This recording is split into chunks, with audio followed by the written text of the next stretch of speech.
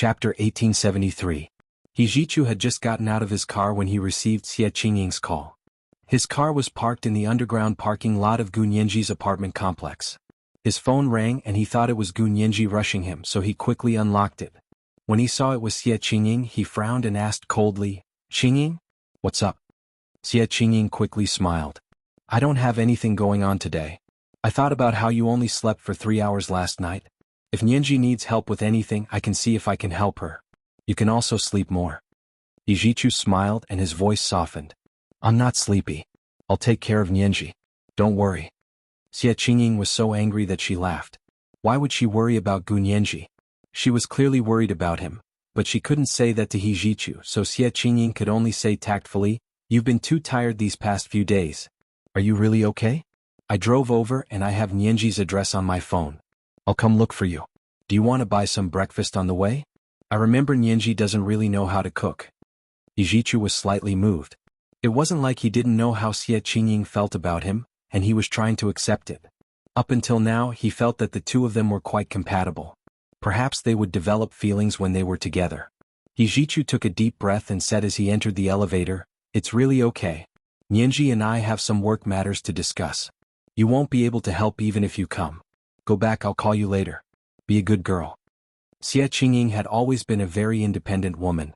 She had studied abroad for many years and relied on herself for everything. She was no longer the pampered girl she used to be at home. But this kind of woman also longed to be taken care of and pampered deep down. Hijichu's careless pampering and perfect decisiveness made her more and more addicted.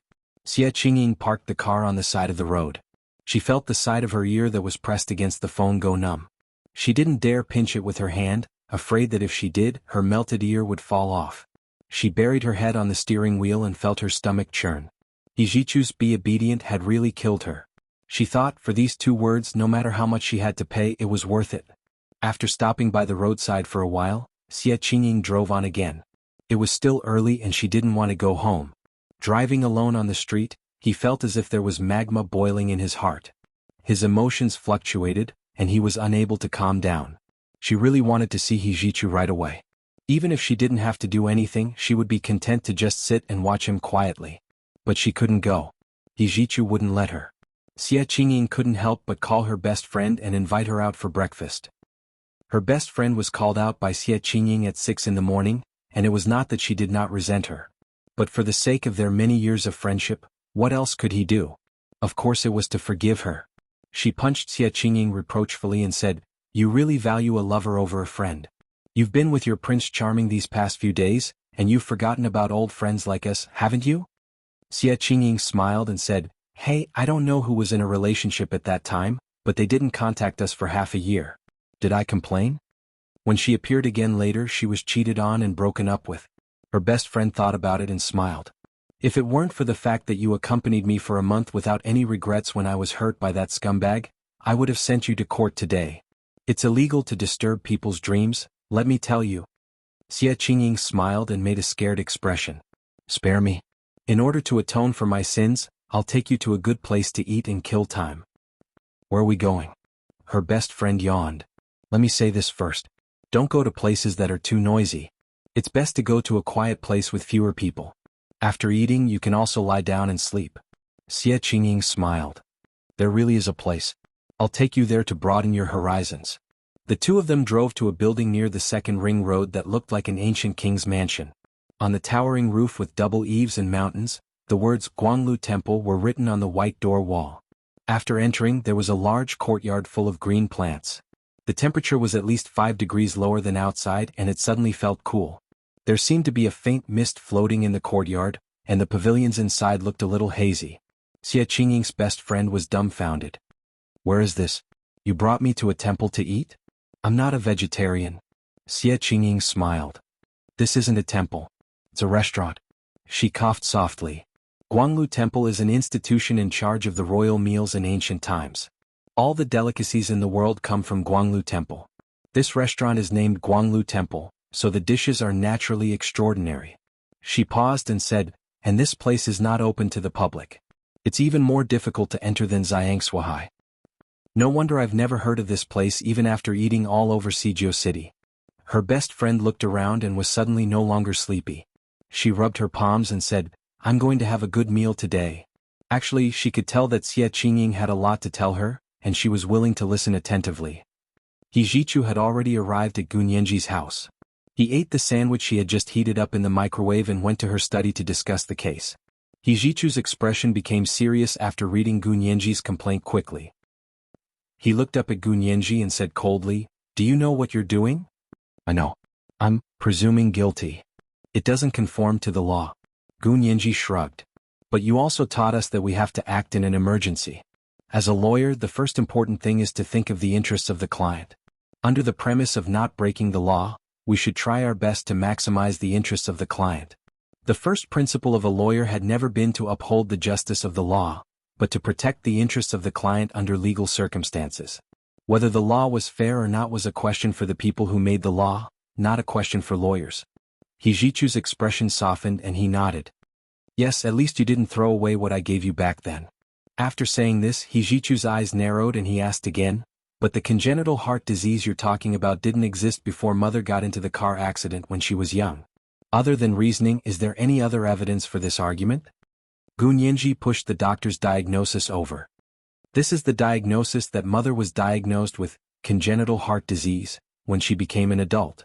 At that time, Mother was almost 30 years old. And when Mother and Grandfather's family were involved in the car accident, Mother wasn't even 10 years old. She was still a child. If Mother really had congenital heart disease, then how did she survive the car accident?" Gunyanji took out the medical paper on congenital heart disease she had printed out and showed it to He Zhichu. "Young master, look. According to the doctor's diagnosis, Mother's congenital heart disease is pulmonary stenosis. This kind of symptom can be serious or minor for ordinary people. But for a person who has experienced such a serious car accident and has experienced the healing and recovery of burns, it's impossible for her to survive. Also, congenital heart disease is acquired by the fetus in the mother's body. It has a lot to do with heredity, but I've checked Qin Ziyuan and Qin Jining's DNA and health reports. Both of them have very healthy hearts. Of course, my template might be a little small. I need to test more people before I can come to a conclusion. But we don't have much time now, so let's report our doubts. As long as the court agrees to file the case, we can continue to perfect our chain of evidence." He Zhichu thought about it silently for a long time before nodding. "Okay, let's go to the prosecutor's office." The two of them got into He Zhichu's car and drove to the prosecutor's office. It was almost 8 in the morning.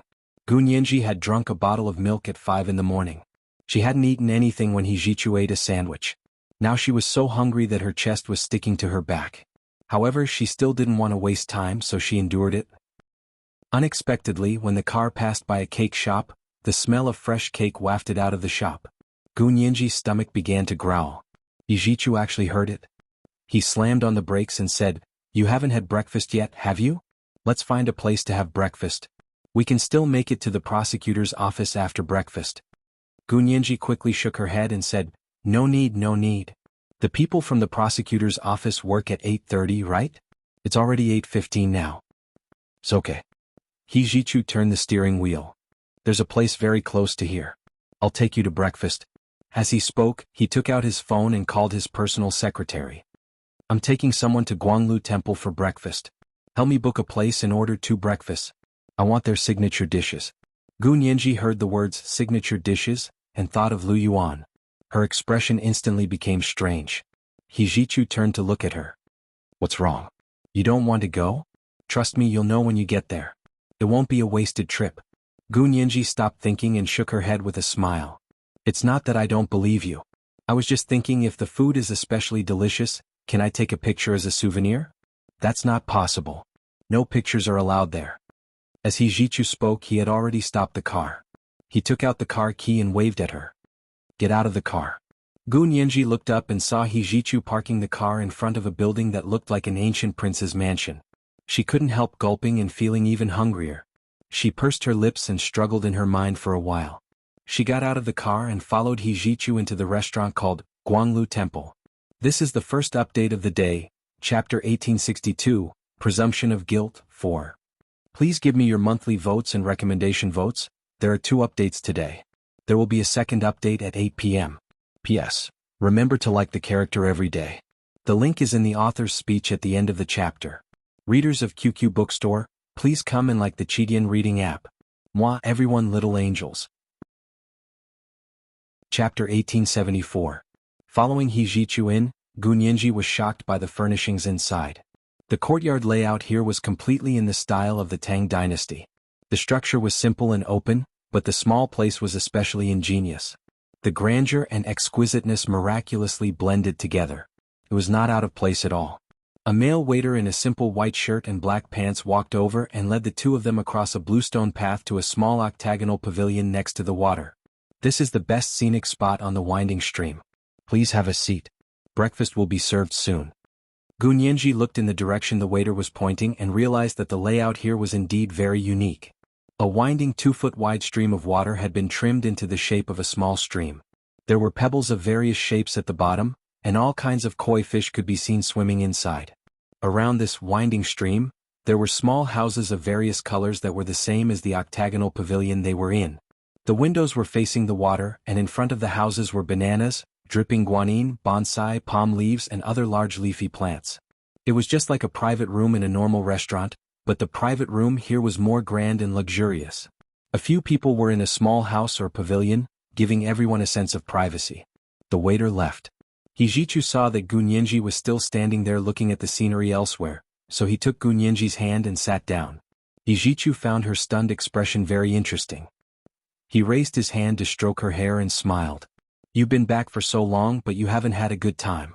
When the case is over, I'll do my best as a host and take you around here in the imperial capital.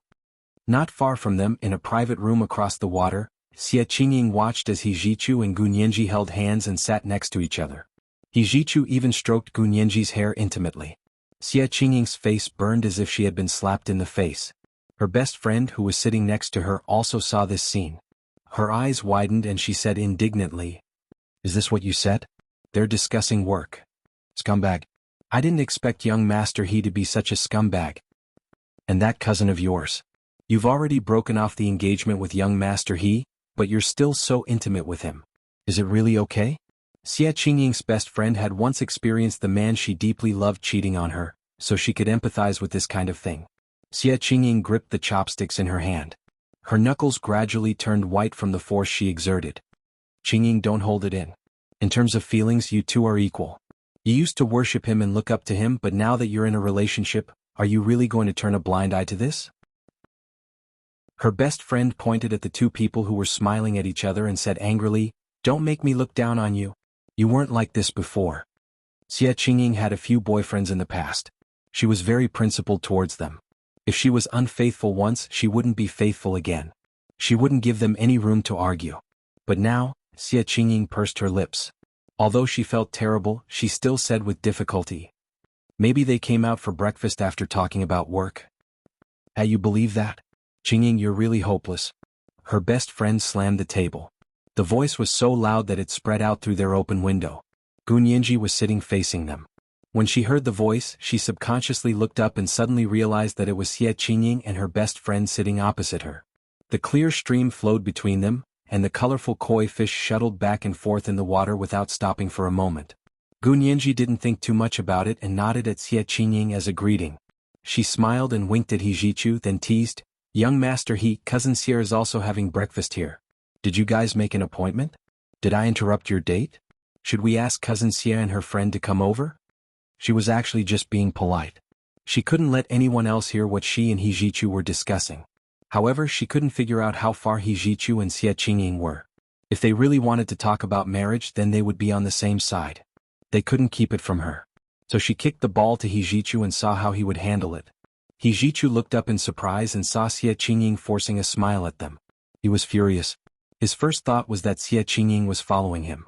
However, Gunyenji and Xie Qingying's best friend were both next to them, so he couldn't lose his temper at Xie Qingying. Even if he wanted to scold her, he would have to go back first.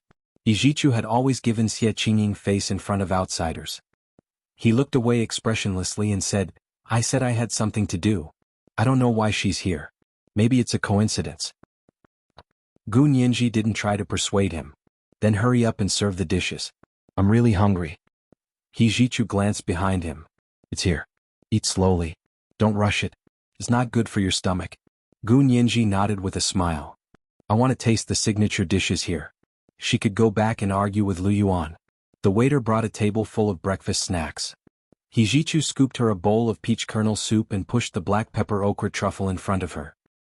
There's also purple potato steamed buns and chicken fur mushroom and asparagus fried rice.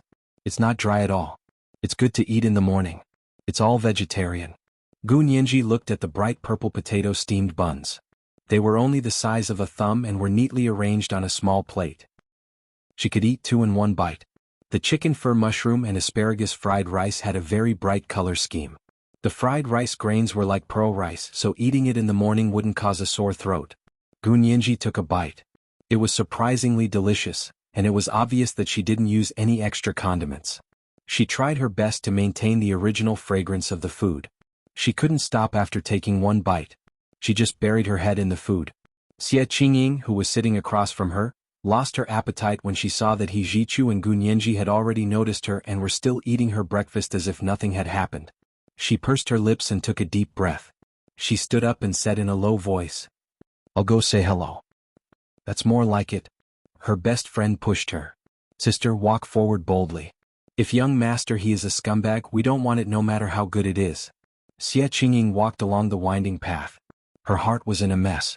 She felt like every step was walking on the edge of a knife. When she arrived at the octagonal pavilion where Hijichu and Gu Nianji were, her smile was a little stiff. "Young master He Nianji, you're here too? If I knew you were coming, I would have ordered food for you first." She was showing that she had come first and hadn't followed them on purpose. Gu Nianji looked up and smiled. "Good morning, cousin. The food here is really good. It's my first time here. I went out with young master He to do something and passed by here. Young master He was so polite that he invited me here for breakfast." Hijichu understood and said lightly, "You guys are here for breakfast too? Nianji and I will go do something after we finish eating. You guys take your time. I'll tell them later and put it on my tab." Xie Qingying suppressed her anger and said, "No need. I can also put it on your tab here. Why don't I treat you guys to this meal?" Gu Nianji saw that the two of them were about to quarrel, so she quickly laughed and said, Okay. Young master He will treat you guys to this meal.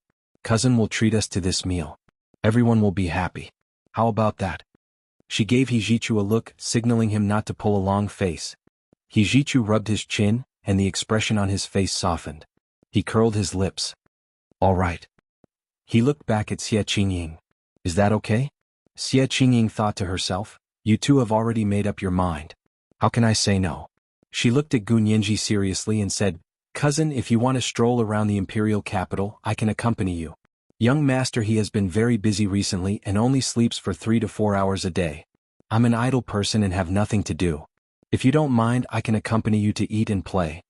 Gu Nianji also noticed Xie Qingying's slight resistance and was a little unhappy. She thought to herself that if she really came here to travel and had to listen to others, wouldn't she be asking for trouble? However, on second thought, Xie Qingying didn't know about her relationship with Hijichu, nor did she know what they were doing. It was normal for her to have such emotions. Gu Nianji put herself in his shoes.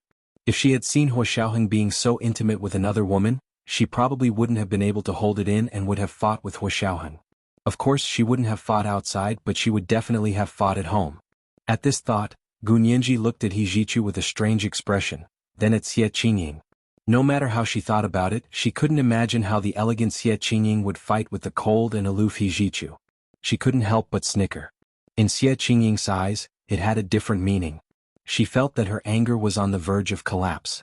Gu Nianji could tell that there was a conflict between her and Hijichu. She must be very proud, right? She was still snickering. She really didn't know what to do. Xie Qingying opened her mouth, but her upbringing from a young age prevented her from doing anything rude in public. In the end, her eyes dimmed and she said as if she was fleeing, "Young master I have some matters to attend to recently, so I have to leave the imperial capital for some time." She wanted the two of them to calm down. Hijichu looked at Xie Qingying's restrained expression and felt a little apologetic. As he watched her leave in a hurry, he took out his phone and sent her a text message. "We're going to the prosecutor's office later to take care of business. Don't think too much." Xie Qingying returned to the private room where she and her best friend were staying. When she heard her phone ring, she took it out and saw that it was a text message from Hijichu explaining himself. This was something that had never happened before. The anger that had risen in her heart from the grievances she had suffered just now had actually disappeared in an instant. She touched her face and thought to herself, Xie Qingying, you're really hopeless. Her best friend snorted when she saw her like this. Useless. I'm going to eat and drink to my heart's content today. Only when my wallet bleeds will you remember this bloody lesson. Gunyanji saw that the two of them had quarreled, so she stopped joking. She hurriedly finished her breakfast and left the Guanglu Temple restaurant with Hijichu to go to the Third Ring Road Procuratorate. This is the first update of the day, Chapter 1863, Presumption of Guilt, 5. Everyone, please give me your monthly votes and recommendation votes. P.S. Remember to like the character every day. The link is in the author's speech at the end of the chapter. Readers of QQ Bookstore, please come and like the Chidian reading app. Moi all the big shots and little angels. Chapter 1875. When the people in the procuratorate heard that Major General Hijichu had come with the lawyer, and that it was a case related to his deceased mother, Qin Suwen, they immediately sent someone to invite them to the prosecutor's office. The person stood up when he saw Hijichu and quickly walked over to shake his hand. Young Master He, is there any progress on Professor Qin's case? Professor Qin? Gunyanji looked at Hijichu in confusion. Hijichu introduced her. My mother was a visiting professor at the Imperial University of Law. Attorney General Lin was her student. No wonder. With Qin Suwen's legal talent and achievements, even without the He family's power, she was still an important figure in the Wuxia Empire's legal world. It was a pity that she passed away too early. Gunyanji couldn't help but sigh. She quickly shook Attorney General Lin's hand and said, Hello, we're here for this case. That's great, this way please. Attorney General Lin was very polite to her and Hijichu. Without saying anything else, he let them into the prosecutor's office and closed the door to discuss the case. Gunyanji handed over the complaint file she had made. Attorney General Lin looked at the thickness and smiled. Such a thick stack. It seems that Miss Gu has done a lot of preparation. Gunyanji nodded with a smile. In order to get the procuratorate to approve my complaint, so that the court can file the case as soon as possible and set a time for the trial, I had to do everything I could. Attorney General Lin had thought that it would take him a few days to finish reading such a thick complaint file. However, as soon as he flipped open the file, he was immediately attracted by the index and case summary. Although the entire file was more than 100 pages long, because the index and summary were unexpectedly well done, Attorney General Lin only spent half an hour to go through the more than 100 pages of complaint file. Not a single important part was left out. Looking at the thick complaint file, Attorney General Lin couldn't help asking curiously, Miss Gu, are you also Professor Qin's student? Why do you ask? Gunyanji raised an eyebrow. Is there a problem? No problem, no problem, Attorney General Lin said very enthusiastically. It's the way you write the file and the writing procedure. It's almost exactly the same as what Professor Qin taught us. Gunyanji had learned many things about the law from Hijichu, and Hijichu had probably been carefully trained by his mother, Qin Suwen. Gunyanji glanced at Hijichu. She didn't dare to admit that she was actually a little jealous of him. She was jealous that he was able to live openly with her mother for so many years. She was even able to receive her mother's personal guidance and guidance. She even guided him step by step. As for himself, in the end it was just an unorthodox method. Gunyanji sighed softly and forced a smile. I don't have that kind of luck. Young master, he taught me all these things. That's the same. That's the same. Attorney General Lin rubbed his head and smiled. Young master, he is Professor Qin's only son. Hijichu sensed Gunyanji's disappointment and smiled faintly as he patted the back of her hand. He asked Attorney General Lin, what do you think? Can this case be established? Prosecutor Lin leaned back in his black chair and said with a serious expression, whether a case can be defined as murder depends on whether the victim's death was self-inflicted or caused by someone else. If it was self-inflicted, it must have been suicide or an accident. If it was caused by someone else, it can be divided into intentional and impromptu. The death was caused by someone else on purpose. In other words, the other party still committed a crime when he knew that his actions would cause the death of another person. In other words, the murder was premeditated. This is murder. The conviction of a murder case requires witnesses, physical evidence, chain of evidence logic, and most importantly, the body of the deceased. Attorney General Lin looked at the computer with emotion. Do you know how many cases can't be prosecuted for murder because the body of the deceased can't be found? Gunyanji nodded and continued, it's written very clearly in my complaint that Qin Yaoguang deliberately provoked Qin Suwen when she knew that she had a heart disease, which led to her death. Moreover, I have evidence that Qin Yaoguang with the support of the Qin family tortured Qin Suwen for more than 10 years. To be precise, it wasn't until Qin Suwen married General He Chengjian that the Qin family's mental persecution of Qin Suwen temporarily stopped. The corners of Attorney General Lin's mouth twitched slightly. He glanced at He Jichu and said tentatively, "This seems a little far-fetched. What do you think, young master He?" He Jichu said without batting an eyelid, "The doctor's diagnosis was that my mother died suddenly in the study because of a congenital heart attack. And you and I both know that if patients with congenital heart disease take good care of themselves, they won't get sick. Once they get sick, they must have been provoked." Attorney General Lin turned on the computer and found the documents related to Qin Suwen's case. He opened it and read the summary of the case. He said, "But it says that the last person she saw before she died was Gu Xiangguan. So even if she died from being provoked, she was provoked by Gu Xiangguan. This Gu Xiangguan is already wanted and he died in a car accident. I don't understand. What does this have to do with Qin Yaoguang?" Gu Nianji thought to herself. Of course, this relationship was a long story, but in order to file a case she couldn't care less. Attorney General Lin, that's not the case. Gu Nianji took out a few clues she had found in Qin Suwen's medical records. Look at this information. These are the drugs Qin Suwen took a month before she died. These drugs look like they are commonly used drugs, but the problem is that Qin Yaoguang was the one who prescribed them. She's a brain surgeon. Why would she prescribe drugs to a happy patient? Qin Suwen's medical records were all copied by He Jichu for her. Attorney General Lin looked at the medical records and still felt that it was a little forced. He said, "I remember that the He family's healthcare doctors listened to Qin Yaoguang at that time. Qin Yaoguang was in charge of the He family's health care." He glanced at He Jichu. People like them who were more familiar with Qin Suwen and the He family knew that Qin Yaoguang had cured He Jichu's illness, so the He family trusted Qin Yaoguang very much when it came to health care. Although Qin Yaoguang's specialty wasn't medicine, as the director of a large hospital, it was normal for her to sign the daily medication. To outsiders, Gu Nianji's words were indeed a little unreasonable.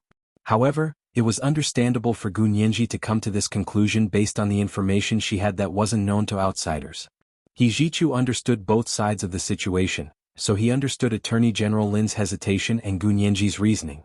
It wasn't very rigorous, but they only had 2 days to prepare, so if it wasn't rigorous they could only make it up to her. He Jichu said calmly, "Yes, we all listened to her at the time, so it's very likely that we were blinded by inertia. Sometimes, the most impossible person to do a case will indeed make everyone go through a lot of trouble." Okay, even if there's a problem with this signature, is there a problem with these drugs too? Attorney General Lin pointed at the names of the drugs recorded on the medical records and said, "These have been tested by different doctors, and the person who took the drugs is also a member of the He family." Gu Nianji was waiting for him to ask about the drugs, so she immediately said, "I've checked in the He family. After lawyer Qin Suwen passed away, her things were originally well placed in her room, but as soon as Qin Yaoguang married in, she took away lawyer Qin Suwen's things and threw them away. I heard that Qin Yaoguang threw those drugs into the trash heap. Let me ask you, if there was no problem, why would she throw away those drugs? Wasn't she destroying the evidence of her crime?" Actually, Gu Nianji had taken advantage of this loophole.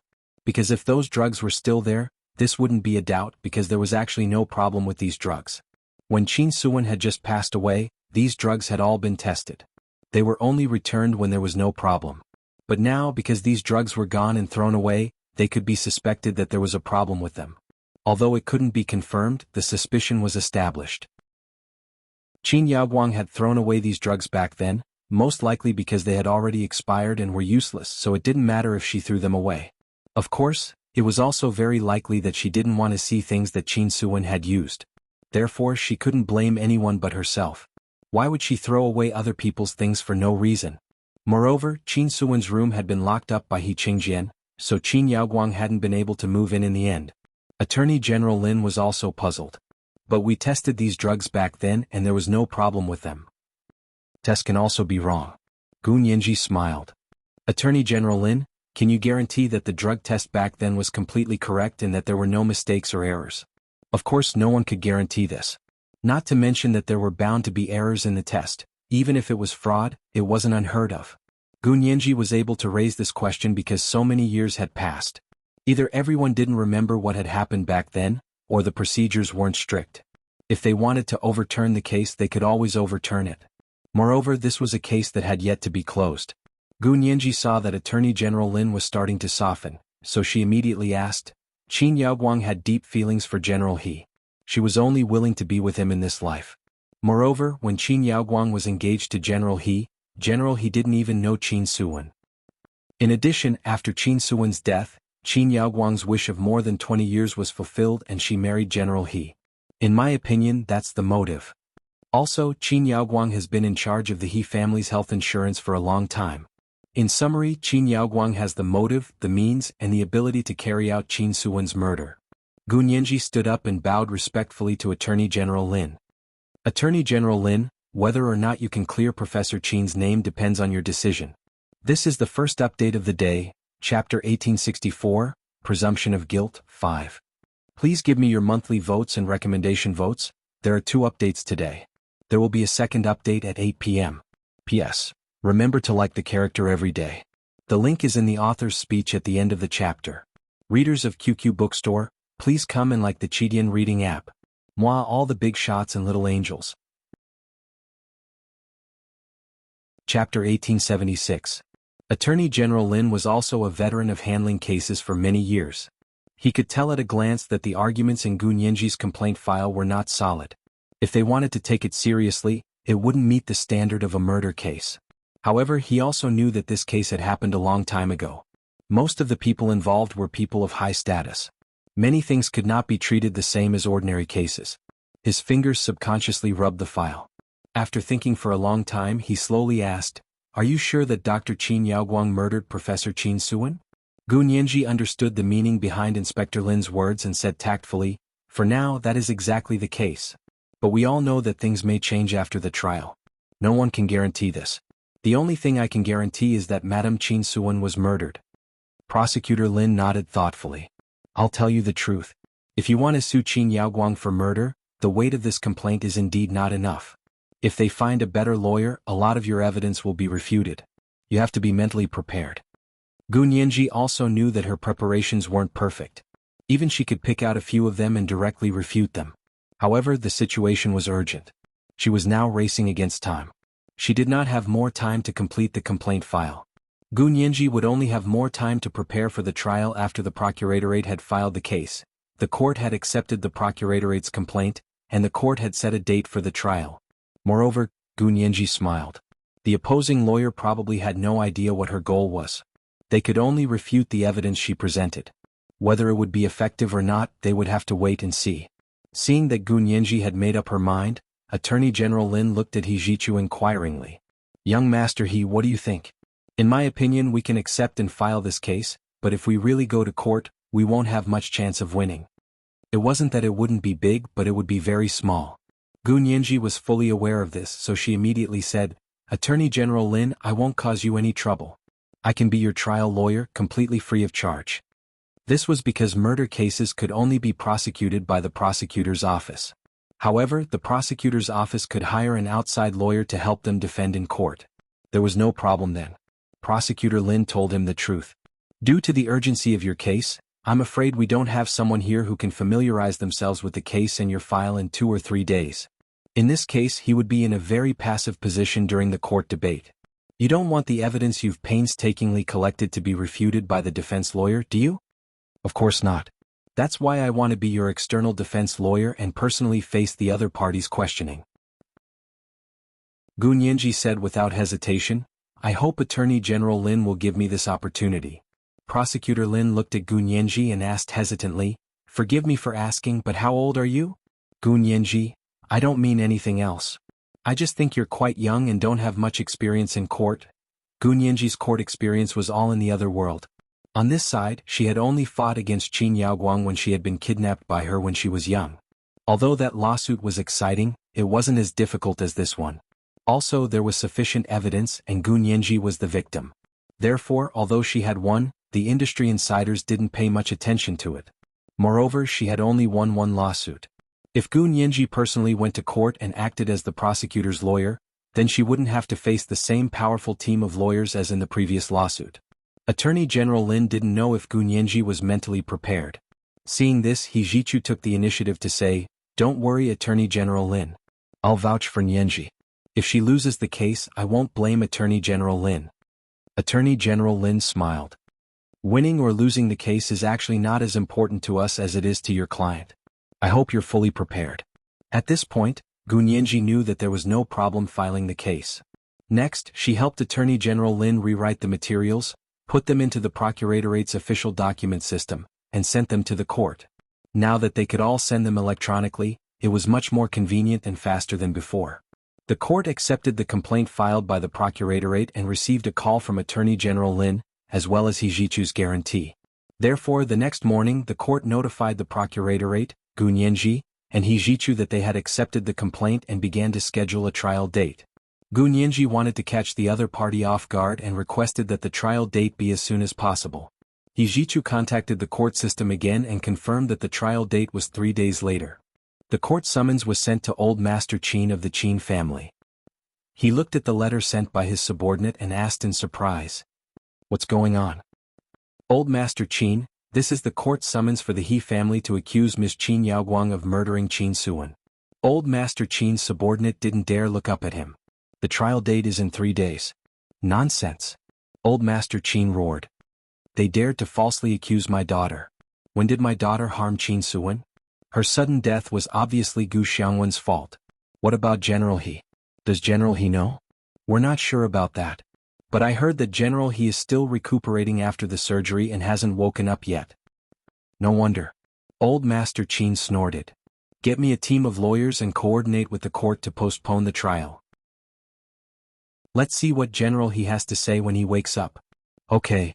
His subordinate nodded. "How long do you want to postpone it?" "How long can it be postponed at most?" "A murder case involving human life can be postponed for up to 6 months, but this case has already been going on for a long time. The court won't agree to postpone it for that long. Usually it's a month." Old Master Qin's subordinate was in charge of legal affairs and knew these basic knowledge very well. "Then postpone it for a month first." Old Master Qin snorted coldly. "Then form a team of lawyers as soon as possible and follow me to the detention center to see Yaoguang. Qin Yaoguang already had a kidnapping case on her. If there was another murder case, she wouldn't be able to come out alive."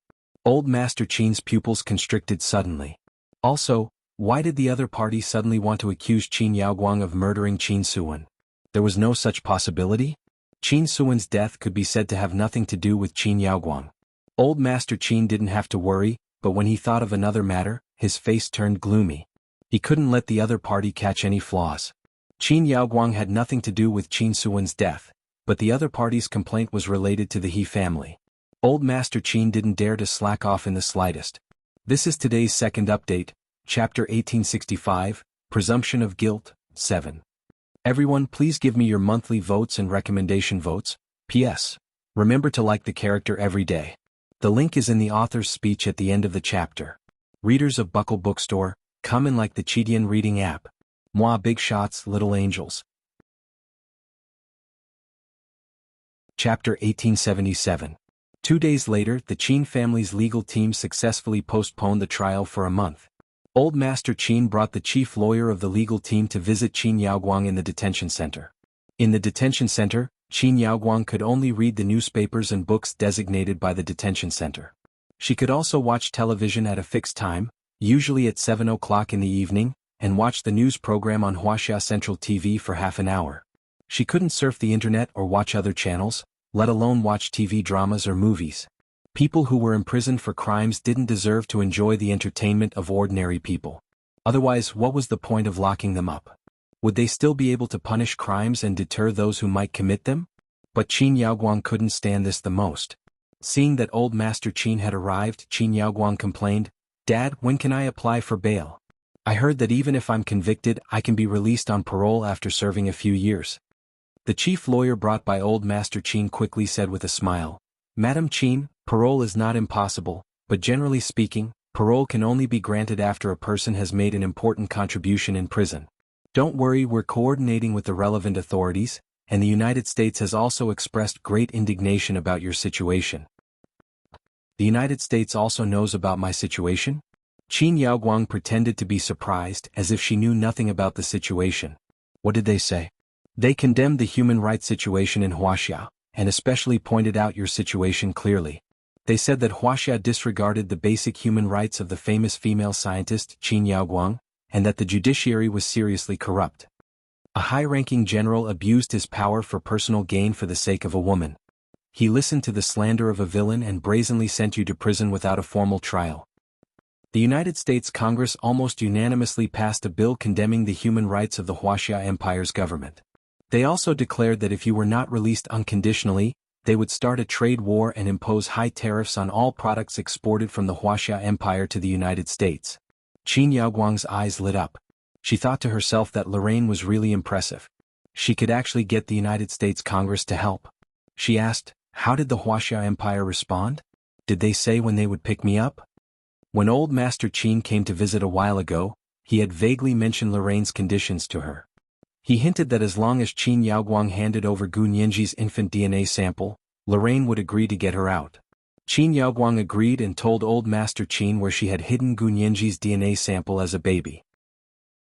Qin Yaoguang was very confident that as long as she gave the item away, Lorraine, that guy who wouldn't release the eagle until he saw the rabbit, would definitely treat it as if he had obtained a priceless treasure. He would do whatever it took to get her out. Now, the reaction of the United States was just as she had expected. Qin Yaoguang raised her eyebrows and quickly glanced at old Master Qin. Old Master Qin's eyes were gloomy. He tapped his fingers on the table and coughed. Yaoguang, there's another case for you to appear in court. Another case? Qin Yaoguang was truly shocked. What other case? I've already helped you once. She was talking about the case of He Ji's first use of a sound weapon. In the end, she took the blame for the case. However, anyone with a discerning eye would know that she was not the mastermind. At that time, she was locked up in the detention center and had no time or opportunity to plan such an operation. Old Master Qin glared at her and said angrily, you still have the cheek to say that? If you hadn't gone overboard with Nianji, she wouldn't have held on to us. Do you know what she's going to do this time? It's her again? Qin Yaoguang was flabbergasted. Does she really not take me seriously? I'm her biological mother. You still say she's her biological mother? She won't acknowledge you. Old Master Qin narrowed his eyes. She even restored your appearance. Qin Yaoguang recalled the time in court when she felt like she had been skinned. She was filled with resentment and anger. She hated Gu Nianji to the core. The corners of her mouth twitched. She slammed the table and said, she won't acknowledge it? If she has the guts, she'll do a paternity test in public. As long as she does a paternity test in public and proves that I'm not her biological mother, I'll submit to her. Qin Yaoguang stiffened her neck and gritted her teeth. Even the court won't acknowledge it based on looks alone. Only a paternity test would be recognized by the court. She was certain that Gu Nianji wouldn't dare to publicly verify her DNA. They were well aware of the consequences of doing so. It was much more serious than proving that Qin Yaoguang was not her biological mother. Qin Yaoguang was also relying on this point to insist that Gu Nianji was her biological daughter. That was because she was indeed born to her. There was no doubt about that. There was still a scar on her stomach from the C-section. Would Gu Nianji dare to deny it? So what if her appearance was different? No one could guarantee that their child would look exactly like them. This was determined by DNA. If you have the guts to verify Old Master Qin breathed a sigh of relief and nodded with a smile. Don't be too agitated. It's also because you've always treated Nianji badly that she's resentful. Actually, how can a biological mother and daughter have an overnight feud? As long as you let go of your temper and treat her well, she'll naturally change her mind. Qin Yaoguang's heart was filled with disgust, but the situation was beyond her control. Now wasn't the time for her to make the decision. She nodded reluctantly. I'll remember. But there's another case you mentioned. What is it? Old Master Qin asked the chief lawyer he had brought to tell Qin Yaoguang. It's like this. The He family is accusing you of murdering the He family's mistress, Qin Suwen, more than a decade ago. According to the information we received, this complaint was written by Gu Nianji, and she will also be the prosecution's lawyer in court. Qin Yaoguang's eyes almost popped out of their sockets. What did you say?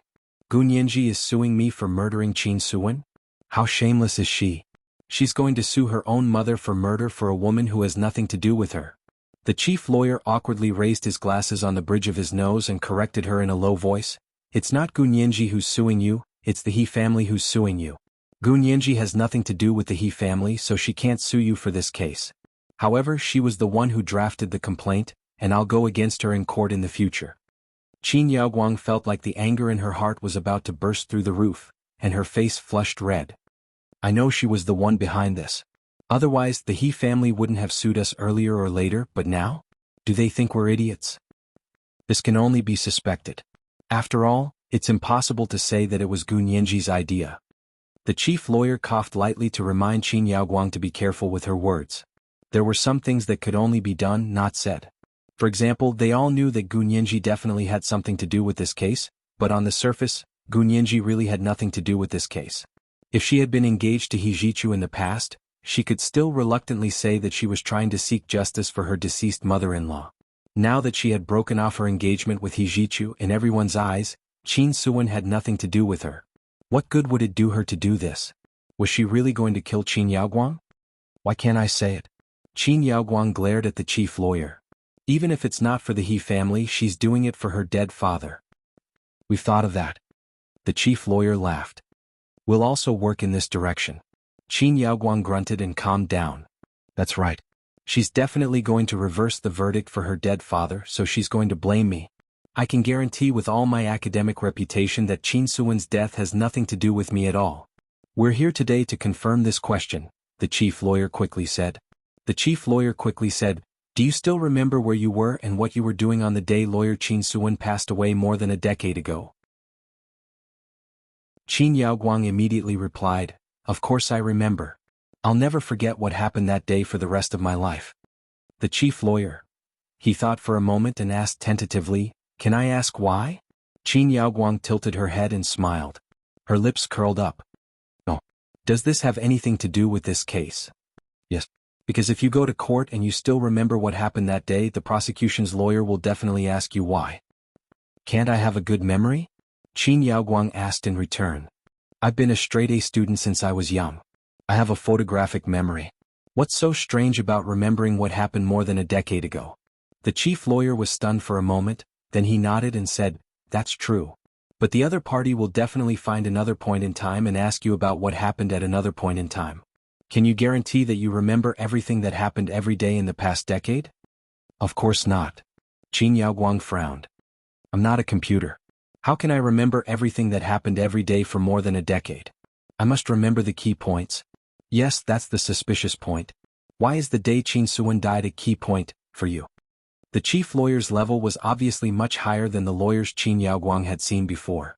His questions were very sharp and all of them hit the nail on the head. Qin Yaoguang narrowed her eyes and suddenly asked, where's she? I have another case. Why didn't she come?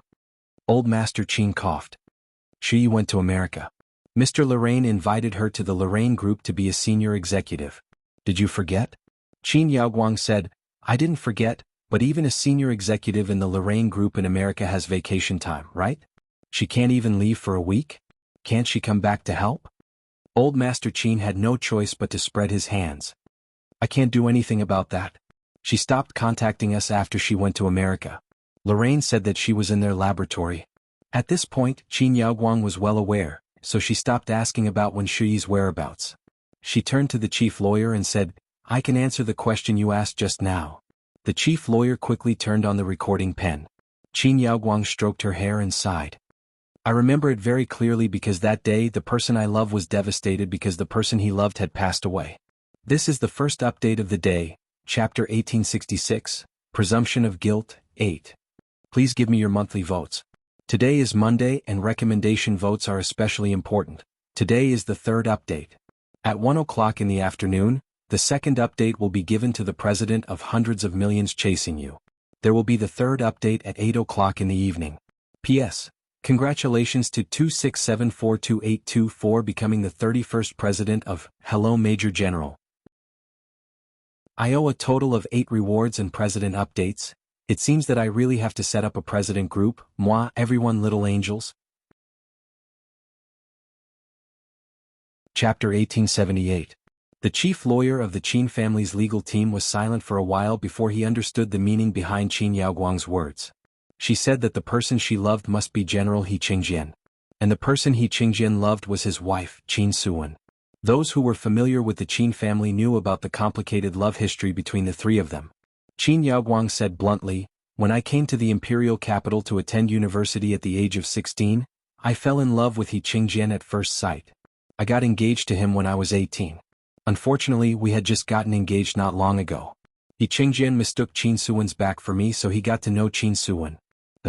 She shrugged. He Qingjian insisted on breaking off the engagement with me and getting engaged to Qin Suwen.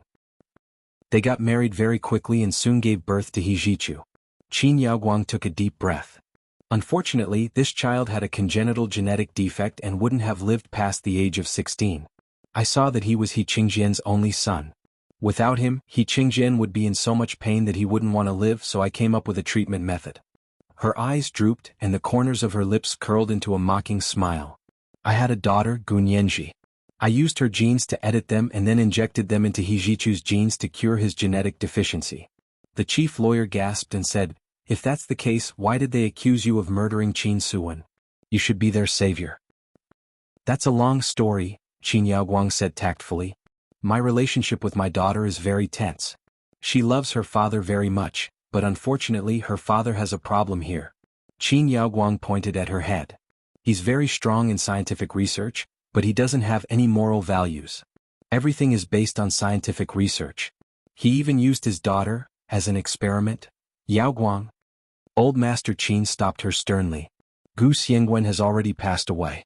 Don't talk about these things anymore. It's not good for Nianji." Qin Yaoguang covered her mouth with her hand and looked at the chief lawyer apologetically. "I'm sorry, can you remove what I just said? Is that what I said about her father using her as an experiment?" The chief lawyer was so shocked that he couldn't speak. He really used his own daughter as an experiment. We didn't expect Gu Xiangwen to be worse than we thought. So what if he's a two-time Nobel Prize winner? Using humans as lab rats for experiments without any morals should be banned. Qin Yaoguang's expression was unnatural for a moment, but she quickly adjusted it and said with a smile, "Although I don't agree with his actions, I can understand. After all, when you climb to the peak of biomedicine, you would be like a god who looked down on all the other mountains. For God, it transcends worldly morality. Unfortunately, he's not a god. No matter how smart and capable he is, he's still a human." The chief lawyer was very stubborn about this point. The experiments of scientists must be strictly restrained by the law. They cannot do whatever they want. Qin Yaoguang raised an eyebrow and couldn't help but say, "Using the law to restrain science? With all due respect, this will only hinder the development of science and even become a sinner of mankind." "Sinner? I'm saving scientists who don't know where the edge is." The lead lawyer was suddenly filled with sympathy for Gu Nianji, but he couldn't figure it out. Since Gu Nianji was used as an experiment by her father, she must hate him very much, right? Why is she trying to reverse her father's verdict? He glanced at Qin Yaoguang. "She's even pushing the blame on you?" In the eyes of the lead lawyer, Qin Yaoguang was her mother, and Gu Xiangwen was her father. Based on Gu Nianji's experience, she should have distanced herself from Gu Xiangwen and gotten close to Qin Yaoguang. Why was Gu Nianji acting the opposite? Qin Yaoguang smiled without changing her expression and said, "This is Gu Xiangwen's cunning. 8 years ago he took Nianji away from me and sent her to an unknown place abroad to hide. Before he died, he probably said a lot of bad things about me and pushed a lot of the blame on me for what he did. That's why Nianji misunderstood me." But 8 years ago, Gu Nianji was 12 years old, right? She already remembers and has the ability to distinguish right from wrong. She wouldn't push the blame on you for what others did, right? The lead lawyer pondered. "Is there something else I don't know about?" Cold sweat broke out on Qin Yaoguang's back. She tried her best to calm down and said, "There is indeed something, but I don't know if it's important." "What is it?" 8 years later, Nianji came back, but I found out that she had lost her memory. She didn't remember anything from before she was 12 years old.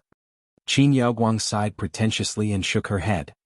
Gu Xiangwen's father, Gu Haoze, is a world-famous psychologist. He's very good at hypnosis. Gu Xiangwen learned a very exquisite hypnosis technique from his father, Qin Yaoguang said word by word. Qin Yaoguang enunciated each word clearly. "I have reason to believe that Gu Xiangwen took Nianji from me 8 years ago and hypnotized her to forget her memories from before she was 12 years old. Then he twisted the truth and pushed what he did onto me." The lead lawyer suddenly understood. "So that's how it is. That makes sense. However," he changed the topic. "But Gu Xiangwen is already dead. Now there's no proof. We can't find out what Gu Xiangwen did to Gu Nianji 8 years ago and what he said. So what you said today can only be used as circumstantial evidence and not as factual evidence." Up to you. Qin Yaoguang spread her hands. I'm just telling you all these things. As for how to use it, it's up to you. You're the lawyer that my father personally hired. You're not one of those fake Mr. Nangua, are you? Although she was complimenting the lead lawyer, it was very unpleasant to say it out loud. The corners of the lead lawyer's mouth twitched. He smiled faintly and said, whether it's a fake Mr. Nangua or not, it's not up to me to say it. It's up to my client to say it. After all, even if it's really Mr. Nangua, he won't admit that he's a fake, right?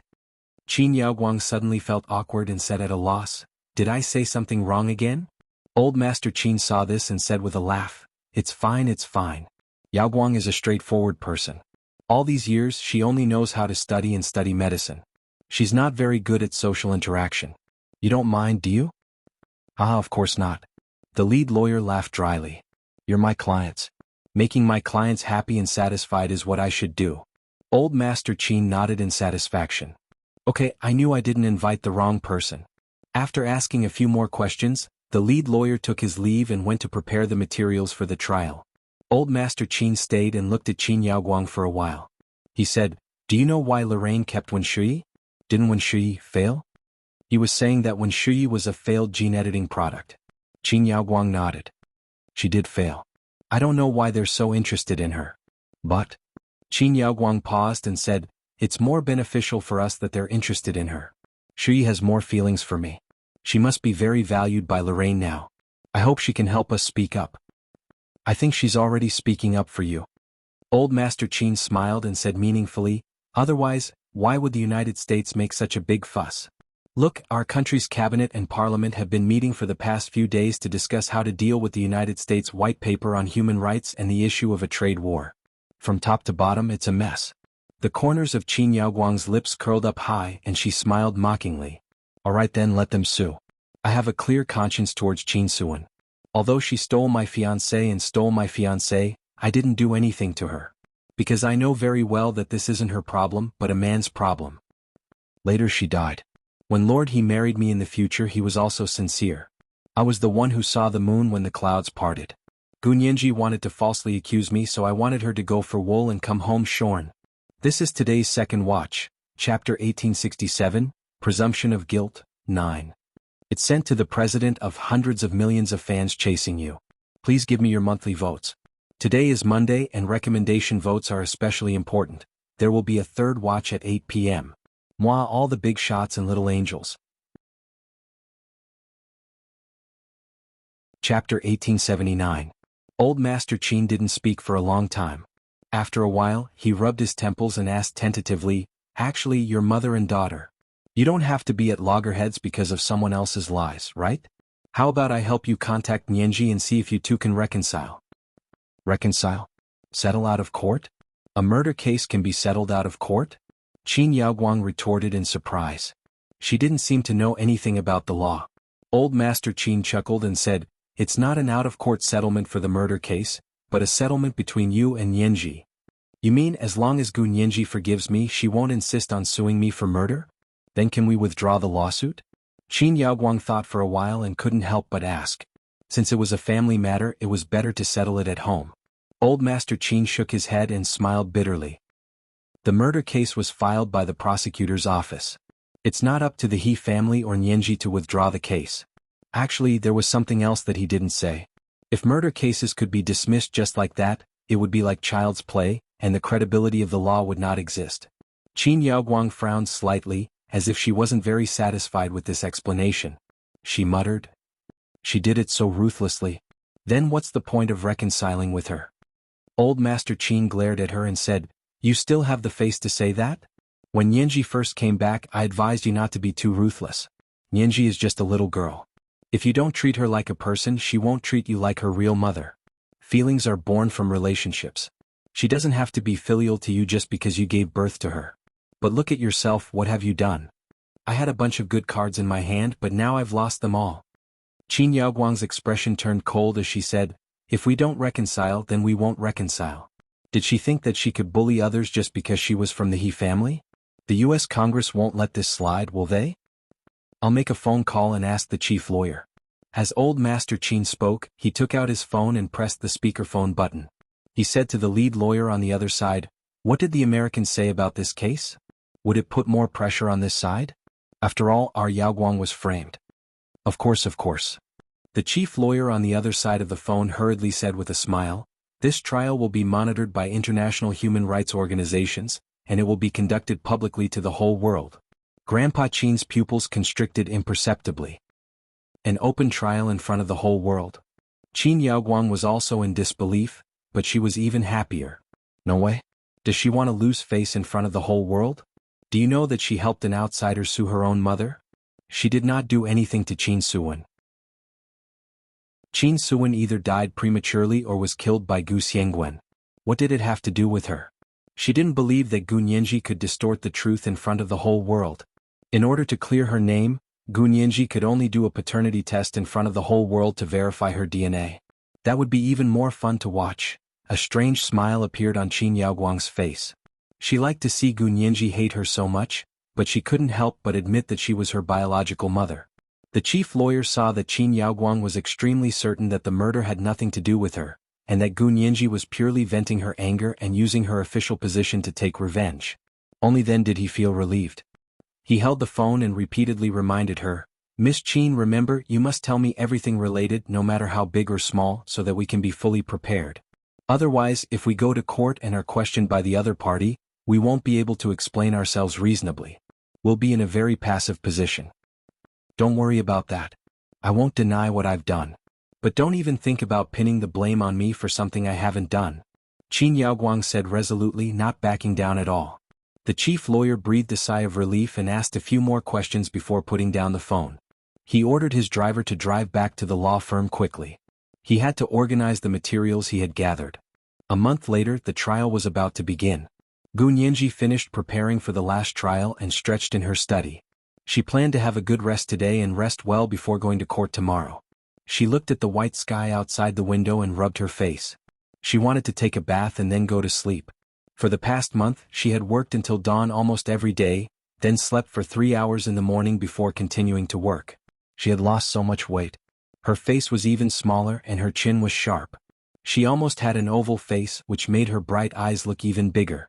They were like lacquer, and there was a hint of light in the darkness. When she looked at people, she was unusually focused, giving people the illusion that she was the only one. Lu Yuan knocked on the door of her study, pushed the door open and said, "Breakfast is ready. Hurry up and eat before going to bed." These days, he and Lu Jin also felt sorry for Gu Nianji, but they couldn't convince her. They could only try their best to make some nutritious food and force her to eat it to nourish her body. Gu Nianji stood up with a smile and said cheerfully, "Sio Lu, what delicious food are you cooking today?" She gave him a thumbs up. "I'm really impressed. The delicious food is different in a month. With your skills and thoughts, you really should open a restaurant. You'll definitely be famous all over the world and make a lot of money. Little bootlicker." Lu Yuan smiled and pointed at her.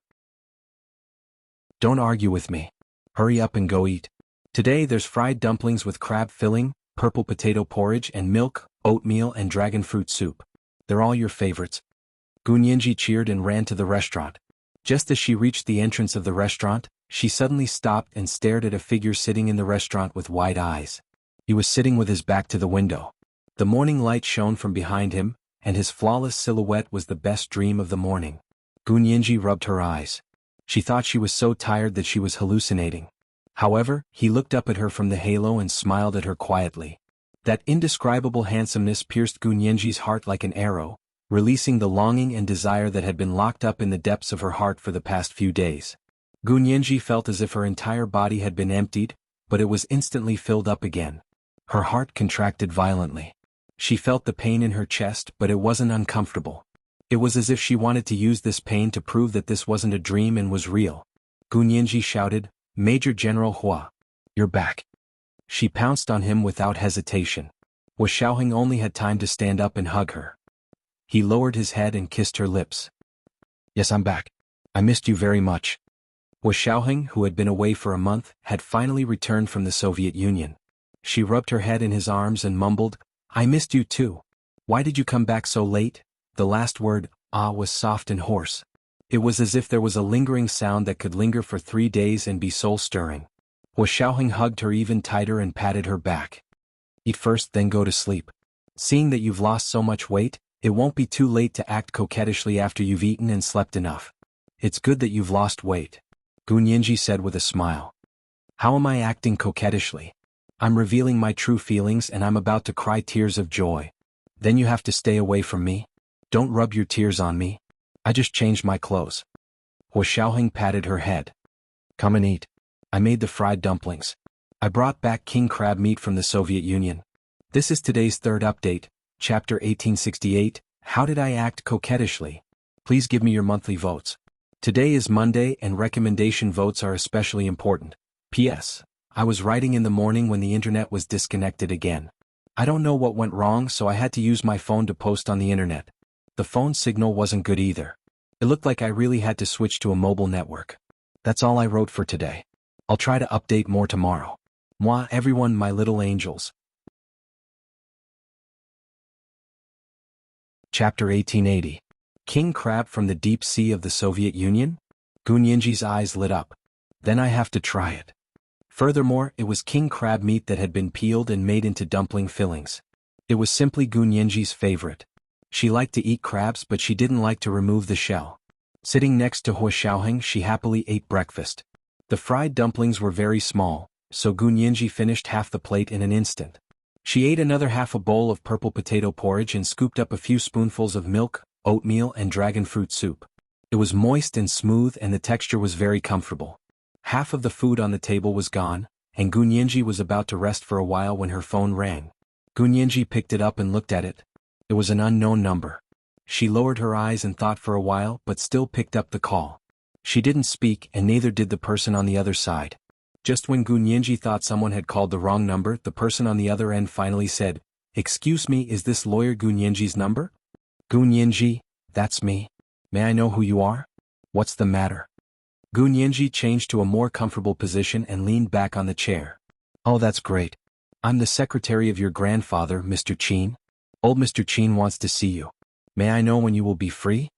The person on the other side was very polite, but the words he asked were really indescribable. Gunyanji smiled faintly. "I'll be very busy these days. I'll probably only be free after the case is over." The other party obviously hadn't expected such an answer from Gunyanji. After a moment of awkwardness, he mumbled, "I wonder if you're free today? If he's free, our chairman can come to your home to see you." They knew that Gunyanji would never go to the Qin residence, and they didn't want to go to other public places either. Therefore, they proposed to go to Gunyanji's house and hand the home court to her. She should agree, right? Gunyanji still refused. "I don't think that's a good idea. I think you know that I'm fighting a lawsuit against your chairman's biological daughter, Qin Yaoguang. Moreover, I'm going to be the prosecution's lawyer tomorrow and face your Qin family's legal team in court. If I meet you today and something happens tomorrow, I won't be able to appear in court. That would be a huge loss for me." The other side of the phone was actually in a recording state. Gunyanji's answers were flawless and they couldn't find any loopholes. Old Master Qin sat on the sofa with his eyes closed, his fingers lightly tapping on the armrest of the sofa. In the study, soft music flowed out. It was Tchaikovsky's Symphony No. 5 in E minor. Old Master Qin had a headset in one ear, so he could hear Gunyanji talking to his secretary. The secretary held the phone and looked at Old Master Qin for help. Old Master Qin didn't open his eyes. He just opened his palm in the secretary's direction. The secretary understood what he meant. She hurriedly held the phone with both hands and placed it in Old Master Qin's palm. Old Master Qin took the phone and took out the earphones from one ear. He held the phone with the other hand and chuckled. He said kindly, "Nyenji, it's me. Why are you so angry? Your mother does have a bad temper and she was very strict with you when you were young. I've already told her. She deserves to go to jail." Gunyanji, feeling a little annoyed, Gunyanji switched to holding the phone with her other hand and said aloofly, "Your daughter's problem isn't a problem with her temper, but a problem with her crime. She won't go to jail just because she has a bad temper." Old Master Qin laughed. "Nyenji, you're really the smartest one in the Qin family. It's a pity that your mother personally pushed you out." Gunyanji also laughed. "Old Master Qin, my surname is Gu, not Qin. She wasn't a member of the Qin family." Old Master Qin's eyes flashed and he finally got to the point. "Nyenji, I'm very sorry about your father. I also think that Qin Suwen's death might have nothing to do with him, but he absconded to escape punishment and died in a car accident. This matter has become a mess." Gu Nianji's smile disappeared and she said aloofly, "Please forgive me for not being able to discuss matters related to the case with you. Is there anything else? If not, I'll hang up first." She didn't wait for old Master Qin to speak and hung up the phone. She also blocked the number. Wu Xiaoheng sat silently next to her. After she hung up the phone, he said, "Was it Qin Beiyoi?" Gu Nianji nodded. "This old man still wants to fool me. He keeps saying that Qin Yaoguang is my mother. Doesn't he know if Qin Yaoguang is my mother or not? He's so sure that you won't dare to do a paternity test in public." Wu Xiaoheng played with a round golden coin in his hand. Under the bright morning light, his solemn face had a kind of beauty that was different from the secular world. "Because you don't dare let other agencies get your DNA data." Gu Nianji sneered. "Even if I don't do a paternity test, I can still skin Qin Yaoguang." Not long after old Master Qin hung up, Gu Nianji's phone rang again. She was a little impatient and wanted to turn off her phone, but from the corner of her eye, she glanced at the number that appeared on her phone. It was actually the He family's number. Gu Nianji's heart skipped a beat, and she couldn't help swiping to answer the call. The voice on the other end was one she was familiar with. It was one of He Qingjian's personal secretaries, old Zhou. "Miss Gu? I'm old Zhou. Is it convenient for you to answer the phone?" Old Zhou asked with a smile. When Gu Nianji was in the He family, old Zhou had been especially good to her. Although she avoided He Qingjian, she still had some feelings for old Zhou. "Old Zhou? It's convenient for me." "You're up to work so early?" Gu Nianji's voice relaxed. Wu Xiaoheng, Lu Yuan, and Lu Jin looked at each other but didn't say anything. Gu Nianji was the only one speaking in the dining room. She heard old Zhou say, "Nianji, it's like this. Our chief just got out of the hospital today. He wants to see you." The chief that old Zhou was talking about was definitely He Qingjian, not He Zhichu. Gu Nianji hesitated for a moment and said, "Does young master He know about this?" Old Zhou glanced at the tall figure standing opposite him with his arms crossed and looking out the window. He smiled and said, "Young master He knows. He's standing right across from me." Old Zhou paused for a moment, then smiled and said, "Actually, I asked young master He first if I could call you. Young master He said that as long as you agree he won't object." Gu Nianji's heart warmed slightly. She remembered that this case was related to Qin Suwen, so it would be strange if He Qingjian didn't ask about it. She was about to say yes when old Zhou said anxiously, "If you don't want to come over, the chief said that he can go over to see you." No. Let me come over. How can I trouble the chief?" Gu Nianji quickly objected. Sweat seeped out of her forehead. Compared to old Master Qin, she didn't dare to let He Qingjian come to her house. Seeing that she had agreed, old Zhou breathed a sigh of relief and said, "Okay, then I'll ask young master He to pick you up." Okay. Gu Nianji quickly stood up. "I just finished breakfast. I'll go pack up and then I can leave." "Okay, young master He will be here soon," old Zhou said and made an okay gesture to He Zhichu. He Zhichu was a little surprised. She agreed? Yes, she agreed. "Miss Gu is actually very easy to talk to. I don't understand why you always think she's unreasonable," old Zhou said with a smile. He Zhichu's expression remained the same. He smiled slightly and his sparkling almond-shaped eyes sparkled.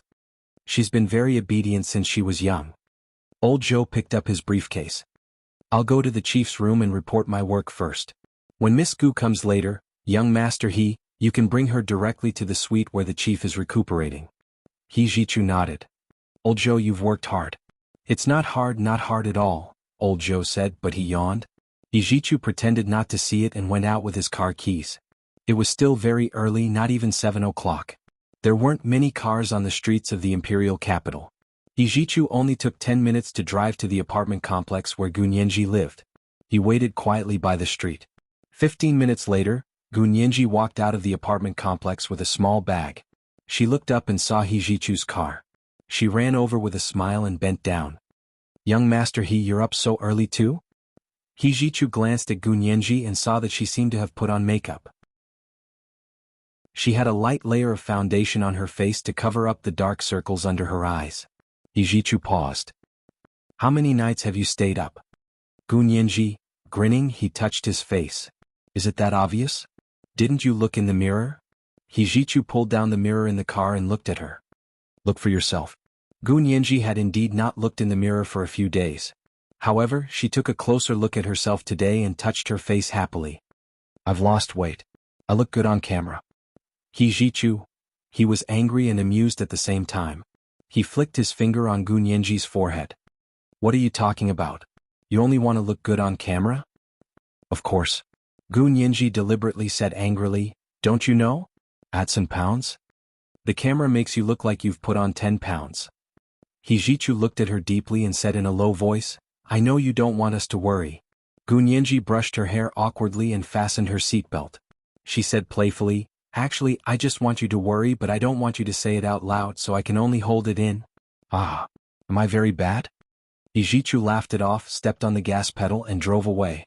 He took Gu Nianji back to the He residence. As soon as they got out of the car, his phone rang. He took it out to look and saw that it was Xie Qingying, so he didn't pick it up. Gu Nianji asked curiously, who's calling? It's so early. Hijichu didn't hide it from her. It's your cousin Xie. Gu Nianji replied with an "oh," and didn't ask further. The two of them came out of the garage and walked along the cobblestone path to the mansion. Xie Qingying carried her suitcase and stood at the entrance of the He residence. She watched Hijichu and Gu Nianji walk over from the parking lot. She had gone abroad a month ago to calm herself down. When she finally came back after thinking it through, the first thing she saw was Gu Nianji and Hijichu together. Xie Qingying was trembling with anger when Hijichu didn't pick up her call just now. Hijichu happened to look up and see Xie Qingying standing beside the carved iron door with her suitcase beside her. Hijichu stopped in his tracks and Gu Nianji followed his gaze. It's cousin Xie. Gu Nianji smiled and waved at her, then said, Young Master He, you go accompany cousin Xie. I'll go see General He alone. She didn't allow Hijichu to refuse and quickly walked to the steps of the mansion. Hijichu sighed and walked towards the door. He opened the iron door and said aloofly, You're back? Xie Qingying was furious when she saw Hijichu's casual tone, as if nothing had happened. Hijichu, aren't you going to explain what happened just now? Xie Qingying never knew that she could be angry at the Prince Charming that she missed so much, but she couldn't help it. This was the first update of the day, Chapter 1869, Flipping Off at the Prince Charming. Please give me your monthly votes and recommendation votes. It was the third update today. The second update was at 1 o'clock in the afternoon. It was the second update of 100,000 Chidian coins to hundreds of millions chasing you. The third update would be at 8 o'clock in the evening. Moi, all the big shots and little angels. Chapter 1881. Hijichu was expressionless as he replied dryly, What do you want me to explain? Don't I have the right to interact with other women normally? As expected of a famous lawyer. Hijichu's words almost made Xie Qingying cry. She tried her best to hold back her tears and pointed in the direction where Gu Nianji had disappeared. She growled, Is Gu Nianji an ordinary woman? She used to be your fiancé. You said it yourself, she used to be my fiancé. Hijichu rubbed his forehead. The past is the past. It's all in the past. Why do you have to be so hostile the moment you see me with her? What do you mean? At the end of the day, it's still my fault. Xie Qingying was speechless. She didn't know how Hijichu had gotten himself into this mess. She looked up at Hijichu's cold face and felt very uncomfortable. It's good that you realize your mistake. Hijichu turned to walk into the house, his voice cold. If you do this again, it will only remind me that Gu Nianji used to be my fiancé and deepen my memory. Xie Qingying stood there, dumbfounded. She realized that she was no match for Hijichu at all. He didn't even need to argue with her. With just a few words, she had thrown away her armor and even felt a strong sense of guilt. She really shouldn't feel jealous and uneasy every time she saw Hijichu and Gu Nianji together. However, even though she understood the logic, it was too difficult to put it into practice. She stood in front of the iron gate at the entrance of the He family's courtyard, tears streaming down her face. The grievance in his heart was like a flash flood that could not be suppressed. Hijichu walked for a while and turned around to see Xie Qingying. He realized that she was actually crying. She stood under the camphor tree in front of the door, crying her heart out. Hijichu was a little dazed. He seemed to recall that once in the other world, Gu Nianji had gotten into a fight with someone. He was angry at Gu Nianji, but Gu Nianji refused to compromise. She fought him head-on and ran away from his house with a red and swollen face. That lass had always had such a bad temper and she had a sharp tongue. She had never lost to him in a verbal argument. Xie Qingying had never cried in front of Hijichu. This was the first time. And for the last time, she thought. If Hijichu continued to ignore her, she would come back to him in a few days. However, before she could pick up her suitcase, Hijichu had already returned. He took out a tissue from his pocket and handed it over. Xie Qingying took it and wiped her tears, feeling extremely embarrassed. He Jichu helped her carry her suitcase and held her hand with one hand. He said dryly, "I see Nianji as a younger sister. You will be her sister-in-law in the future. Don't be so calculative. You're not that kind of person." When Xie Qingying heard this, she was overjoyed. Just now, she was so angry that she almost said the word break up. But in the blink of an eye, He Jichu had already promised her that she could be Gu Nianji's sister-in-law. Was this a proposal? Xie Qingying's brain seemed to be covered in a layer of paste, and she couldn't think at all. Gu Nianji had already been brought to the suite by He Qingjian's personal secretary, Old Zhou. Thankfully, He Qingjian wasn't lying on the bed. Instead, he was sitting on the sofa in the living room of the suite. Gu Nianji glanced at him and saw that he looked good. She couldn't help but praise him. "General He, you're recovering well, aren't you? I told you there are plenty of good doctors. There's no need to always beg the Qin family. Without Qin Yaoguang, would everyone just have to wait for death when they get sick? How shameless." The corners of He Qingjian's mouth twitched. Only then did he realize that Gu Nianji's personality was completely different from Qin Yaoguang's. "Nianji, I heard you recommended that doctor." He Qingjian reached out his hand to her. "Come sit. Uncle He owes you a favor." Gu Nianji blinked. Why was He Qingjian's attitude so good? It was terrifying. She slowly moved over and carefully sat down opposite He Qingjian. "General He, are you all right?" In her memory, He Qingjian had never been so kind to her before. He Qingjian's health had improved, and his mood and temper had also improved.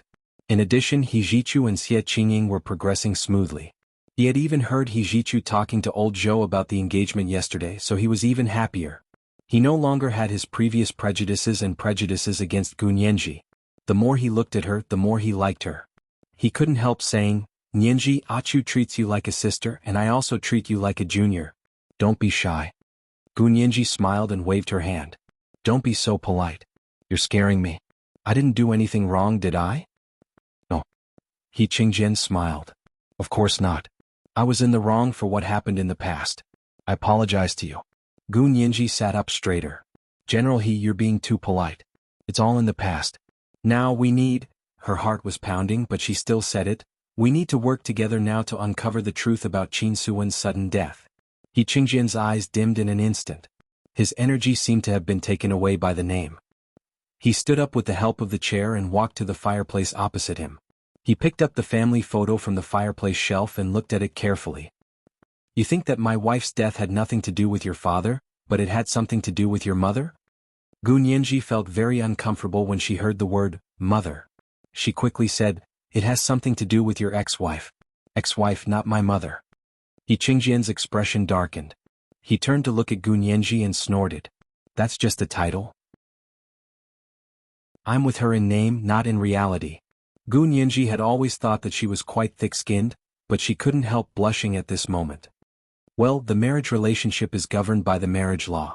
You married her, so regardless of whether it's in name or not, she's your ex-wife in the legal sense." He Qingjian saw that Gu Nianji was quoting the legal provisions at every turn and shook his head.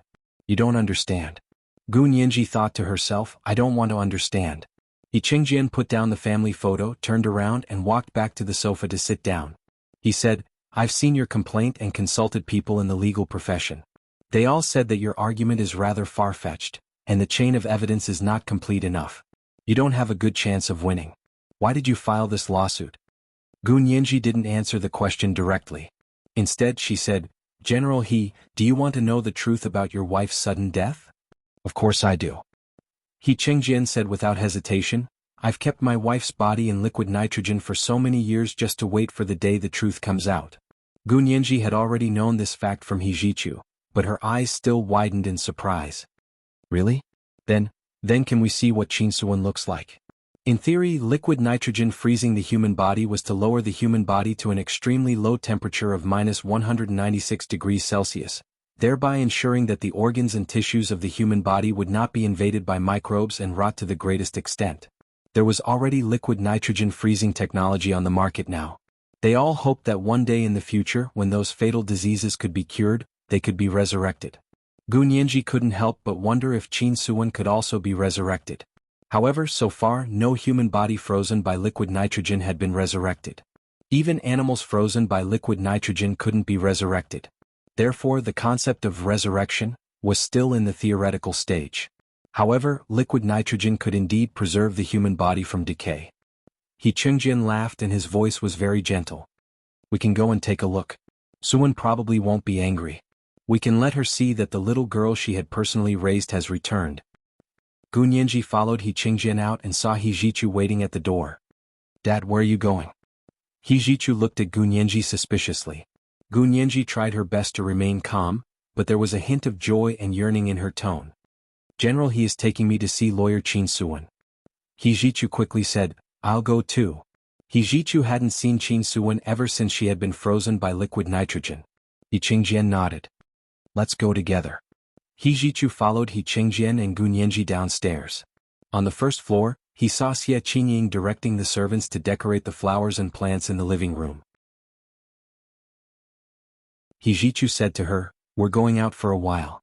Ask the kitchen to prepare lunch. We'll come back for lunch.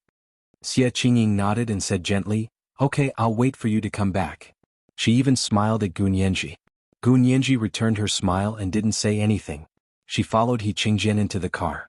They went to the underground medical warehouse where Qin Suan had been frozen. The central air conditioning here controlled the temperature, which was 15 degrees Celsius all year round. Gu Nianji felt cold the moment she entered. The three of them put on white protective clothing so they weren't so cold. When they arrived at Qin Suan's room, Gu Nianji saw a cylindrical stainless steel object in the middle of the room. He Chengjian stroked the cylinder and said, Suan is inside. Gu Nianji was speechless. This was a sealed stainless steel cylinder. How was she supposed to look at it? He Zhichu didn't know how to look at it either. He Chengjian called the manager of the underground medical warehouse over and said, Can you see the human body in the liquid nitrogen freezer column? The man nodded. You can connect it to the computer and observe the situation inside. Can you show it to us? The man quickly said, You have to sign the authorization first. He Chengjian had never signed it, so the people here couldn't casually peek inside the liquid nitrogen freezer column. He Chengjian nodded. Bring it here for me to sign. He felt that the truth of the past was about to be revealed, so he was no longer afraid of others mentioning Qin Suan. Moreover, he hoped to give Gu Nianji more clues so that she could uncover the truth of the past more smoothly. After the manager finished the procedures, he connected the liquid nitrogen freezer column that belonged to Qin Suan to the computer. After entering the password, it was connected to the surveillance cameras inside the freezer column. Not long after, a fog appeared on the computer screen. It was blurry and only a faint figure could be seen. When the manager processed the image and adjusted it to be clear, the figure appeared more clearly in front of them. Gu Nianji let out a low cry and covered her mouth. Because what appeared on the screen was a set of white bones. This was the second update of the day, chapter 1870, I'll take you to see her. The second update of 100,000 Qidian coins to millions of chasing you, Li Yu. A reminder for everyone's monthly votes and recommendation votes, there was a third update at 8 p.m. Moi all the big shots and little angels. Chapter 1882. He Chengjian's heart seemed to have fallen into a liquid nitrogen freezer, and it dropped from room temperature to absolute zero. His face was ashen as he pointed at the display screen and shouted, What's going on? Where is she? Didn't you say that the body wouldn't be damaged if it was frozen? The manager of the underground medical warehouse was also dumbfounded. His hands and feet were no longer nimble.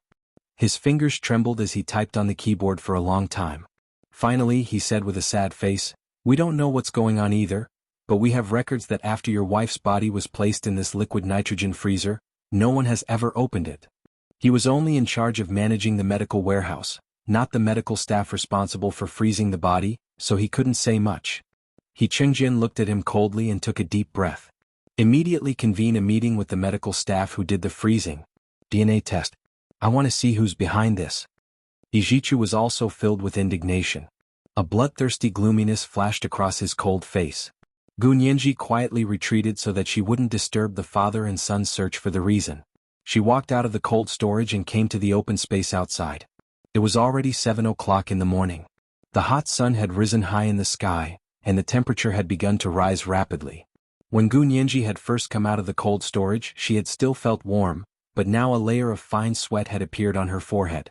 It was hot but also like she was shivering. The sparkling white bones kept flashing through her mind. She didn't feel fear, only regret and sorrow. She was destined not to see her mother one last time. Outside the cold storage was a square, surrounded by a circle of sycamore trees. The summer was scorching, and the green leaves of the sycamore trees covered the sky, giving the open space in front of the cold storage a layer of shade. Near the cold storage was a residential area. Everyone woke up in the morning and exercised in the square in twos and threes. Some walked their dogs and some hurried home with breakfast. Everyone's faces were filled with a strong sense of happiness and contentment that belonged to the world. Gu Nianji's tears welled up, but she didn't cry. She calmly took out her phone and called Lu Jin. "Dad? Nianji? What's wrong? Are you okay? Xiao is by your side, don't be afraid." When Lu Jin heard Gu Nianji's voice, he could clearly sense that something was wrong with her. His first reaction was that she was in danger, so he quickly betrayed Xiaoheng. Standing not far from Gu Nianji, Xiaoheng sighed. He could hear Lu Jin's voice through the Bluetooth headset in his ear. This was because his Bluetooth headset had been modified by Lu Jin and was connected to Lu Jin's surveillance and communication equipment. Gu Nianji scanned the square and quickly locked onto a man wearing sunglasses who was walking his dog. This was because this person was very tall and muscular. Compared to the group of old people and fat people in the square, he stood out like a crane among chickens. What's more, he was walking a small corgi. He didn't know where he rented it from. Gu Nianji smirked. Although they looked completely different, Gu Nianji still recognized Xiaoheng from Lu Jin's hint. However, she didn't walk over to greet him. Instead, she turned around and turned her back to Xiaoheng. She said to Lu Jin, "Dad, I just went to see Qin Suwen's body. She was frozen in liquid nitrogen." When Lu Jin heard Qin Suwen's name, he fell silent for a moment before saying, "Is she okay?" Gu Nianji, "No, she's not okay." Gu Nianji sighed. "Her body wasn't preserved well. It's already a skeleton." "Skeleton?" Lu Jin almost choked on the other end of the phone. He shouted in shock, "Are you sure that skeleton is her? How did it become a skeleton?" "General, he is having a meeting with the medical staff who treated Qin Suwen's body coldly to verify the DNA. Gu Nianji's voice was choked. "What if it's her? How could this be?" Lu Jin heard that she was about to cry and quickly comforted her. "Nianji, don't cry. Let me think about how this happened." When Gu Nianji cried, Lu Jin's mind spun even faster. He muttered to himself over the phone, "Think about it carefully, it's not impossible." "What's not impossible?" Gu Nianji asked in confusion. "Turning into a skeleton." Lu Jin began to analyze. Freezing the human body with liquid nitrogen needs to be treated before it can be put in. Because freezing will cause the water in the human body to form ice crystals at low temperatures. The ice crystals will pierce through the cell wall. In order to prevent liquid nitrogen from damaging the human body's tissues and organs, the blood and water in the human body must be replaced with a special antifreeze. First, the human body must be injected with anticoagulation, antioxidant, and central nervous system nutrition drugs. The human body must also be injected with ice saline through the circulatory system to cool down. Then, the trachea must be intubated, the ventilator and cardiopulmonary support equipment must be activated to ensure the physiological functions of the human body. There are too many ways to tamper with this process. Lu Jin shook his head. "If it were me, I would have done something to the antifreeze that replaced the blood and water in the human body. Even the bones would have been melted away. This person can only melt the flesh and blood of the corpse, leaving behind a skeleton. This means that his skills aren't up to standard." Gu Nianji, "Dad, this isn't the time to discuss whether his skills are up to standard or not." Gu Nianji's face darkened. "That's lawyer Qin Suwen's body." Lu Jin's voice darkened. "She's already dead. What's the use of doing anything else? Why didn't you protect her while she was still alive?" Gu Nianji, she had a little hope just now that if Lu Jin did it, he would be able to resurrect Qin Suwen.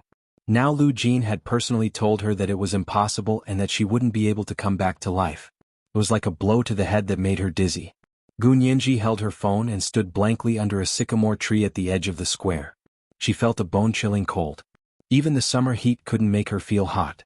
After an unknown period of time, Hijichu came to her side and pulled her hand in the direction of the cold storage. He said, "Let's take another look. We're going to take her out of the liquid nitrogen." Gu Nianji's fingers involuntarily shrank in Hijichu's palm. "Did you prove who that skeleton is?" "It's the mother," Hijichu said calmly. "Fortunately, there's still bone marrow in the bones. We've already verified the DNA just now. You want to take it out? Isn't that?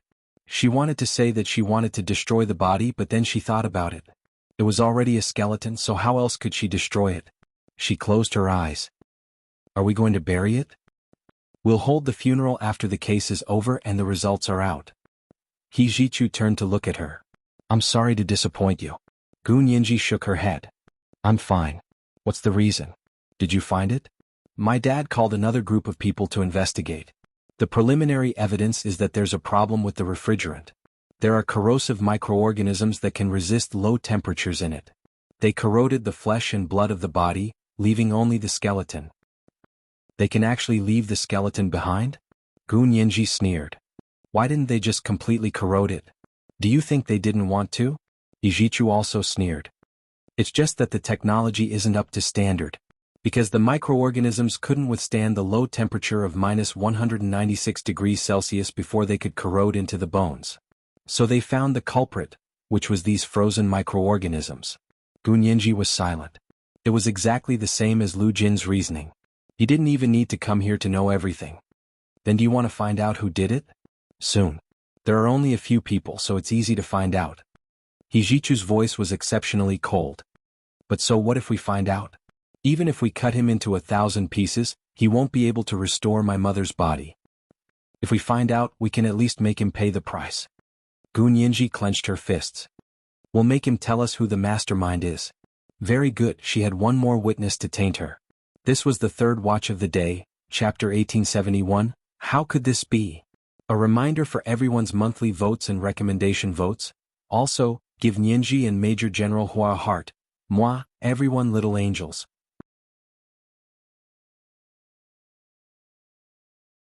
Chapter 1883. No one dared to stop or hide anything from the people He Qingjian wanted to investigate.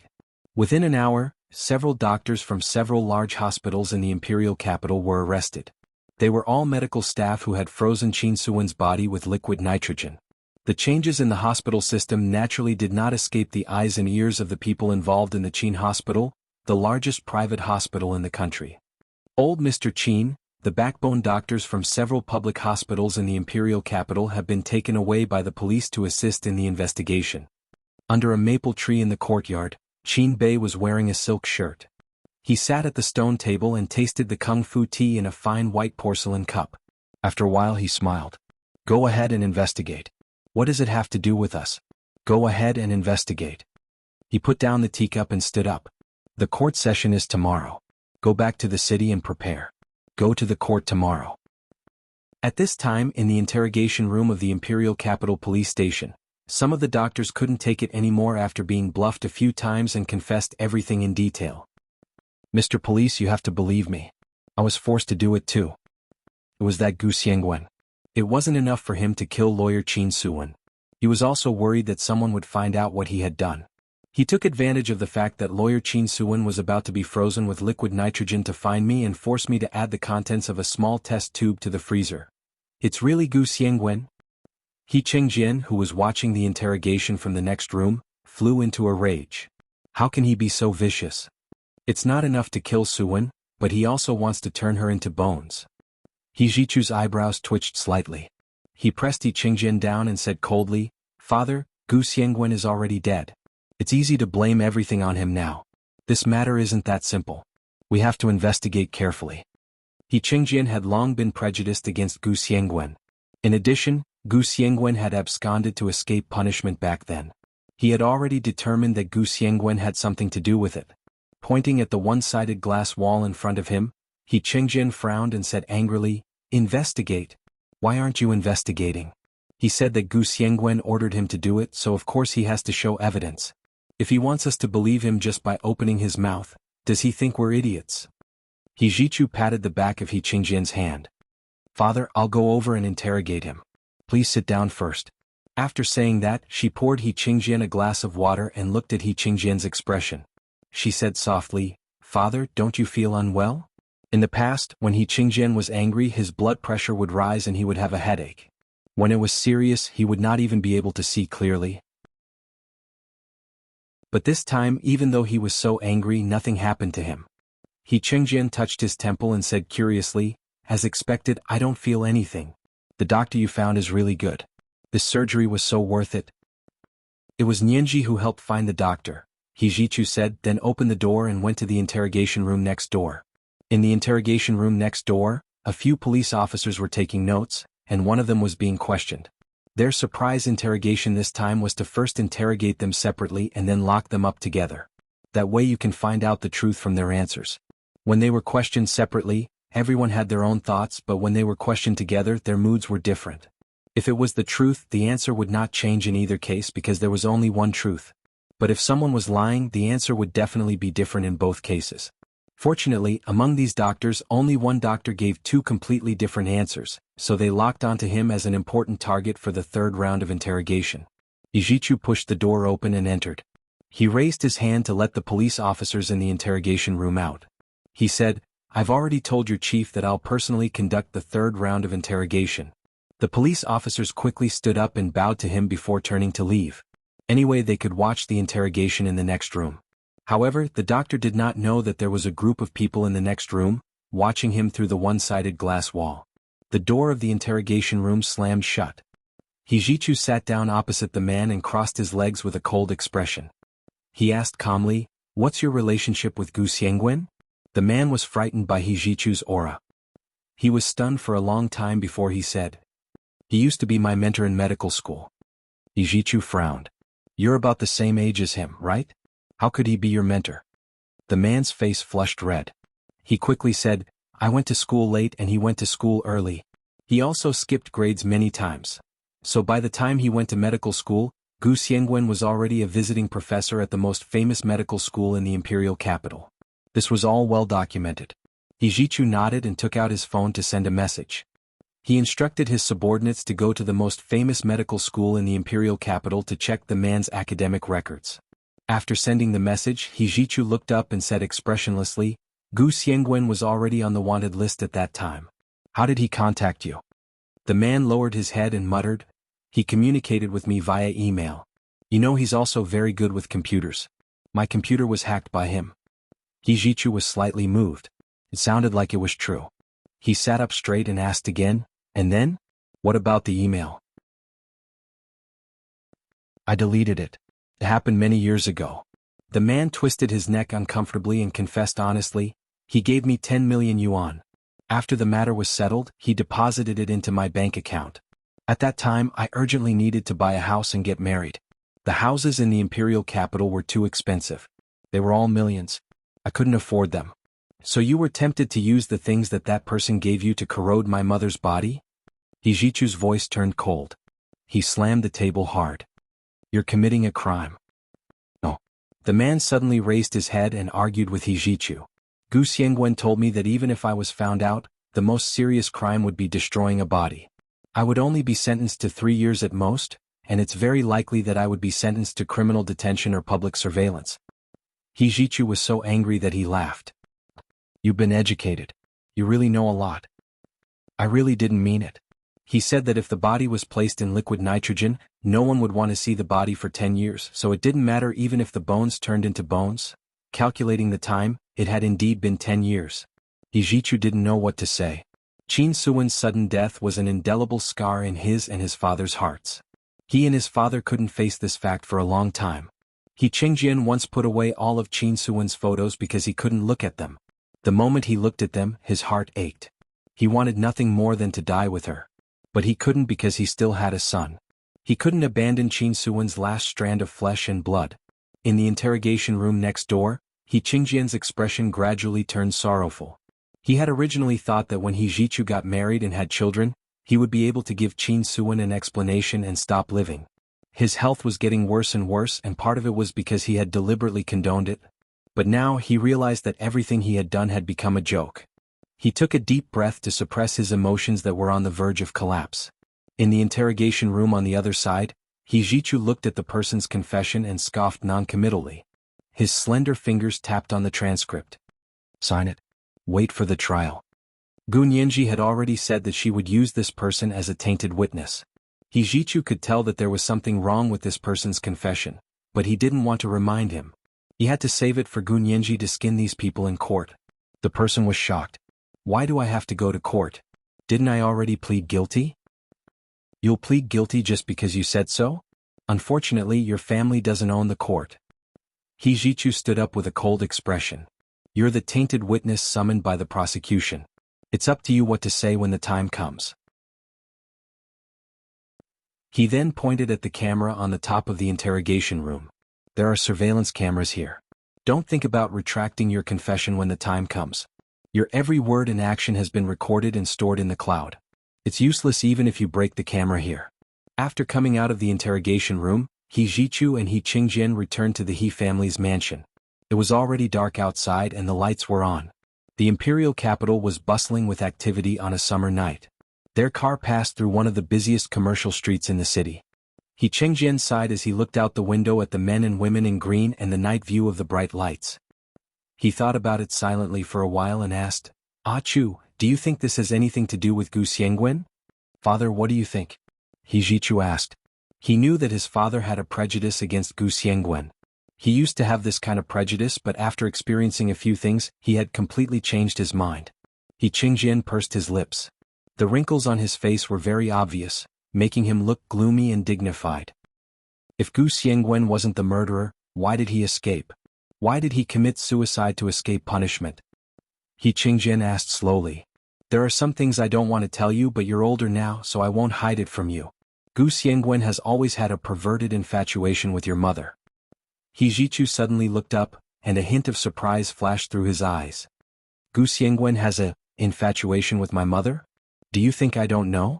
I just don't think much of him. He Qingjin sneered. I know that Susu only has me in her heart and treats him as a good friend. I'm not the kind of jealous husband who wants to lock his wife up at home and not let her see anyone. Of course, I pretended not to know. Not only did he not show it, but he also trusted Qin Suwen and Gu Xiangguan's relationship, so Qin Suwen trusted and loved him very much. Because of this, He Qingjin had once thought that Gu Xiangguan wouldn't harm Qin Suwen. It wasn't until that day when Qin Suwen suddenly died in her study after meeting Gu Xiangguan that He Qingjin realized that he had been wrong. He had been very wrong. Only now do I understand that when a relationship is too persistent, it's too easy for it to go bad when it can't be obtained, He Qingjin said meaningfully. I've suffered a loss. Don't suffer a loss like me. Ijichu thought to himself that he would never suffer a loss in his life because he no longer had any extravagant hopes for love. When he got home, Hijichu briefly told Gunyenji about the day's interrogation and then reminded her, Go to bed early. I'll be in court tomorrow. Gunyenji nodded and said in high spirits, Don't worry, young master He. There's something wrong with that person's confession. I'll ask the court to allow him to testify in court tomorrow. This is the first update of the day, Chapter 1872, He Knows Everything. Please give me your monthly votes and recommendation votes. There are 2 updates today. There will be a second update at 8 p.m. Moi all the big shots and little angels.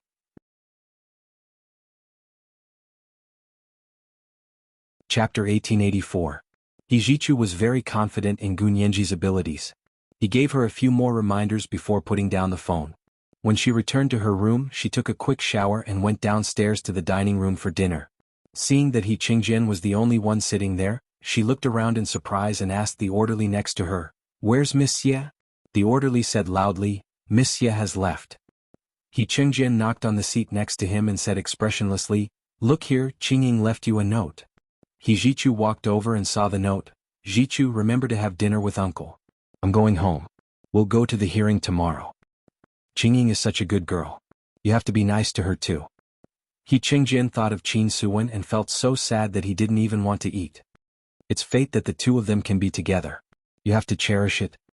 He Jichu stared at the note for a while, then put it aside and started eating dinner. He couldn't remember how long it had been since he had dinner with He Qingjin. So many things had happened today and neither of them wanted to talk. After the meal, He Jichu only said good night and went back to his room. Gunyenji ended the call with He Jichu and decided to go to bed early. She slept very early and slept very soundly. She didn't have any dreams that night. When she opened her eyes, it was already the next day, which was the day she would appear in court. Gunyenji woke up early in the morning and changed into a custom-made black pantsuit. She tied her long hair into a bun and pinned it behind her head. Her small face was crystal clear, like a freshly peeled boiled egg. It was tender and textured. Her eyes were big and her facial features were more three-dimensional. She only had a handful of bright peach-colored lipstick on her curvy lips, and she looked very energetic. Looking at herself in the mirror, she picked out a platinum brooch in the shape of a knight epiphyllum and wore it on her chest. It was a small memorial for Qin Suwen. She whispered to the mirror, "Mom, I won't let you down." Hua Xiaoheng was wearing a Soviet military summer uniform and walked out of the door with her without any hesitation.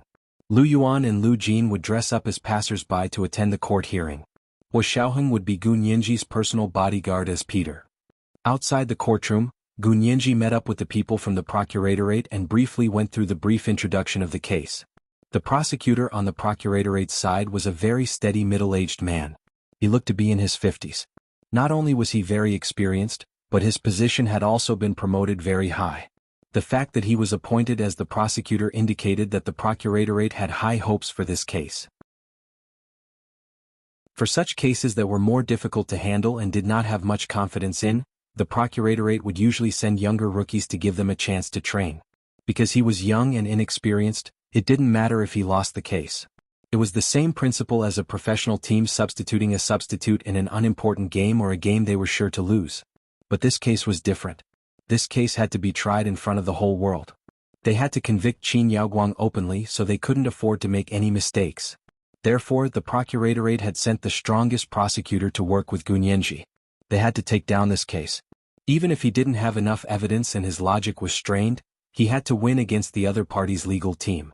This was because winning a case sometimes did not depend on having strong evidence. Sometimes, it depended on the mistakes made by the other party. There were many cases that he thought he would definitely win, but because of his negligence, the other party found a loophole and caused him to fail miserably. The prosecutor looked at Gu Nianji and said very cautiously, "Lawyer Gu, I don't know why the higher-ups agreed to let you be the prosecution's lawyer. To be honest, I don't agree. This case has been going on for a long time and there isn't much evidence. I think the chain of evidence you proposed is quite forced. It really won't be easy to win." Then he changed the topic. "But we can't lose. Do you understand? If they lost, it would confirm that the previous accusations against Qin Yaoguang were unfounded. Not to mention that the few lawsuits were completely unrelated, the foreign media didn't care. They were good at blaming others and fanning the flames." Gu Nianji also knew that most of the people here didn't know about her experience in court defense, so she wasn't angry. She only smiled and said, "I hope that after we go to court, you will change your disapproval to approval." Going to court required real ability. It was useless to say anything else now. However, after Gu Nianji discussed it carefully with him, she still changed her steps. The two of them chatted for a while before it was time to go in. Putting away the computer, the two of them walked into Court A where the trial was held. As soon as they entered, both of them were slightly shocked. They both knew that this trial would be broadcasted to the world, but they didn't expect it to be so big. Other than the plaintiff's stand, the defendant's stand, and the witness stand, all the other seats in the room were filled. Only old Master Qin and his grandnephew, Qin Haoshan, had come from the Qin family, but they had brought a lot of staff with them.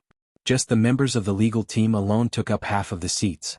Looking at the scale, it was obvious that the Qin family had put in a lot of money this time. They had hired top-notch criminal litigation experts and lawyers from home and abroad to fight this lawsuit for Qin Yaoguang. They also wanted to slap the domestic judicial system in the face and confirm the propaganda that Qin Yaoguang had been wronged. They would then seek her parole to go abroad to recuperate. Gu Nianji's gaze swept across old Master Qin and the Qin family's legal team. The corners of her lips curled into a meaningful smile. Her gaze swept around the room again. The courtroom room was the largest in the entire courtroom, but the surrounding empty space against the wall was already densely packed with all kinds of live broadcast equipment and cameras. Television stations, newspapers, websites, new media, and even radio stations had all come to join in. Not only were there domestic media, but there were also foreign media reporters stationed in the country. They had all come to watch. At that moment, the reporters, anchors, and hosts were all in position in their respective live broadcast rooms. They were rubbing their palms and preparing to show their faces in this rare trial that was facing the whole world. Everyone knew that the United States had even started a trade war to threaten Qin Yaoguang and had been using the domestic judicial system as an excuse. Today's trial was also exposed in front of the whole world to shut up the foreign media who liked to bullshit about the domestic judicial process.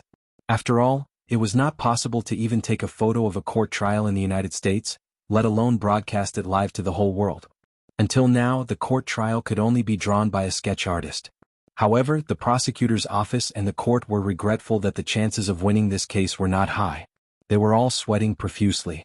However, when they saw that the prosecutor from the prosecutor's office and the prosecution's external lawyer, Gu Nianji, were still calm and collected, they heaved a sigh of relief. There shouldn't be a problem, right? After all, Major General He Jichu and General He Qingjian had both recommended Gu Nianji as a lawyer and said that she would definitely be able to perform the duties of the prosecution's lawyer. He Jichu had even said that if there was only one person who could win this case, that person would definitely be Gu Nianji. He Jichu himself used to be a lawyer. His mother was the most famous lawyer in the empire, Qin Suwen. Due to his family's background and his familiarity with Gu Nianji, everyone tended to believe in his judgment. Therefore, the way they looked at Gu Nianji became even more passionate. Everyone was looking forward to what abilities this young girl, who had just turned 20, had to do to make Major General He Jichu praise her so much. Even the picky General He Qingjian had to nod and agree to her qualifications as a prosecution lawyer. One had to know that this case not only concerned the face of the country, but it also concerned General He Qingjian's beloved wife, Qin Suwen. Back then, Qin Suwen's sudden death had also caused a sensation in the country. Now, people over the age of 30 still remembered this case. They had also inspired the younger generation. Thus, the love and hate entanglement between He Qingjian, Gu Xiangguan, Qin Suwen, and Qin Yaoguang was like a melodramatic soap opera that swept the public. There was nothing else on everyone's phones for the past few days. They were all searching for news related to this case. Xie Qingying's new media agency was even more sought after by netizens because of her close relationship with the He family. In her company's live broadcast of the special news, the number of people watching the live broadcast was the most. For the television station, this was also a rare opportunity for the daytime program to far surpass the ratings of an established entertainment program like the Spring Festival Gala. Seeing the rising ratings, the television station's ratings were grinning from ear to ear. Ever since the rise of the internet, the television station's ratings had been declining day by day. Gu Nianji walked into her seat. Wu Xiaoheng was sitting behind her, closest to her. Today he wasn't a Soviet diplomat.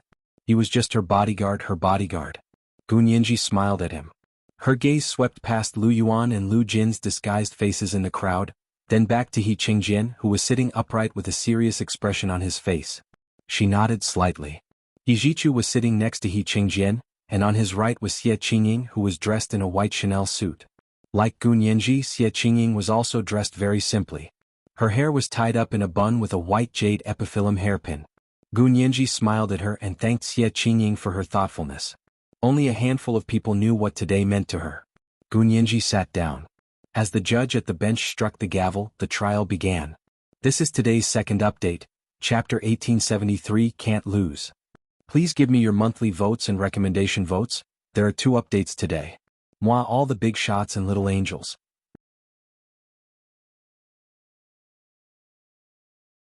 Chapter 1885. The judge cleared his throat and announced, the Imperial Capital Intermediate People's Procurator's case against Qin Yaoguang for the murder of Qin Suwen has officially begun. Summon the defendant, Qin Yaoguang, to court. The doors of the courtroom opened to both sides, and 2 female bailiffs escorted Qin Yaoguang in. She walked to the dock and sat down expressionlessly. It could be seen that she had dressed up meticulously today. She was dressed in a decent ash-gray LV custom-made professional attire. Her hair was cut short and thin and it stuck to her scalp. She looked very capable. The makeup on her face was very light, but it was just enough to highlight her delicate features, especially her curvy lips. Anyone in the courtroom who saw her and then looked at Gu Nianji would know that they were definitely biological mother and daughter. The judge looked at her, then at the information in his hand. He said, the defendant, Qin Yaoguang, was born on X month X day XXXX. Her birthplace was G City. She had a PhD in education. She was a brain surgeon and biomedical expert and scholar by profession. She was the director of the Qin Private Hospital Group. The lawyer representing the lawsuit is Lu Anping, a partner of the Jin law firm. May I ask if this is true? Qin Yaoguang nodded and said lightly, true. Qin Yaoguang's lawyer, Lu Anping, who was also the chief lawyer of the legal team that old Master Qin had hired for her, stood up and nodded. True. The judge knocked the gavel and asked again, has the defendant ever been subject to legal punishment? If so, please state the reason and type of punishment. The defendant's lawyer Lu Anping said calmly, "Your Honor, my client does still have 2 lawsuits, but those 2 lawsuits are full of doubts and have not been concluded. Therefore, my client has not been subject to any legal punishment for the time being." Gu Nianji quickly entered the state of court debate and immediately said, "Objection. Your Honor, the other party only needs to answer yes or no to your question." Defense lawyer, please don't add fuel to the fire, waste everyone's time, and divert everyone's attention from the issue that has nothing to do with the case. Lu Anping's eyes narrowed as he quickly glanced at Gu Nianji.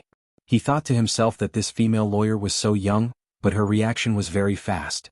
What he had said just now was something that lawyers would usually do in court.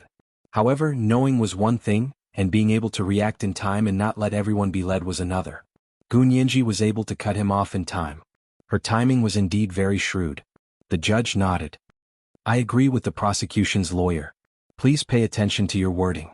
There is no need to mention cases that have nothing to do with this case." Lu Anping smiled and nodded. "Yes, Your Honor. We will be careful."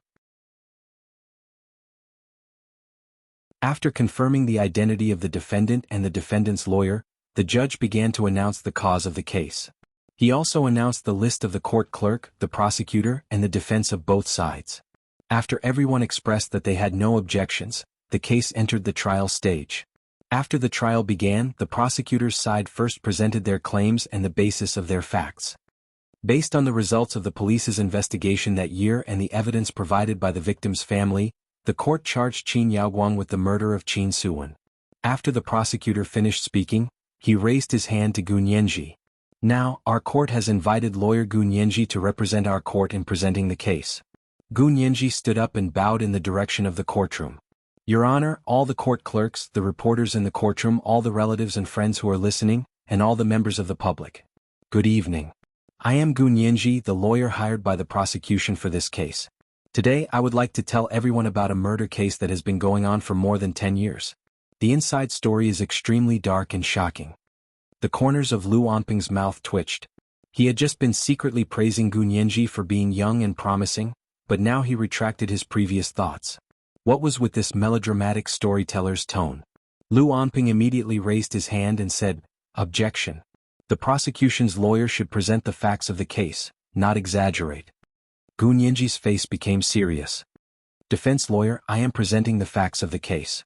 Don't you know that there are many things in life that are even more melodramatic and dark than novels? Novels also have to talk about logic and cause and effect, but many cases in reality can only be summarized with the word, unbelievable." Lu Anping nodded.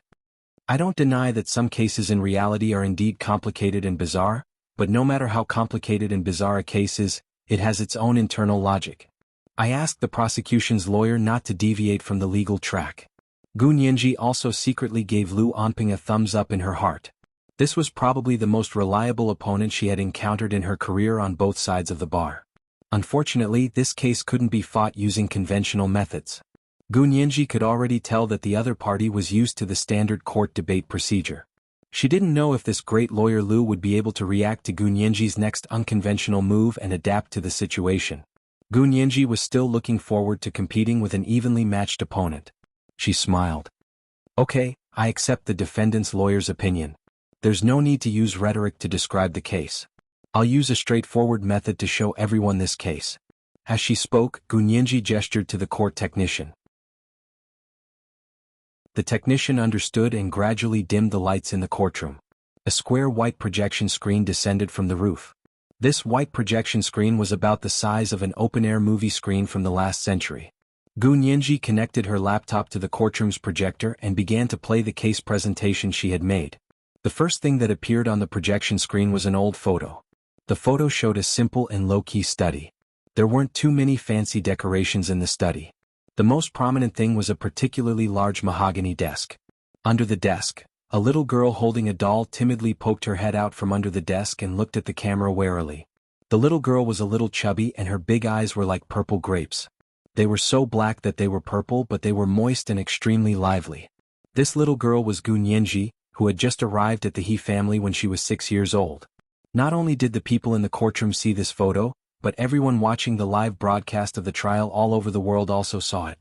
For a moment, domestic and foreign social media were in an uproar. On the search engine, Searching for hashtag who is the little girl in the case of Qin Yaoguang's murder of Qin Suwen? Hashtag the number of headlines increased exponentially. The whole world was asking who this little girl, who had a pair of bright eyes but a timid expression that could break one's heart, was. Gu Nianji seemed to be stunned as well, as if she had forgotten to speak for a moment.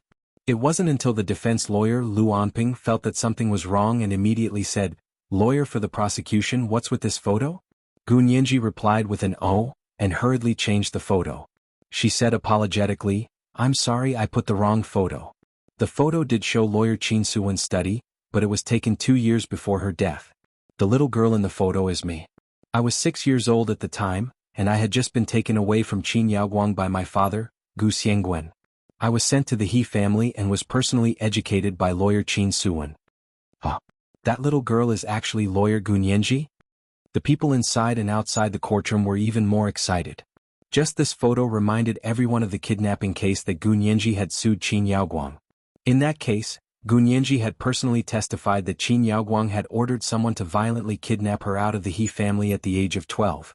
In that case, although the fact that Qin Yaoguang had kidnapped her was established, her motive was a mystery. She didn't say it and Gu Nianji didn't expose her. But at that moment, Gu Nianji suddenly said, "When I was 6 years old, my father, Gu Xiangguan, took me away from Qin Yaoguang because he found that I was following Qin Yaoguang and began to show signs of autism. I was afraid of light, people, and sounds. I never communicated with people and I didn't speak. My favorite place was under the table, behind the curtains, and anywhere else I could hide myself. I don't remember why I had this tendency, but later the psychiatrist said that I had been cruelly abused as a child, and that's why I had this tendency to use autism to protect myself. When she said that she had been abused when she was a child by Qin Yaoguang's side, and that she had been taken away from Qin Yaoguang, her biological mother, by her biological father, and sent to the He family, which had nothing to do with her. She had been personally educated by lawyer Qin Suwen, the hint was very obvious. She didn't need to say anything more. The imaginative netizens had already made up the facts. One by one, related posts competed to become popular. Even a vicious tiger doesn't eat its cubs. Qin Yaoguang is even more vicious than an animal. Blue Planet is too scary. How could there be such a cruel mother? If my child was abused like this, I promise I'll beat her to death. For a moment, all the viewers watching the live broadcast of the trial were infuriated by Qin Yaoguang. They began to criticize her one after another. They directly extended it to, she could even abuse her own daughter to the point that she looked like a human, so it would be easy for her to kill a few people. Lu Anping was almost led astray by Gu Nianji. He was stunned for a moment before he quickly stood up and said loudly, "Objection. The prosecution's lawyer's words just now have nothing to do with this case. They are deliberately tarnishing my client's reputation and character. My client has been practicing medicine for decades and has saved countless people. This is all solid evidence. It's not something that the prosecution's lawyer can overturn with a photo and a few emotional words." Lu Anping's words finally brought back the public opinion on the internet that had almost been led astray by Gu Nianji. After all, Qin Yaoguang and the Qin private hospital had indeed saved many people over the years. These people were still biased towards Qin Yaoguang and the Qin private hospital. As soon as they saw lawyer Lu Anping's words, they immediately posted in support of Qin Yaoguang. For a moment, the internet was divided into two factions. One faction had already impulsively convicted Qin Yaoguang, while the other faction was calmer. They believed that the current evidence was not enough to convict Qin Yaoguang, and that Gu Nianji's exposure of what had happened to her when she was young was even more of a show of sympathy. However, this statement angered more ordinary bystanders. They generally did not speak up and were the silent majority. However, they also had a sore spot, and that sore spot was their children. If anyone talked about children and was not good for them, the silent majority would definitely not continue to remain silent. The number of reposts on Weibo soared, and the comments also skyrocketed. If lawyer Gu Nianji didn't lie and what happened to her when she was young is true, why can't she say it? Show sympathy? I'll abuse you first and then I won't let you speak. Will you agree? You won't agree? Then what should we do? You said it to show sympathy. Where's your face? It's gone. Where's your conscience? Was it eaten by a dog? If Qin Yaoguang really abused her young daughter, then not only is she guilty, but she's also mentally ill, because only a psychopath would abuse a child. Don't talk nonsense upstairs. You said Qin Yaoguang is mentally ill. Are you teaching her to use mental illness to get away with her crime? Upstairs plus ID number. Qin Yaoguang is not mentally ill. People who are mentally ill will only hurt themselves. Only psychopaths will hurt others. Note: psychopaths are not mentally ill. The public opinion on the internet was instantly drowned out by posts condemning Qin Yaoguang for cruelty to children. Gu Nianji had already calmly changed to another photo. This photo was still a photo of Qin Suwen's study. It was in the same place as the photo she had misplaced earlier. Even the angle was almost the same. The difference was that the timid and vigilant child was no longer under the table. In the open space in front of the table, there was a fallen figure drawn with white chalk. This was the first update of the day. Chapter 1874, Visual Impact 1. A reminder for the monthly votes and recommendation votes. There were 2 updates today. There would be a second update at 8 p.m. P.S. Thank you to my Grand Alliance GU for the 100,000 Chidian coins yesterday. Oh, intersection. Oh. Moi, all the big shots and little angels.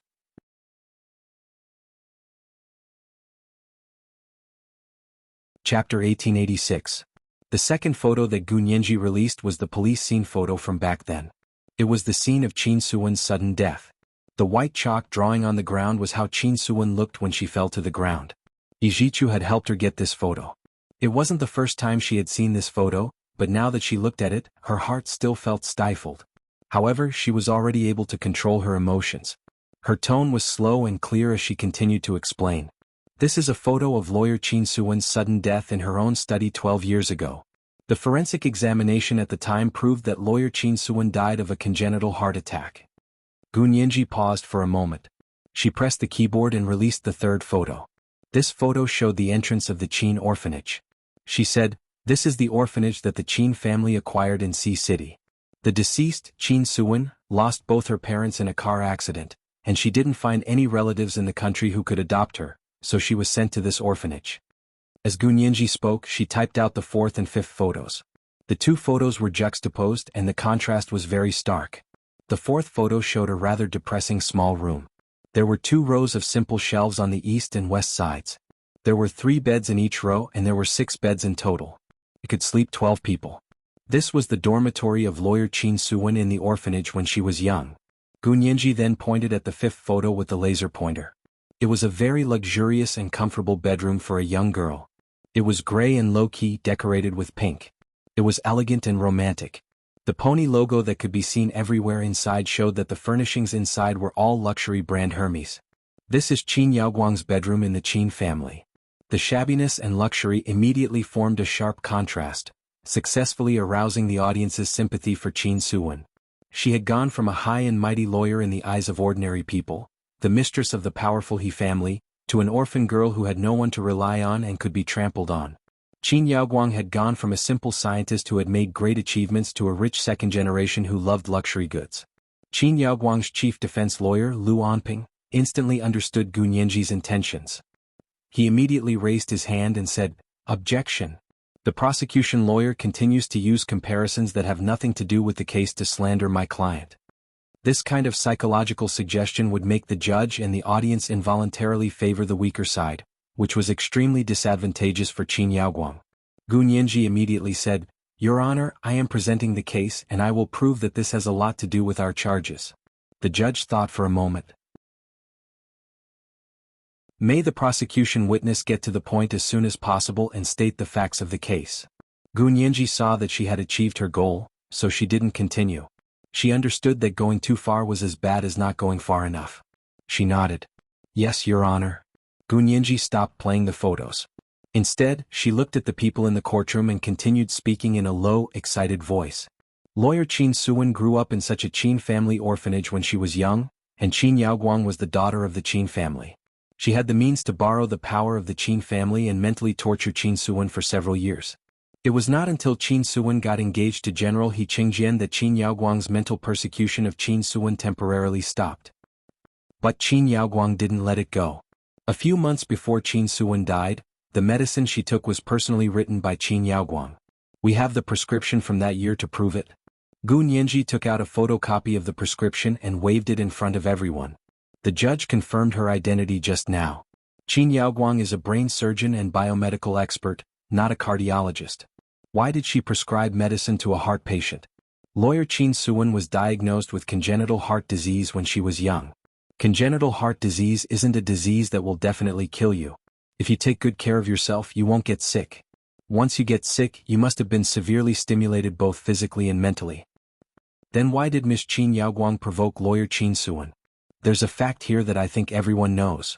Back then, Miss Qin Yaoguang was engaged to General He Qingjian first, but later, General He Qingjian broke off the engagement. After General He Qingjian broke off the engagement, the person who got engaged to him was Lawyer Qin Suan.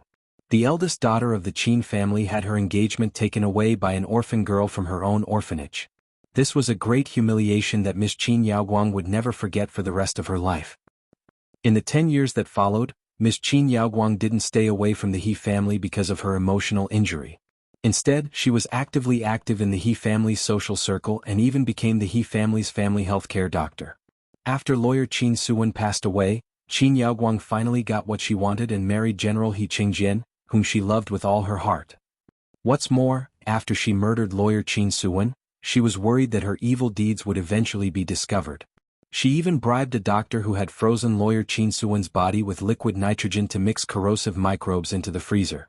In the end, Lawyer Qin Suan's body, which should have been well preserved, turned into a pile of bones. The last photo that Gu Nianji typed was the photo of the bones in the liquid nitrogen freezer column. The impact of this photo was too strong.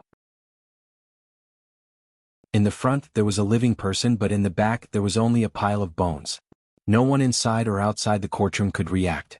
For a moment there was a dead silence. He Qingjian's brows furrowed even tighter. His lips trembled violently and he almost couldn't control himself. He Zhichu quickly held the back of his hand and patted it gently. He Qingjian glanced at him and said in a low voice, "How did it become Qin Yaoguang's doing? Didn't the doctor confess to being someone else?" Because they were in court, He Qingjian didn't say Gu Xiangwen's name. He Zhichu whispered, "Nianji has her reasons for saying that. Don't worry, continue listening." The defendant already knew who the doctor had confessed to. He just didn't know why Gu Nianji still blamed Qin Yaoguang for this. Lu Jin, who was sitting in the crowd, had a hostile expression on his face. He stared at the back of He Qingjian's head with an unfriendly gaze, as if he wanted to poke a hole in the back of his head with his gaze. Gu Nianji's gaze swept across everyone's faces in the courtroom. She dropped another hint and ended her statement of the case. In summary, we have reason to believe that in order to achieve the goal of marrying General He Qingjian, Miss Qin Yaoguang had the motive, means and opportunity to commit the crime. Knowing that Qin Suan had congenital heart disease, she used drugs and direct psychological stimulation to cause her sudden death.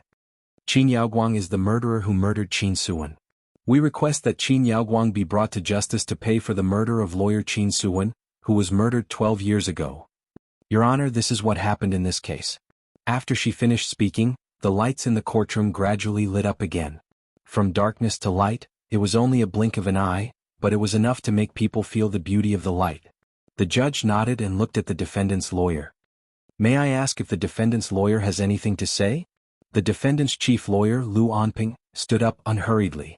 He was almost 50 years old, but he took good care of himself. He usually paid attention to exercise, so he had a good figure. He could wear a suit and had the aura of a clothes rack. He also had a dignified and righteous appearance. As soon as he stood out, some people had a good impression of him. Lu Anping nodded politely at the judge. "Your Honor." He raised his head and swept his gaze across the dense crowd in the courtroom, as well as the cameras and various live broadcast equipment on the aisles in front of the walls on both sides of the courtroom. He smiled and said, "Hello, ladies and gentlemen, viewers and netizens in front of their televisions and phones. I'm Lu Anping, a partner of the Jin law firm. I've practiced law for 30 years, but I've never heard such a moving courtroom case statement. It's even better than a radio drama." He smiled humorously, instantly dispelling the slightly tense and oppressive atmosphere in the courtroom. Gu Nianji's pupils constricted imperceptibly. This Lu Anping was indeed an expert. He was also well versed in psychological cues and the Tai Chi posture of moving 1,000 pounds with little effort. As soon as he came up, he pointed out that Gu Nianji's statement of the case was exaggerated. Gu Nianji wouldn't let him continue hinting. She retorted with a smile, "Lawyer Lu, you flatter me. My eloquence is limited. I can't express 1% of the twists and turns of this case. I've disappointed everyone." "Everyone? How could this be called limited eloquence? Looking at the lawyer who was lying through his teeth and belittling himself was also intoxicating. Lu Onping smiled generously and shook his head. No, Lawyer Gu is wrong. This case isn't twists and turns at all. On the contrary, this case is very simple. That's why I'm surprised that our prosecutor's office and court actually accepted such a case that was made up out of nothing. As he spoke, Lu Onping made a gesture to the technicians in the courtroom. The lights in the courtroom went out again and the white projection screen lit up. Lu Onping also had a video he had personally made waiting for Gu Nianji. Gu Nianji saw it and said humorously, "In a lawsuit these days, it's not enough to just memorize the legal provisions and analyze the case. A lawyer also has to be a film and television producer." Everyone inside and outside the courtroom laughed. However, Lu Onping knew that Gu Nianji's words weren't just humorous, but derogatory of the evidence he was about to present as film and television production. Lu Onping smiled and glanced at her. Likewise. He didn't let her lead him on. He pressed the play button on his laptop. As the gentle music played, Lu Onping's pleasant baritone voice was like a commentator on TV, whispering in everyone's ears. The video also showed the study where Qin Suwen suddenly died, but what followed was an outdoor scene. It was a photo of Qin Suwen standing with a tall man. Everyone could tell that it was an autumn day. The two of them were standing under a fiery red maple tree. Light shone through the gaps in the maple leaves. Qin Suwen raised her head, and her eyes seemed to be dancing with sunlight. The man standing in front of her was extraordinarily handsome, but his naturally arrogant expression made his handsomeness seem distant, making it difficult for others to approach him. Lu Onping continued, "This man is Gu Xiangguan. He has a good relationship with lawyer Qin Suwen, and he's also a partner of my client, Miss Qin Yaoguang. They run a biomedical laboratory together. Oh right, this Gu Xiangguan is also a double Nobel Prize winner in biology and physics. He's the last person lawyer Qin Suwen saw before she died. We have evidence from the police at the time that lawyer Qin Suwen had a congenital heart attack and died in her own study. The last person she saw before she died was this great scientist Gu Xiangguan. So, as the prosecution's lawyer said, it wasn't Qin Yaoguang who directly provoked Qin Suwen and caused her sudden death. This is today's second update, Chapter 1875, Visual Impact 2. A reminder for everyone's monthly votes and recommendation votes. Moi, all the big shots and little angels.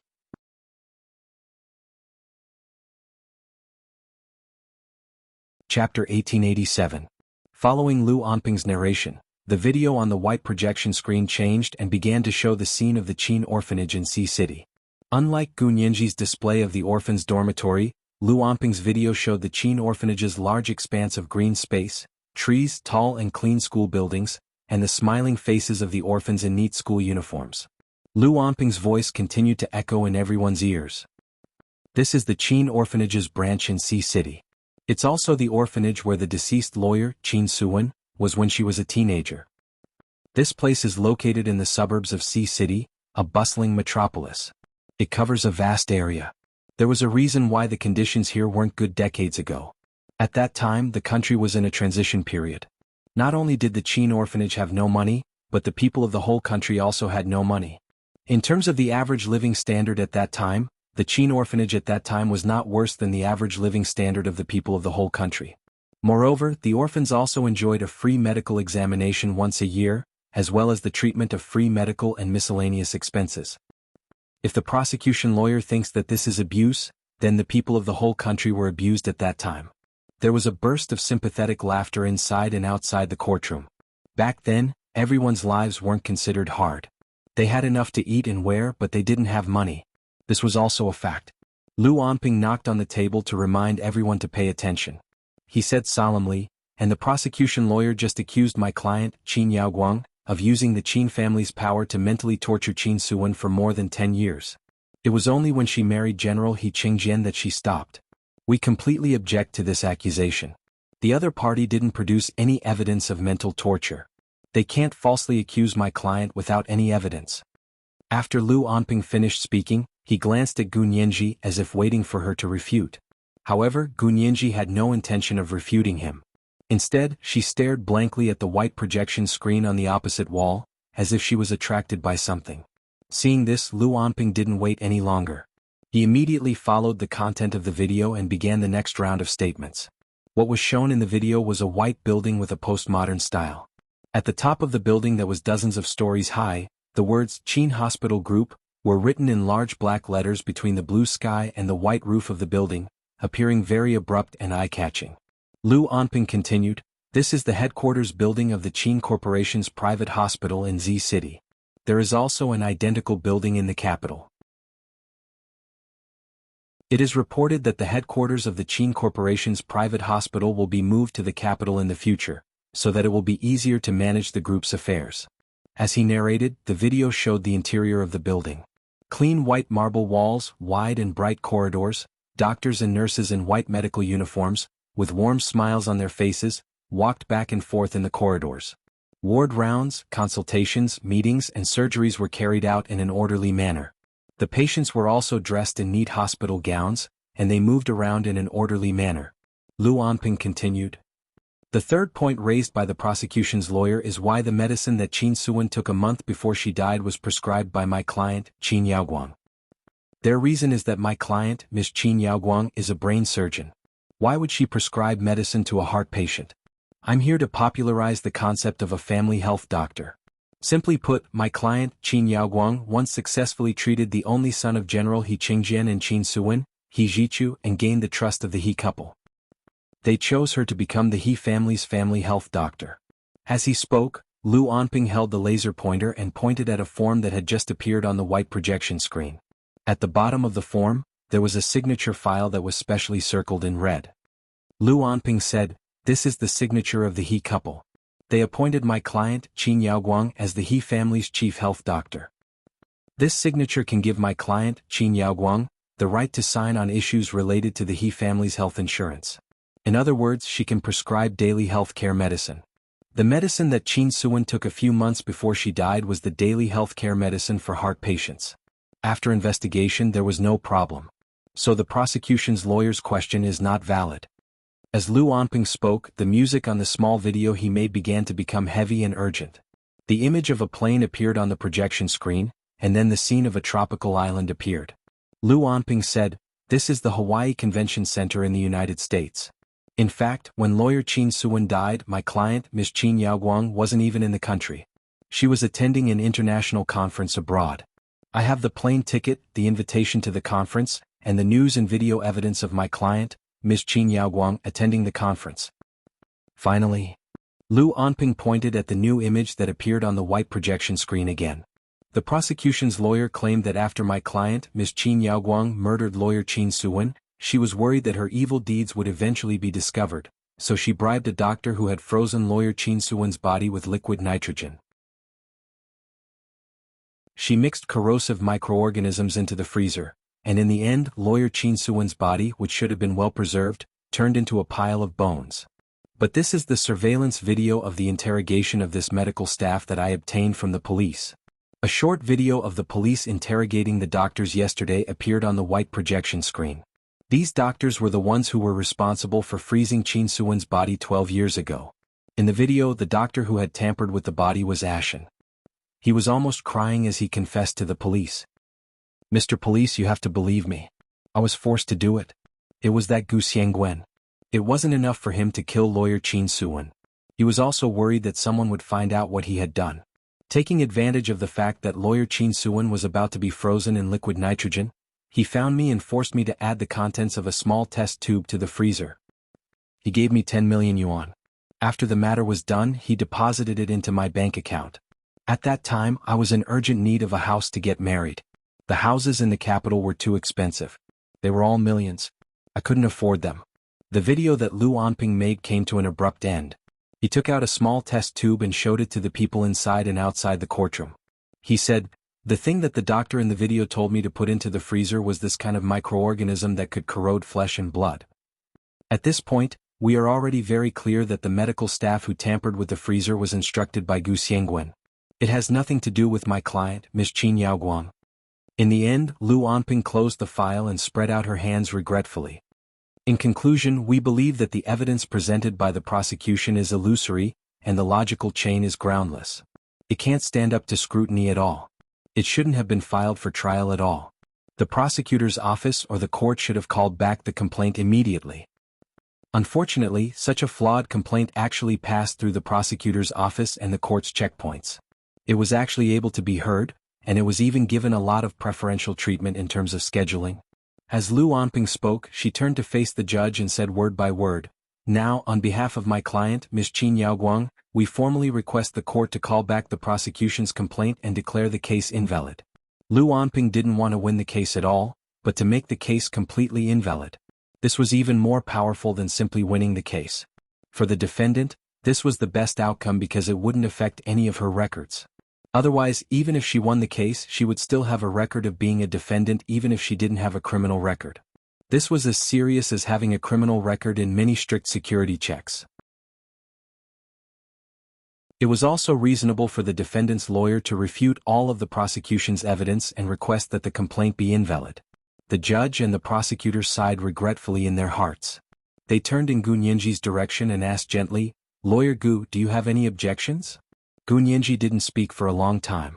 The internet outside the courtroom was in chaos again. Those who had accused Qin Yaoguang of being inhuman and abusing her own daughter had been utterly defeated by those who supported Qin Yaoguang in the Qin hospital. Lu Jin was a little anxious. He wished he could stand up and tell the truth. Lu Yuan quickly held him down and said sternly in a low voice, "Don't cause trouble for Nianji. You have to believe her." But, Lu Jin stammered, "But why isn't Nianji speaking? It's only been 3 minutes." Lu Yuan looked at his watch disapprovingly. Gu Nianji finally stood up. She said slowly, "Lawyer Lu, could you please play the first part of your video again?" Lu Anping. He looked in the direction of the judge. "Your Honor, can you declare this case null and void?" The judge pointed at Gu Nianji. "As long as the prosecution's lawyer agrees, I can declare this case null and void." Gu Nianji seemed to have come back to her senses and immediately said, "Objection. Your Honor, please ask the defendant's lawyer to play the beginning of his video again." The judge nodded. "Defense lawyer, please do as the prosecution lawyer requests." Lu Anping felt that Gu Nianji was stalling for time. He nodded and smiled. "Since Lawyer Gu likes to watch it, I can play it as many times as I want, but it won't change the final facts." He felt that victory was in his grasp, so he was much more lenient towards his defeated opponent. He casually pressed the replay button and began to play the short video he had made again. Gu Nianji also smiled and said, "Yes, no matter how many times a lie is repeated, it won't become the truth." Lu Anping remained calm and continued, "No matter how many times a truth is repeated, it won't become a lie." Gu Nianji didn't reply because the same photo appeared on the white projection screen again. Under the fiery red maple tree, a man and a woman with outstanding temperament looked at each other and smiled. This was the first update of the day, Chapter 1876, Visual Impact 3. A reminder for the monthly votes and recommendation votes, there were 2 updates today. There would be a second update at 8 p.m. Moi all the big shots and little angels.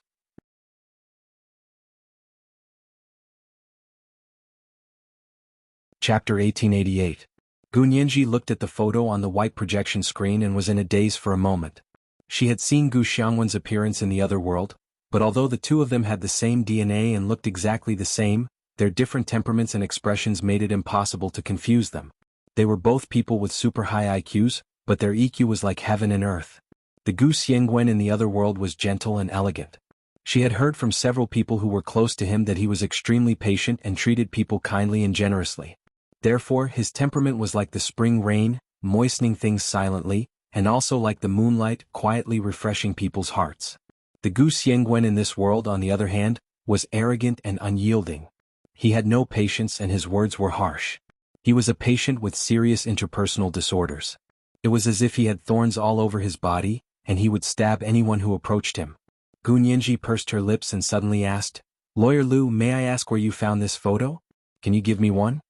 Lu Anping was a little speechless. The corners of his mouth twitched. This was the photo the police found when they searched Gu Xiangwen's residence. "Haven't you seen it?" Gu Nianji shook her head and said in a daze, "This is the first time I've seen this photo." The first photo was of her father and mother together. Because she needed to avoid suspicion and didn't want He Qingjian to be unhappy with her, Gu Nianji didn't ask the police for too much evidence about Gu Xiangwen when she was sorting out the evidence related to the case. Of course, the more important reason was that Gu Xiangwen had changed his name to Lu Jin and was by her side every day. She didn't need to go to the police to find out more about Gu Xiangwen. However, she still wanted to see what her father looked like before his face was disfigured. Although she was mentally prepared, she was still shocked by the photo. Lu Onping saw that her expression was strange and looked over as if he was asking for help. There seemed to be tears in his eyes. When he looked again, he saw Gunyanji smiling sweetly. The flash of tears just now seemed to be an illusion.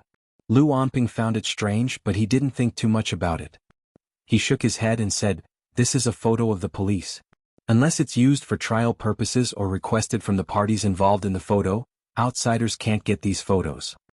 Gunyanji pursed her lips and said dryly, "The man in the photo is my father. As the biological daughter of the man in the photo, I think I have the right to ask the police for this photo and its negatives." Lu Onping's eyes flickered as he thought to himself that he hadn't even set the trap, and this lawyer Gu had already dug into it.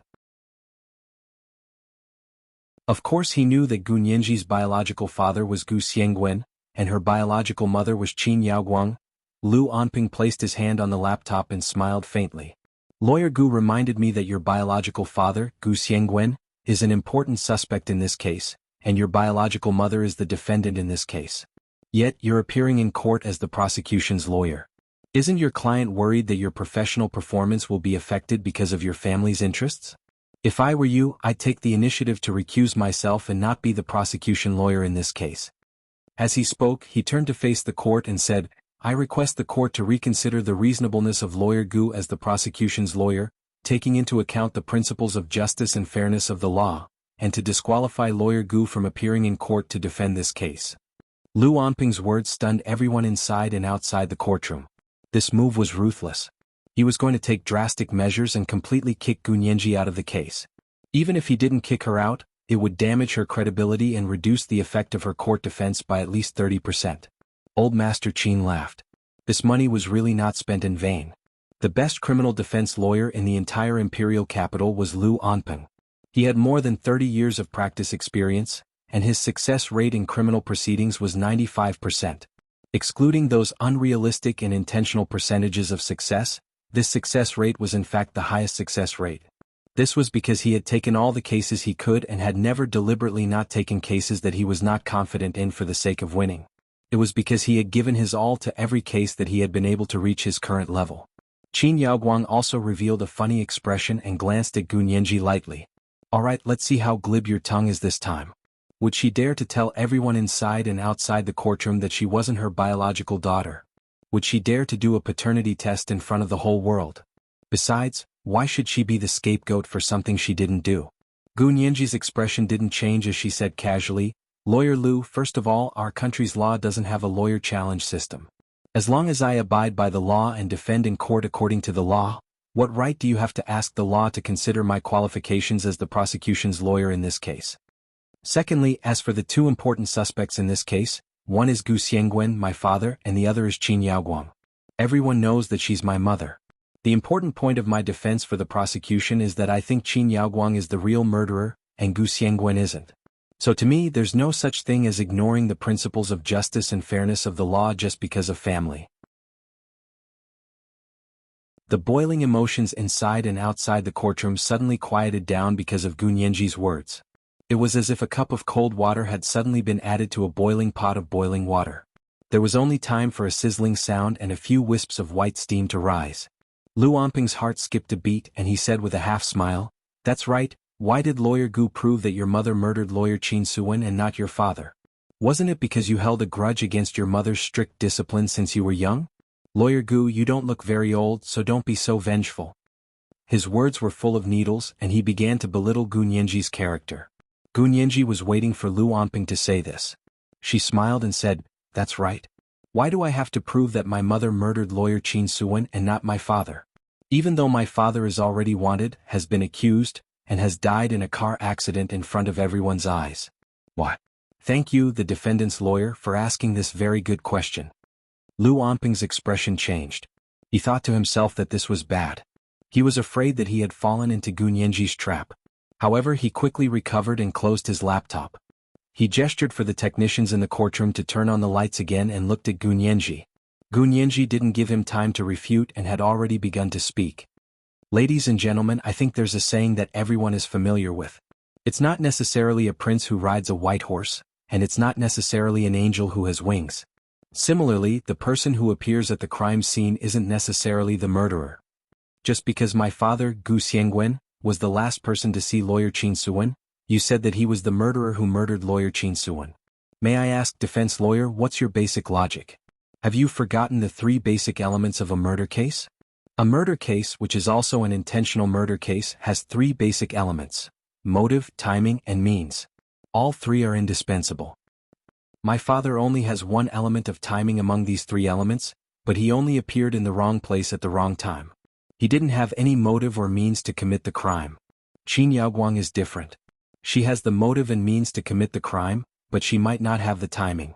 Because as the defendant's lawyer said at the time, she wasn't in the country at the time, so she didn't have the opportunity to commit the crime. But no matter what, you don't suspect a person who has two of the three basic elements of a crime, but you insist on suspecting a pitiful person who only has one basic element. May I ask what your intentions are? How much money did the Qin family give you to ignore your legal justice and conscience to defend a scumbag like Qin Yaoguang? As soon as Gu Nianji finished speaking, there was a buzz of whispers in the courtroom. Lu Jin placed his hand on his heart and whispered, "Finally, someone knows that I'm pitiful, weak, pitiful, and helpless." Lu Yuan, who was sitting next to him, pursed his lips and couldn't be bothered with him. As long as Lu Jin didn't act rashly, Lu Yuan wouldn't care about him. At this moment, the direction of public opinion on the internet changed again. The people on Gu Nianji's side began to become active. Lawyer Gu is amazing. She actually thought of using the three elements of murder to defend herself. 2-1, Qin Yaoguang is more suspicious. There's nothing wrong with that. Upstairs +1. I didn't expect Gu Nianji to be such a great lawyer. It's only her second trial, and she's already on par with an old fox like Lu Anping. Upstairs, the He family is the most powerful, right? They actually handed such an important case to a rookie like Gu Nianji. It's not easy. This is the relationship between Bo Lu and the best horse. The He family is Bo Lu and has a good eye for talent. The people who supported Qin Yaoguang were very angry, but they didn't know how to retaliate against these people who supported Gu Nianji. It was only then that Lu Anping truly took Gu Nianji seriously as an opponent. He stood up straight and looked in Gu Nianji's direction. He said politely, "I want to correct what the prosecution lawyer said just now. Yes, the three basic elements of a murder case are motive, timing, and means. But Gu Xiangwen definitely didn't only have timing as the basic element. He also had a motive and means, but I didn't have time to unfold them." Why did it become like he didn't have a motive and means when it came to the prosecution lawyer? Don't tell me that you can pretend that it doesn't exist just because you haven't given a reason? As Lu Anping spoke, his deep gaze swept across everyone in the courtroom. Gu Nianji smiled faintly. Then I'd like to hear the details. May I ask what motive and means Gu Xiangwen has to kill lawyer Qin Suwen?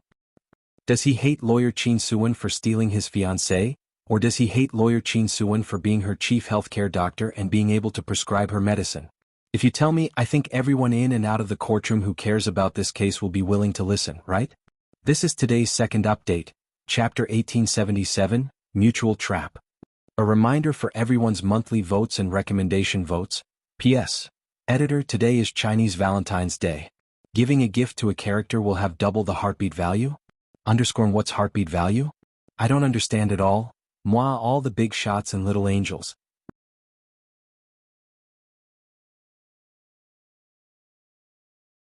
Chapter 1889. Lu Anping narrowed his eyes and thought to himself, Gu Nianji was being sarcastic, wasn't she? Why would Qin Suwen steal Gu Xiangwen's fiancée? Qin Suwen was the one who stole Qin Yaoguang's fiancée. Therefore, Qin Yaoguang had a motive to commit the crime, but Gu Xiangwen didn't. However, Gu Nianji probably only knew one side and not the other. Lu Anping hadn't been idle for the past month. He only slept 2 or 3 hours a day and worked hard with his team of more than a dozen people. They studied the prosecution's complaint and prepared all kinds of materials and evidence. They had conducted more than a dozen court debates and deductions alone. However, he had to admit that although they had practiced so many times in court, they had still underestimated Gu Nianji's ability. She was several times better than the imaginary enemy they had set up in the rehearsal. Lu Anping smiled at Gu Nianji's smiling face. Gu Xiangwen is the biological father of the prosecution's lawyer. Don't you know your father? Gu Nianji shrugged. Please get to the point as soon as possible and tell us what motive Gu Xiangwen had for murdering Qin Suwen. Lu Anping nodded. This question is very simple. He walked to the open space in the middle of the courtroom and turned to face everyone. He raised his arms as if he was giving a speech and said, "People who are old still remember that more than 20 years ago, there was a great debate in our country. The topic was about human genetic experiments. At that time, the world's genetic science was flourishing.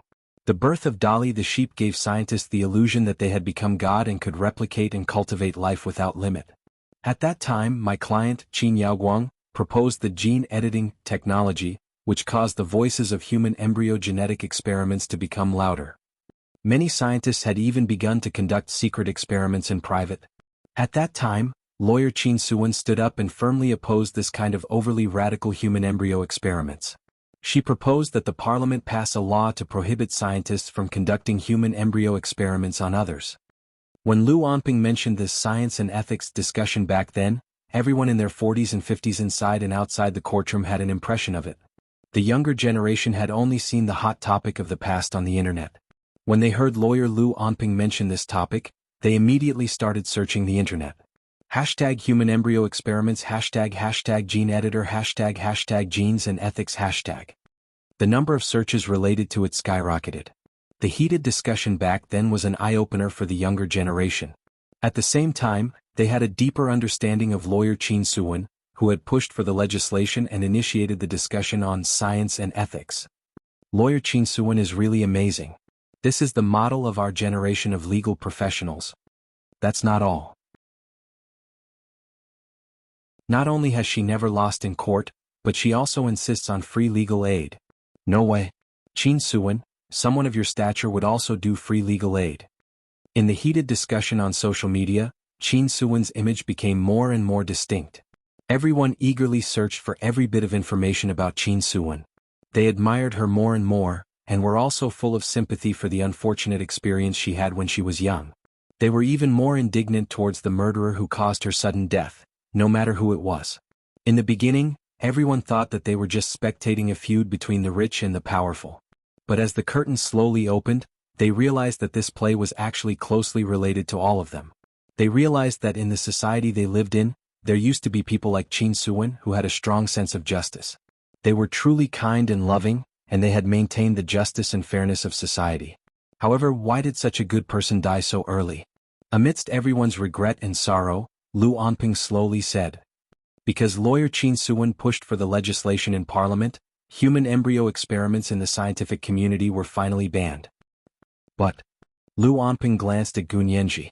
As the most outstanding scientist and the smartest scholar in the Wuxia Empire in the past 500 years, Gu Xiangwen was unwilling to be bound by this law.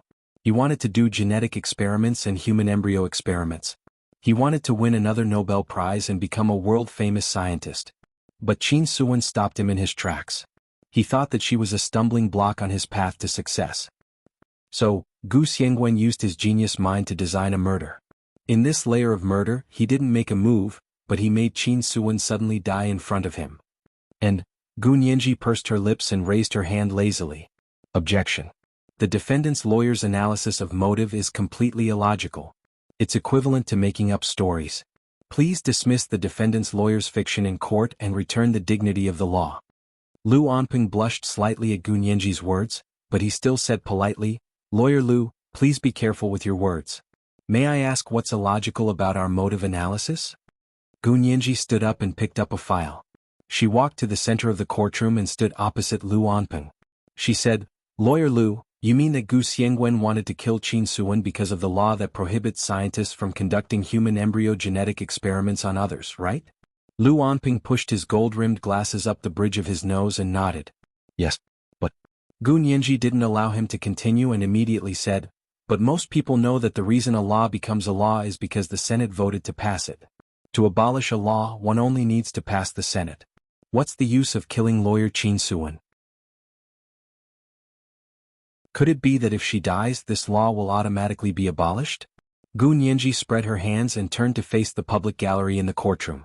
She said mockingly, "The defendant's lawyer just praised Gu Xiangwen for being the best scientist and the smartest scholar in the Wuxia Empire in the past 500 years.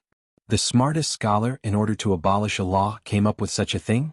Are you too arrogant, or are you looking down on our intelligence?" Everyone in the courtroom burst into laughter, especially Lu Jin, who laughed the loudest and most exaggerated. Gu Nianji couldn't help glancing at him warningly. Lu Jin felt Gu Nianji's cold gaze in the crowd.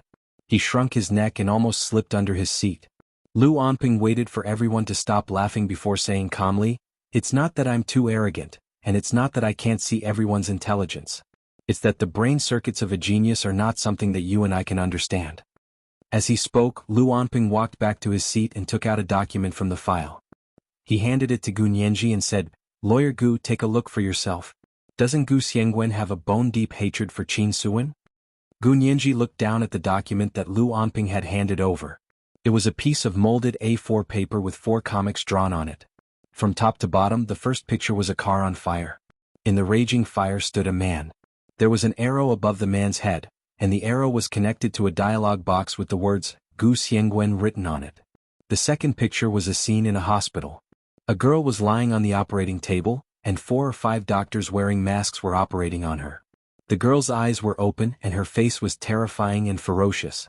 However, her eyes were calm and clear, like Lake Namso reflecting the blue sky in September.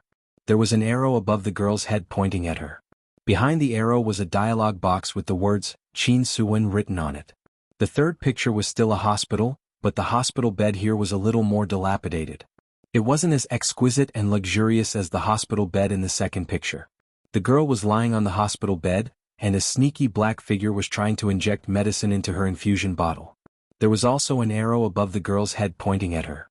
The dialogue box behind the arrow was still the words Qin Suwen. The fourth picture was also a car on fire. Just like the first picture, inside the car, a girl was burning in the fire, and there were 2 figures hugging her tightly in front and behind her. There was also an arrow box with the words Qin Suwen above the girl's head. Also, the words Qin Suwen were densely written on all the empty spaces on the paper. There were arrows piercing through the heart. It made people feel like they were suffering from trypophobia. Then, on the 4 corners of the paper there were 4 thick black characters. When they were connected they read life, life, death, death. It was supposed to be a very interesting and romantic comic, and it also carried Gu Xiangwen's secret feelings for Qin Suwen. However, because of the densely packed names that were pierced through the heart by arrows, and the 4 words life, life, death, death in the 4 corners, it became strange and dark. It was like a patient with mental illness drawing his most terrifying dream to a psychiatrist. Gu Nianji couldn't even laugh. Where did this come from? She looked up and asked Lu Onping expressionlessly, "Lawyer Lu, what's going on?" "This is the information I obtained from my client." Lu Onping put his hands in his trouser pockets and said calmly, "Gu Xiangwen and my client, Ms. Qin Yaoguang, used to run a biomedical laboratory together. This is what he left in the laboratory desk." After Gu Xiangwen absconded, the police searched his residence and office many times. However, this plastic painting was placed in a large volume of original English information, and the police didn't find it. Gu Nianji replied with an "oh," and looked at Qin Yaoguang meaningfully. "Your client, Qin Yaoguang, found something that even the police didn't find. I'm afraid she searched Gu Xiangwen's office before the police did, right? After all, she's always coveted Gu Xiangwen's research results." Objection. Lu Onping's voice turned cold. "Lawyer Gu, please don't use unfounded reasoning to guess my client's character." Gu Nianji smiled and said, "Your client's character really doesn't need me to guess. She knows what she's done." Lu Onping ignored Gu Nianji and raised his hand to show the dark-style comic to the people inside and outside the courtroom. "Everyone please take a look. Gu Xiangwen's drawing has been drawn for at least 10 years. On it, he drew several scenes which reflect his subconscious. He had wanted Qin Suwen to die for almost 10 years. In the end, he couldn't continue to control the devil in his heart, so on that day, he tried to contact lawyer Qin Suwen and said that he had something important to discuss with her. Gu Nianji. F*ck his subconscious. F*ck his. He had wanted Qin Suwen to die for more than 10 years. However, the biggest culprit behind all this misunderstanding was her dear father, Lu Gu Xiangwen Jin. Gu Nianji couldn't control herself. She turned around and glared at Lu Jin, who was sitting in the gallery. She really had to give it to him. He could even draw an infatuated confession comic in a terrifying dark style. This was the first update of the day, Chapter 1878, The Late Confession. A reminder for the monthly votes and recommendation votes. There were 2 updates today.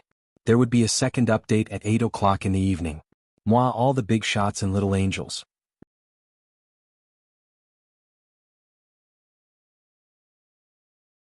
Chapter 1890.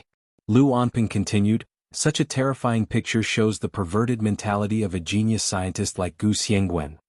Everyone knows that geniuses are especially outstanding in a certain aspect, but it also means that they are immature in their minds and emotions. Gu Nianji turned around abruptly. She didn't have time to retract her angry gaze. She looked at Lu Anping coldly and said word by word, "Objection." In order to achieve his own goal of framing, the defendant's lawyer has no basis to slander geniuses and used illusory mind and emotions to replace theoretical analysis and legal logic. She walked forward and was less than a meter away from Lu Anping. Her expression was as cold as ice. Lawyer Lu, geniuses aren't monsters. They're human beings. They have higher intelligence, more perfect emotions and purer minds than ordinary people like you and me. You can save your personal attacks. Without geniuses, we humans are still eating raw meat and drinking blood. Without geniuses, many diseases and infectious diseases have yet to be conquered, and the average human life expectancy will be less than 30 years old. Gu Nianji looked Lu Anping up and down and said harshly, "And you, Lawyer Lu, without geniuses, you wouldn't have lived to your current age. You would have died of old age. What right do you have to slander geniuses? What right do you have to kill all geniuses with one blow? Geniuses are all immature in their minds and emotions? Can they be more despicable and cunning than you, Lawyer Lu, who is mentally and emotionally mature?" Gu Nianji clenched her fists. Lu Anping's description of geniuses had hurt Gu Nianji, so she attacked Lu Anping with all her might. No matter how bad her father was, it wasn't his place to criticize someone who defended Qin Yaoguang. Lu Anping was also shocked by Gu Nianji's reaction. After a while he said angrily, "Objection. The prosecution lawyer is suspected of personally attacking me." The judge's lips twitched. "Lawyers on both sides, please control your emotions and words. The defense lawyer, please don't generalize, and the prosecution lawyer, please don't personally attack the defense lawyer." Gu Nianji took a deep breath and came back to her senses. She shrugged. "I'm just stating the facts. If the defense lawyer can't stand this, then please don't do to others what you don't want them to do to you." Even though Lu Anping was experienced and astute, after arguing in court for so long, he still blushed and nodded stiffly. Gu Nianji snatched the terrifying and dark, murderous, idiot, white diagram from Lu Anping's hand and turned to face the people inside and outside the courtroom.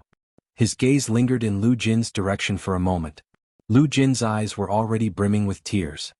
He quickly looked up at the huge oval LED suction cup lamp on the ceiling of the courtroom to stop his tears from falling. In fact, he didn't care what others said about him because his mentality was strong enough to block out all negative comments about him. But that didn't mean he didn't care if someone protected him. No, he cared a lot. People like Lu Jin, who had interpersonal disorders, cared about this more than most people. They just wouldn't say it out loud, but they would remember everyone who stood up for them, and then use their own way to thank these people who stood up for them. Not to mention that the person who came out to protect him this time was his most beloved daughter, the daughter he felt extremely guilty about. Lu Jin thought that if he wasn't worried about Qin Yaoguang, he would have stood up and told the truth. But if he said it, Gu Nianji would be the one who would be hurt the most. Lu Jin closed his eyes and tried to control his emotions. It wasn't that he couldn't control it, it was just that there was no need to control it before. Gu Nianji glanced at Lu Jin's high head, and the corners of her mouth twitched imperceptibly. Looking away, Gu Nianji raised the picture that Lu Anping had used as evidence. Her voice was clear and slow as she said, "Ladies and gentlemen, when you first saw this picture I can understand, but you all felt a little uncomfortable. Because it was drawn with an oily black mark. Black is already oppressive, not to mention that this picture doesn't leave any white space at all. It fills up the gaps on the paper. But no matter how oppressive it is, it can't prove that Gu Xiangwen wanted to kill Qin Suwen. Because what it says isn't that Gu Xiangwen wanted to kill Qin Suwen at all." Gu Nianji looked at old Master Qin, who was sitting upright in the gallery, and said expressionlessly, "What it says is that someone wanted to kill Lawyer Qin Suwen. Ever since Lawyer Qin Suwen's family got into a car accident when she was a teenager, someone wanted to kill her. They wanted to kill their entire family." Gu Nianji's words shocked everyone. More than 100 people in the courtroom stared at Gu Nianji with their mouths agape. On the social media outside the courtroom, on the online forums, and on the bullet screen of the live stream, there was a series of, "What did they just hear? A murder case from 12 years ago involved an even bigger murder case from more than 40 years ago. What kind of grudge? If what Lawyer Gu said is true, then someone wants to exterminate Lawyer Qin Suwen's family. What's even more terrifying is that after decades they succeeded in exterminating her family? Long Dong, big case. Big case. Fight. Fight. On the internet outside the courtroom, there was already a new round of building frenzy, bullet screen frenzy, and repost comments frenzy. The people in the courtroom, even the presiding judge and the clerk on the bench, began to talk to each other, and the buzz was endless. Old Master Qin's face was expressionless. He even snorted disdainfully, ridiculous. Qin Yaoguang wasn't that shrewd, and her eyes were already filled with panic and fear. Gunyanji smiled at the two of them, revealing her snow-white teeth. Her smile was so charming and lively, but in the eyes of Old Master Qin and Qin Yaoguang, it was like a little beast baring its fangs. It would soon pounce on them and tear them into pieces. Gunyanji shook the murder motive map in her hand and said loudly, "The three elements to prove a murder case are motive, timing, and means. But for Gu Xiangwen, apart from the timing, none of the other 2 points are valid. He's not a Frankenstein, Lu Yuan. He's not mentally and emotionally immature either. Lu Jin, oh, oh. He's a genius scientist with a very strong sense of justice and a high IQ that makes his enemies fear him. He's made great contributions to our country, so we can't tolerate you rascals slandering him. Lu Anping rascal." The three elements to defend a murder case were to prove that motive, timing, and means were not valid. To Gu Xiangwen, timing was impossible to argue with. Therefore, Gunyanji would focus on proving that motive and means were not valid. To prove that motive and means were not valid, she had to prove that for the defendant in this case, Qin Yaoguang, both motive and means were valid. When motive and means were established, Qin Yaoguang's alibi would become evidence of her ulterior motives and deliberate murder. At this moment, Gunyanji didn't know what kind of situation she was about to enter. She just didn't want to let Qin Yaoguang off, and even more so, she didn't want to let the Qin family and Old Master Qin, the culprit. Qin Bei was scheming and had always been very cautious. Moreover, after so many years he had long since cleared his name.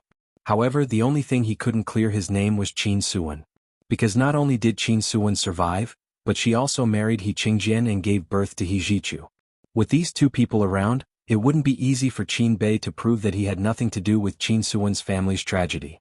Gunyanji didn't mind giving him a hard push.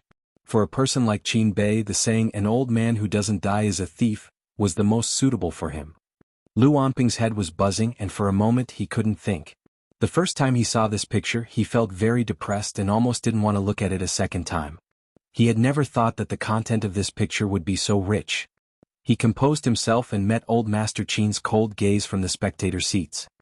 He quickly raised his hand and said loudly, "Objection." The prosecution lawyer used overly emotional words to divert attention and asked the prosecution lawyer to focus on the defense of the case. The judge picked up the gavel and knocked it. Silence. Then he said to Gunyanji, "Prosecution lawyer, please watch your words. Don't get involved in anything unrelated to the case." Gunyanji held the picture and showed it to everyone. She said, "Your Honor, I didn't get involved in anything unrelated to the case." She raised her hand and patted Lu Anping on the shoulder. "I want to thank the defense lawyer for getting this picture from his client. This is the best circumstantial evidence to prove that Lawyer Qin Suwen was murdered. Because this murder started when Lawyer Qin Suwen was 8 years old, and it didn't officially end until more than 30 years later, on the day of her death. This was the second update of the day, Chapter 1879, Fight. Fight. A reminder for everyone's monthly votes and recommendation votes. Moi, all the big shots and little angels.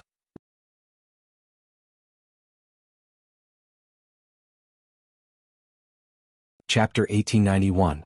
The two lawyers stood in the middle of the courtroom with their sides facing the public gallery. Gunyanji simply held the cartoon and walked down. She walked around the public gallery and showed it to everyone before walking back to the middle of the courtroom. Lu Anping was a little disdainful of Gunyanji's sensationalism, but he didn't show it. When Gunyanji stood still, Lu Anping said, "Lawyer Gu, are you sure that the murder against Lawyer Qin Suwen started when she was 8 years old and didn't stop until the day she died?" Gunyanji nodded. "That's right." Lu Anping chuckled. "That's good. This proves that my client, Miss Qin Yaoguang, wasn't the murderer who murdered Lawyer Qin Suwen." He turned to face the judge and said loudly, "When lawyer Qin Suwen was 8 years old, Miss Qin Yaoguang was only 9 years old. If the murder really started then it has nothing to do with my client, Miss Qin Yaoguang. I once again request the court to invalidate this case and not pursue my client's responsibility and trouble." Gu Nianji raised her hand and tapped Lu Onping's shoulder again. She said crisply, "Lawyer Lu, who said a 9-year-old can't participate in murder. Aren't you being too prejudiced by what you're saying?" Lu Onping turned to look at her. He really felt that Gu Nianji was being unreasonable. He frowned and said, "Even if a 9-year-old can participate in murder, according to our country's criminal law, minors under the age of 14 don't have to bear any criminal responsibility no matter what they commit. So, Your Honor, can this case be cancelled?" Gu Nianji smiled. "Lawyer Lu has been trying to cancel this case, but unfortunately, the facts are not satisfactory." Before the judge could make a judgment, Gu Nianji quickly said, "Your Honor, people under the age of 14 don't have to bear criminal responsibility for committing a crime, but what about after they reach adulthood?" She took a step forward and almost pressed Lu Onping's face. "Lawyer Lu, don't forget that I just said that this murder took more than 30 years. Qin Yaoguang is already an adult. Are you saying that she can't bear legal responsibility? Who made the law? You." Lu Onping frowned and took a step back. He said unhappily, "Lawyer Gu, what you're saying is that my client started planning the murder when she was 9 years old, and it took more than 30 years for the murder to succeed? Don't you think it's ridiculous?" Gu Nianji shook her head and smiled. "I don't think so." Then he praised Lu Onping, as expected of a great lawyer. "You saw through the truth of this case with just one look." Lu Onping chuckled. "Lawyer Gu, I didn't mean that. From the beginning to the end, I don't think my client has anything to do with Qin Suwen's death." "You really didn't?"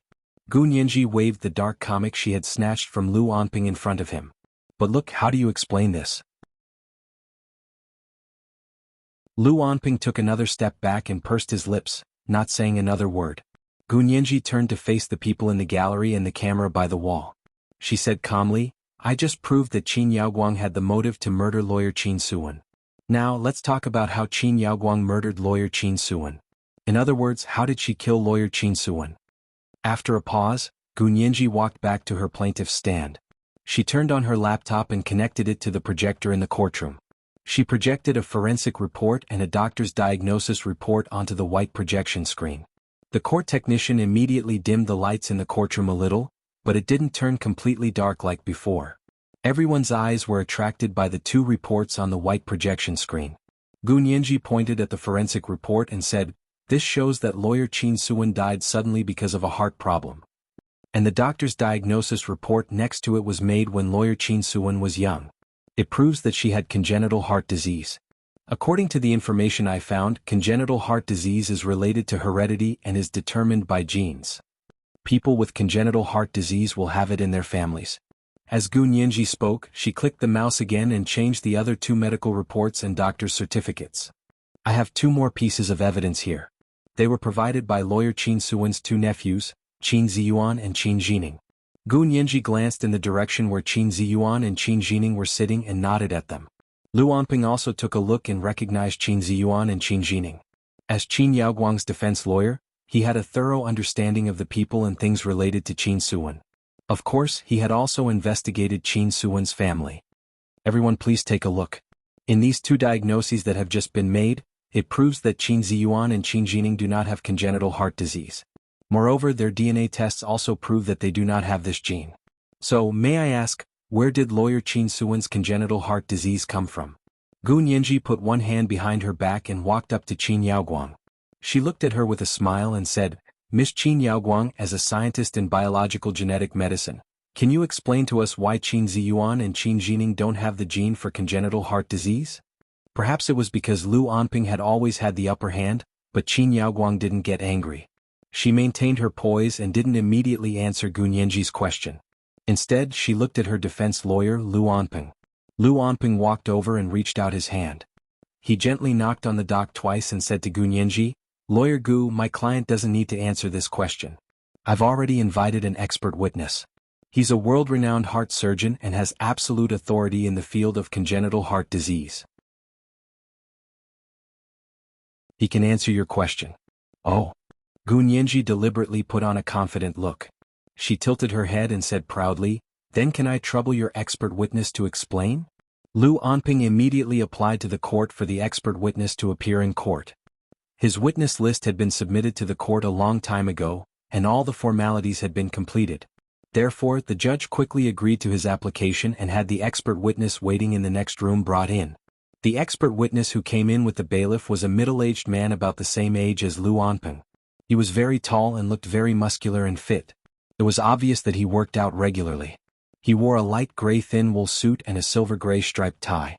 He stood at the witness stand and followed the bailiff to read the witness oath before sitting down. After the judge verified his identity, he said, "Dr. Tsin, the prosecution lawyer has a question about congenital heart disease. I hope you can answer it from an academic perspective." Dr. Tsin nodded. "Your Honor, I'll do my best to answer the prosecution lawyer's question." Gu Nianji nodded at him with a smile and repeated the question she'd asked earlier. Lu Anping also introduced the background of the question. The prosecution lawyer just said that congenital heart disease is determined by genes, or in other words, heredity. Therefore, she started with lawyer Qin Suwen's family and proved that her family didn't have the genes for congenital heart disease. Therefore, she proved that lawyer Qin Suwen didn't have congenital heart disease. Therefore, the cause of her death is worth discussing. Gu Nianji nodded and almost applauded him. Lawyer Lu summed it up well. That's exactly what I meant. Lu Anping was speechless. He felt like something wasn't right, but he knew that his logic and common sense were impeccable. Dr. Tsin solemnly took out a document from his briefcase and retorted, "The premise of what the prosecution lawyer just said about congenital heart disease is wrong. This is an authoritative medical article on congenital heart disease. It proves that there are many causes of congenital heart disease and genes or hereditary factors actually only account for 8% of congenital heart disease. And 92% of congenital heart disease is caused by environmental factors.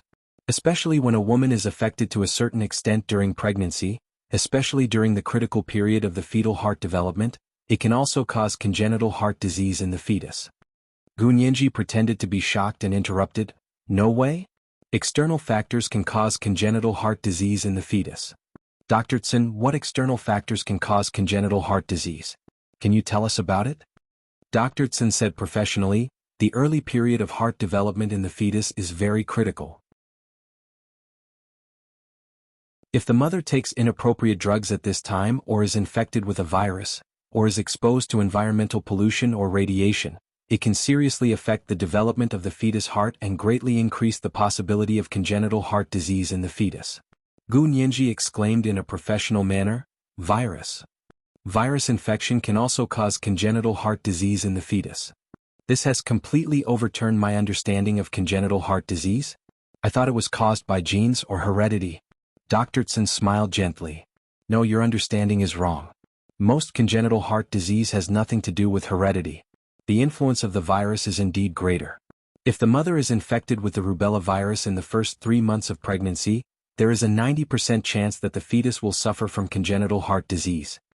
Lu Anping interrupted and said, "Our expert witness has already confirmed that most congenital heart disease has nothing to do with heredity, so even if lawyer Gu proves that Qin Ziyuan and Qin Jining don't have the genes for congenital heart disease, it doesn't prove that lawyer Qin Suwen doesn't have congenital heart disease. In that case, lawyer Qin Suwen suddenly had a congenital heart disease, which caused her sudden death. It still has nothing to do with my client, Miss Qin Yaoguang." Gu Nianji glanced at him with a smile and didn't answer him. Instead, she continued to question the expert witness.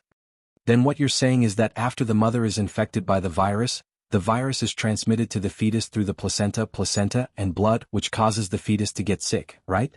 Dr. Tsin nodded. "That's right. The fetus must be infected by the virus to get sick." Gu Nianji immediately asked, "That means that the virus is the one that causes a person to get sick. It has nothing to do with its transmission channel. As long as the human body is infected by the virus, regardless of whether it's acquired in the mother or after birth, it will get sick, right?" Dr. Tsin hesitated for a moment but still nodded. "In theory that's the case." Gu Nianji immediately asked, "Then if someone injected the virus directly into a person's body, would it also cause that person to have the same congenital heart disease symptoms?" Lu Anping's expression darkened. He finally understood where Gu Nianji was going to start. This is the first night watch of the day, Chapter 1880, Causes of Death. A reminder for your monthly votes and recommendation votes, Today is Monday and recommendation votes are especially important.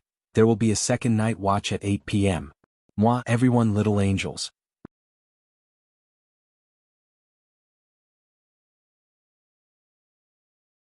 Chapter 1892.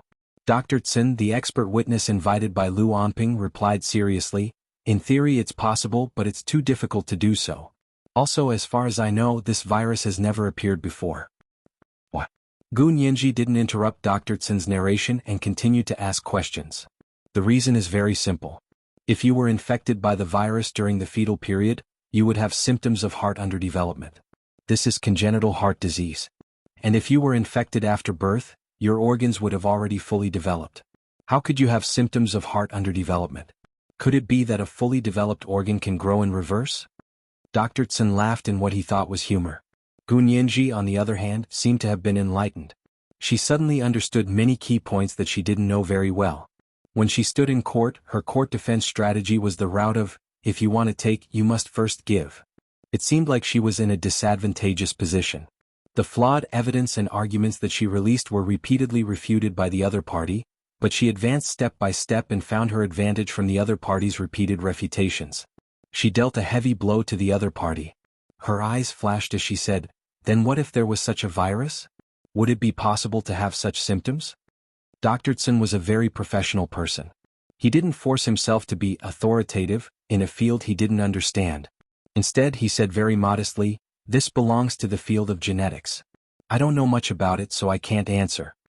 Lu Anping quickly continued, "So in reality it's impossible. Lawyer Gu, please don't be delusional. Exhausting it in theory has no practical meaning for our case." Gu Nianji smiled and shook her right index finger. No. Lawyer Lu, for other cases I can say that exhausting it in theory has no practical meaning for this case." Then she pointed at Qin Yaoguang. "But don't forget, what is the identity of your client, Miss Qin Yaoguang? She's an internationally renowned brain surgeon, a biomedical genetic expert, and the first person to propose gene editing in the world. How can you say that things related to genetics have no practical meaning for this case?" As Gu Nianji spoke, she glanced at He Jichu and He Qingjian, who were sitting in the gallery. As expected, the two of them were more focused and nervous than the others. Because they were Qin Suwen's family, and they were the real parties involved. Although Gu Nianji hadn't finished speaking, they had already realized the importance of it and sat up straight in unison. Both of them had been in the army for many years. Their sitting postures were completely different from ordinary people, so it was easy to tell them apart. Lu Anping's back began to sweat, but he remained calm and collected on the surface. He pushed up the gold-rimmed glasses on the bridge of his nose and said in a calm and composed manner, "That's even more off the mark. My client, Miss Qin Yaoguang, is indeed an internationally renowned biomedical genetic expert. She is even one step away from winning the Nobel Prize in Biology. But don't forget, she's almost the same age as Madame Qin Suwen.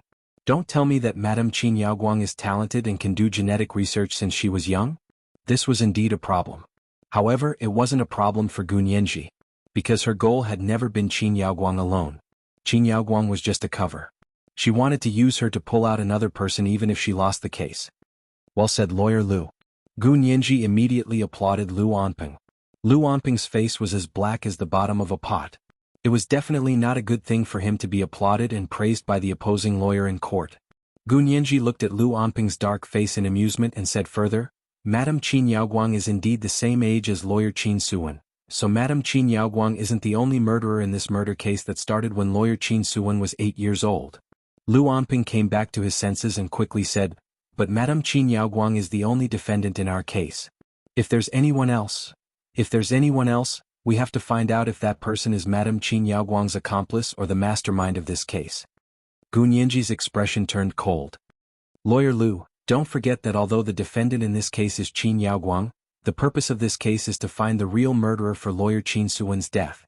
You're twisting words and forcing logic."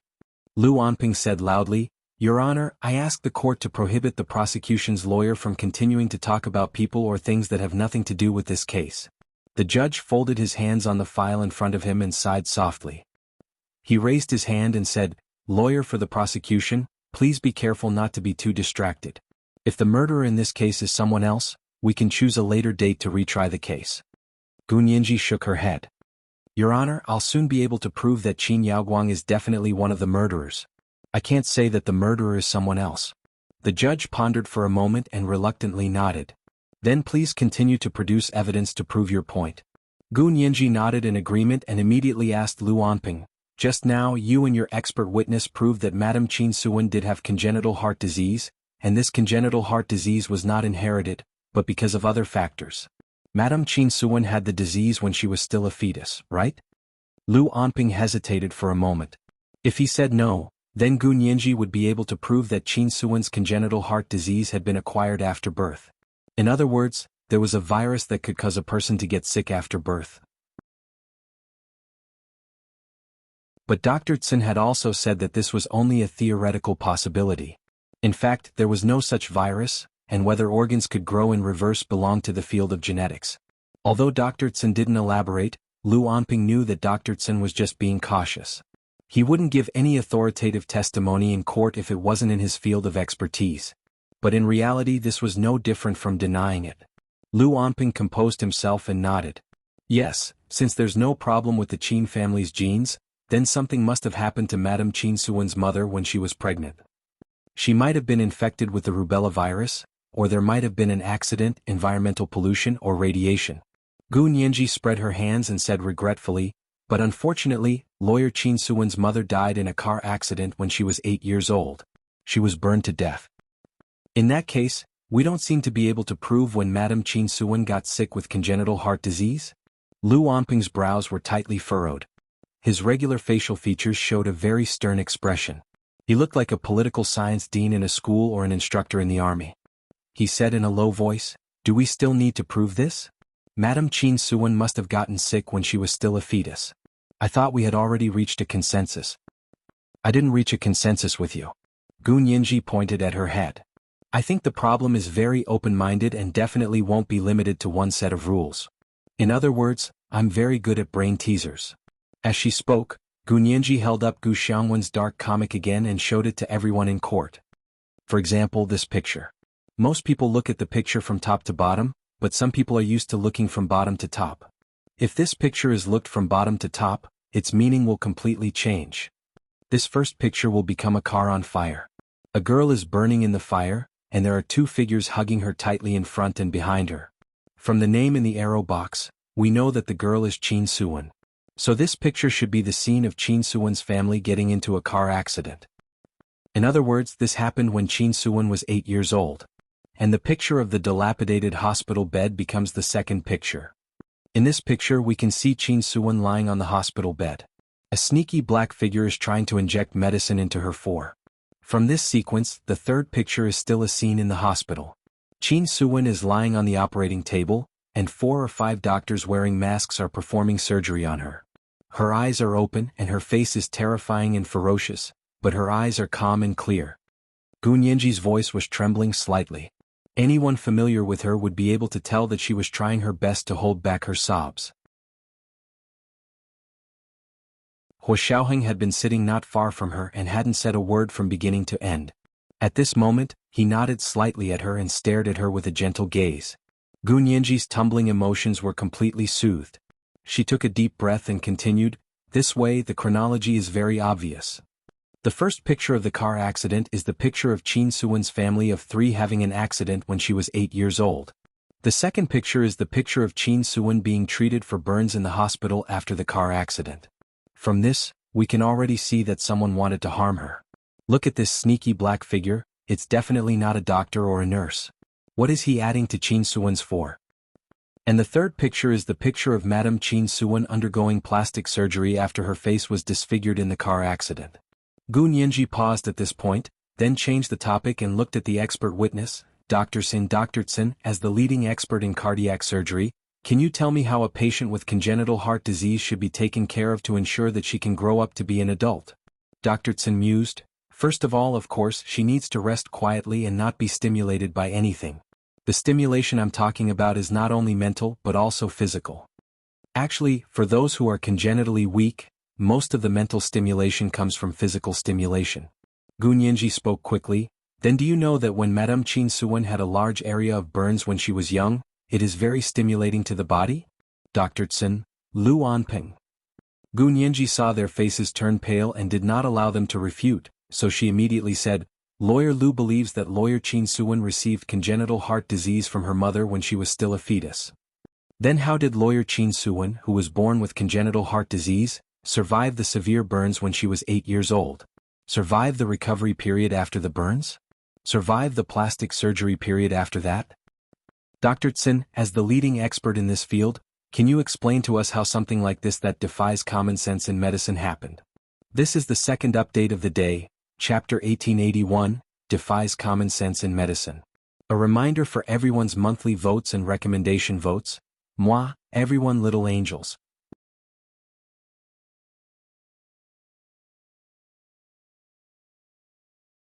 Chapter 1893. Dr. Tsin was tongue-tied by Gu Nianji's question.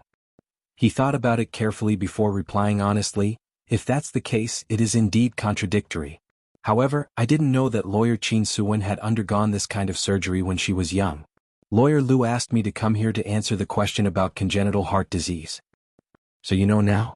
Gu Nianji's tone softened. From an academic perspective, can an 8-year-old child with congenital heart disease go through such burns and plastic surgery? That depends on the specific situation. Dr. Tsin replied professionally, it depends on the condition of the burns, the recovery period, and the extent of the plastic surgery to determine if her body can handle it. Gu Nianji was already prepared for this. She walked back to her plaintiff's seat and took out a copy of the hospital's medical records from that year from her briefcase. She placed it in front of Dr. Tsin and said, then take a look at this. Can an 8-year-old patient with congenital heart disease survive such severe burns and surgery? Dr. Tsin put on his glasses and carefully read the copy of the medical records. The data on it was shocking and his brows gradually furrowed. Everyone in and out of the courtroom held their breaths and waited for him to announce the results. After a while, Dr. Tsin sighed and shook his head. If this medical record is real, I really can't imagine how she survived. To be honest, even a healthy adult would have a hard time surviving such a large area of burns, let alone an 8-year-old patient with congenital heart disease. But she really survived and even recovered. Lu Onping said immediately. He even turned on his computer and connected it to the projector to put Qin Suwen's photo on it. Dr. Tsin, look, this is the photo of Qin Suwen after she grew up. Her appearance has already recovered. This shows that she did indeed survive the recovery period from the burn surgery and plastic surgery. Gu Nianji chuckled and shook her head. Recovered to its original state? Lawyer Lu, may I ask if you've seen Lawyer Qin Suwen before the car accident? Lu Onping turned to look at her and asked in confusion. Isn't this how Lawyer Qin Suwen looked before the car accident? Gu Nianji tilted her head. I'm doing this for you. After all, you just said recovered as before. I can only deduce that you've seen what Lawyer Qin Suwen looked like before she was burned. Lu Onping could only say, I've never seen Lawyer Qin Suwen before she was burned at the age of 8. I thought. Mr. Lu, we are in court and we need evidence before we speak. Preconceived notions like, I think, are the worst. Gu Nianji interrupted Lu Onping with a smile, but her words were sharp. Lu Onping smiled sheepishly. Alright, I misspoke. I can't say that Lawyer Qin Suwen has recovered, but she has indeed recovered. Look, there is not a single scar on her face. Gu Nianji nodded. Indeed, there's no scar at all, so she has indeed recovered. Dr. Tsin, is it really possible for an 8-year-old child with congenital heart disease to recover from such a large-scale burn? Dr. Tsin thought for a long time and shook his head slowly. This is indeed illogical, but what? But there might be a medical miracle, right? Gu Nianji replied in amusement. She turned around and said solemnly, but how can we pin our hopes on an illusory medical miracle? We're in court, so we need evidence to speak. If medical science doesn't support this kind of recovery, then this kind of recovery doesn't exist. Lu Onping sneered. But Lawyer Qin Suwen recovered. Not only did she recover, but she also grew up, got married, had children, and lived until she was in her 40s before passing away. Doesn't Lawyer Gu know what it means to be reasonable? Yes, to be reasonable. Gu Nianji raised her hand. Why is it reasonable? There's only one reason, and that is before Lawyer Qin Suwen got into a car accident at the age of 8, she didn't have congenital heart disease at all. That's the only reason she could survive such a serious burn recovery period, and that's the only explanation for this kind of recovery. Gu Nianji said firmly. Lawyer Lu, have you never thought that Lawyer Qin Suwen's congenital heart disease wasn't congenital? Lu Anping's eyes were about to pop out of their sockets and he stammered. You. Don't talk nonsense. Congenital heart disease, how could it not be congenital? You'll have to ask Miss Qin Yaoguang or her father, Mr. Qin Bei. Gu Nianji's gaze was cold as she looked at Qin Bei, who was sitting behind the dock. When Lawyer Qin Suwen was 8 years old, her family suffered a serious car accident. Her parents gave up their lives to protect her firmly in the middle and save her life. I've heard people say before that Lawyer Qin Suwen is a very strong person. She suffered such a tragedy. Both her family and her body suffered a devastating blow, but she still gritted her teeth and survived. She survived the most difficult recovery period for a burn patient, and also the recovery period for full-body plastic surgery. But after a few years in the Qin orphanage, she actually suffered from congenital heart disease. Mr. Qin Bei, do you want to explain what exactly is going on? The cameras and live broadcast equipment in the aisle by the wall of the courtroom turned their lenses at the same time and aimed at the serious-looking Qin Bei. Although his expression didn't change much, it was obvious from his slightly stiff neck that he was under a lot of pressure. However, he wasn't the defendant, nor was he a witness. He was just an unrelated bystander, so Gu Nianji couldn't force him to speak. Even if he didn't speak, Gu Nianji couldn't do anything to him. She had pointed out this matter in court for He Qingjian and He Zhichu to hear. She couldn't do anything to Qin Bei, but He Qingjian and He Zhichu couldn't. At this moment, He Qingjian, who was sitting in the gallery on the other side, was already staring at Qin Bei. He Zhichu had already gotten up and left the courtroom with a cold expression. Gu Nianji knew that the father and son had already understood what she meant.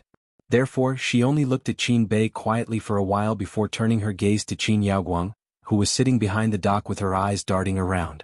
Compared to the scheming Qin Bei, Qin Yaoguang was an easier target to break through. Therefore, Gu Nianji only placed the label of murderer on Qin Yaoguang. She walked to Qin Yaoguang's dock and said, Miss Qin Yaoguang, if your father, Mr. Qin Bei, refuses to explain, can you explain it from a genetic point of view? Can a person be born with a disease like congenital heart disease? Qin Yaoguang's face was wooden as she said coldly, I'm sorry, but even from a genetic point of view, I've never heard of a case of congenital heart disease after birth. Lawyer Gu, do you have some misunderstanding about genetic science? Gu Nianji clicked her tongue. Miss Qin Yaoguang, your lawyer just praised you like a flower. You're the #1 person in genetic science in our country after Gu Xiangguan. But in my eyes. She bowed forward, crossed the dock and whispered into Qin Yaoguang's ear. You're not even worthy of carrying my father's shoes. Qin Yaoguang suddenly raised her head to avoid Gu Nianji and said angrily, I'm not worthy? Do you think all my achievements over the years were fake? There are so many academic articles, huge citations, and the results that our laboratory produces every year. Do you think you can erase them with just one sentence? Gu Nianji straightened her body and put her hands behind her back. She tilted her head to look at her in amusement. Miss Qin Yaoguang, then explain it from a genetic point of view. Can congenital diseases be acquired later in life? Of course. Qin Yaoguang blurted out. She then came back to her senses and quickly shook her head. You can't. At most, it's a theoretical possibility. Gu Nianji raised her hand decisively and interrupted her. She turned to face the judge and said solemnly, Your Honor, I would like to summon the prosecution's first expert witness. The judge nodded. Agreed. Soon, the first expert witness summoned by Gu Nianji walked into the courtroom. This was Lu Jin's suggestion to her.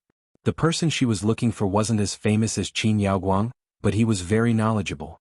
Moreover, he only studied the genetic composition of congenital diseases, so he was much more reliable than the average miscellaneous expert. Gu Nianji nodded at him and said politely, Scholar Lin, can you tell us if congenital diseases can be acquired later in life? Scholar Lin nodded seriously.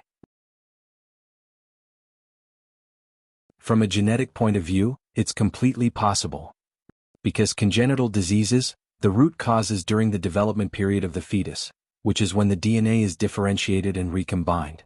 From an acquired point of view, we can also use the virus as a carrier to infect the patient's DNA to a certain extent. The patient's body tissues will show the same symptoms as congenital diseases. Gu Nianji smiled slightly. In that case, if a person was born without congenital heart disease, it's entirely possible that they were infected by a virus the day after, and some kind of mutation occurred in their DNA tissue. Yes. Scholar Lin nodded confidently. I've done a lot of research in this area. Although our law prohibits human experiments, we can cultivate human tissues and organs. Because we want to study the genetic mutations of congenital diseases, I've done a lot of human tissue experiments in this area. Congenital heart disease is the most common research target in our laboratory. Gunyenji pretended to be surprised and asked, "Then why?" Because congenital heart disease is actually very common and has a high incidence, so our laboratory is actively researching treatment methods. I can tell you with certainty that the gene therapy for this disease is about to succeed. That means that congenital heart disease can be completely cured. A new uproar broke out inside and outside the courtroom. Everyone was very excited. They didn't expect the research of genetic science to have developed to this stage.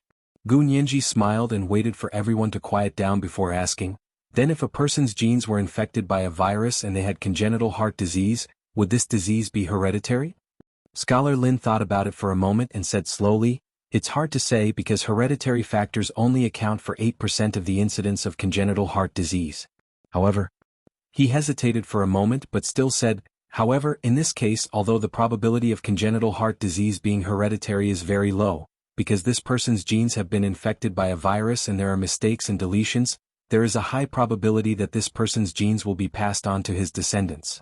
Gunyenji suddenly straightened up and turned to look at He Qingjian, who was sitting in the gallery behind the dock. She enunciated each word clearly. "So if lawyer Qin Suwen's genes were infected by a virus, there is a high probability that her descendants will have a genetic defect." He Qingjian's pupils constricted.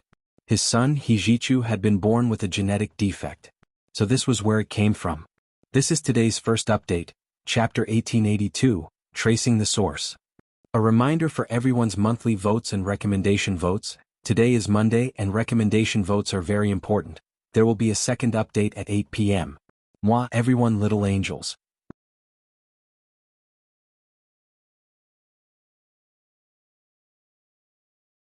Chapter 1894. Genetic defects could be serious or minor. Sometimes the missing genes weren't that important. They might not show up in their entire lives and there wouldn't be any symptoms. But sometimes, if the missing genes were important, it would have an important impact on the health of the person who was missing the genes. Ijichu was very unfortunate. He was missing some important genes, so he had been weak and sickly since he was young. He was even diagnosed that he wouldn't live to the age of 16. However, after Qin Yaoguang proposed the gene editing treatment, she used her and Gu Xiangwen's daughter, Gunyenji, to completely cure He Jichu's genetic defect, allowing him to successfully live past the age of 16. He Qingjian thought of how grateful he and Qin Suwen were to Qin Yaoguang and felt that he had been blind. He glared at Qin Yaoguang and Qin Bei. If his gaze could skin them, he would have skinned them to the point where only their skeletons were left. Gunyenji glanced at He Qingjian's expression and nodded slightly. She knew that her words had worked. She breathed a sigh of relief and looked up at the dark cameras, live broadcast equipment, and the reporters who were so excited that they wanted to see the world in chaos. She made the connection between the Lola Group and the Qin family's orphanage. The reason why this trial was being broadcasted live to the entire world was to shut the mouths of the U.S. Congress, and also to expose their unspeakable conspiracy under the Human Rights White Paper. Gunyenji's eyes suddenly lit up like the morning stars. She said with a pained expression, "A while ago the American Lola Corporation had a huge scandal in orphanages all over the world. That was their real goal. They used these orphans who had no parents to support them and no family to support them for human genetic experiments." This scandal was still fresh in many people's memories. Firstly, it hadn't been that long, and secondly, the Lola Corporation stock price had fluctuated like a roller coaster. It was an eye-opener for people all over the world. Now that she mentioned it, many people remembered. Gunyenji continued, "Let's talk about this case. When lawyer Qin Suwen was a teenager, she had plastic surgery after a burn. Even her genes were infected by a virus. Doesn't this seem familiar to everyone?" "What?" "Because the Qin orphanage has had a close relationship with the Lola Corporation since before the founding of the People's Republic." Gunyenji dropped this bombshell. The entire internet was in an uproar again. F***CK. It's terrifying to think about it. No way? Is the Roar Group's reach really that far? Hee previous poster, you're too naive. Go look for Lorraine III yourself. What does he have to do with our country? However, Gunyenji didn't explicitly state the relationship between Lorraine III and our country's open-door policy in court.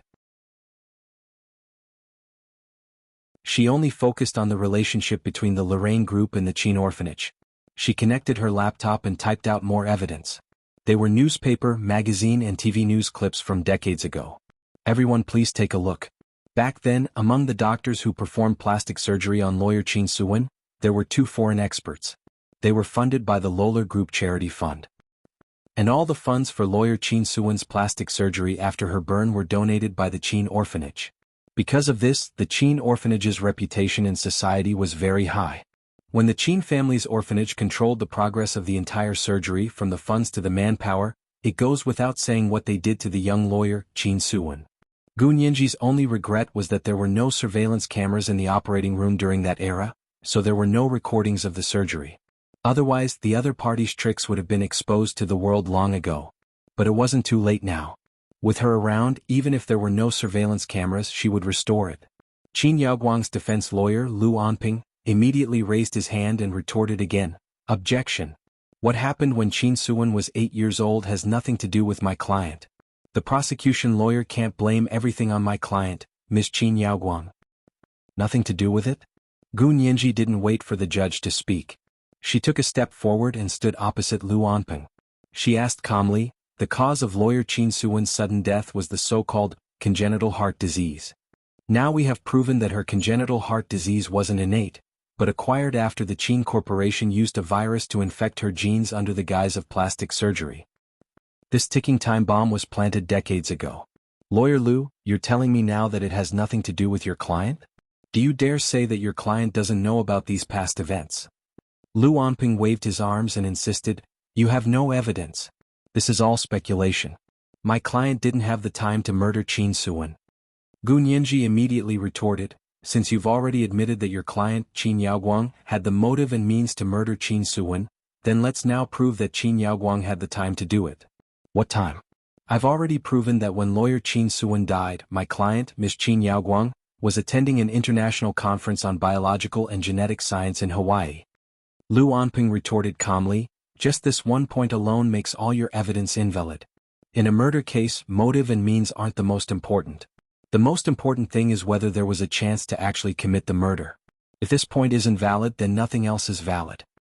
Also, I didn't admit that my client, Miss Qin Yaoguang, had the motive and means to commit the murder. Don't add to the drama." Lu Anping turned to look at the audience in the courtroom and spoke confidently, "Each of us has a dark place in our hearts, and we also have a flash of resentment towards others. This is the most primitive motive. But most people only think about it and don't do it, so it doesn't constitute a motive for murder. Whether it constitutes a motive or not depends on whether she has any follow-up actions." Gu Nianji rolled her eyes at Lu Anping. She slowly walked to Qin Yaoguang's dock and stood up straight.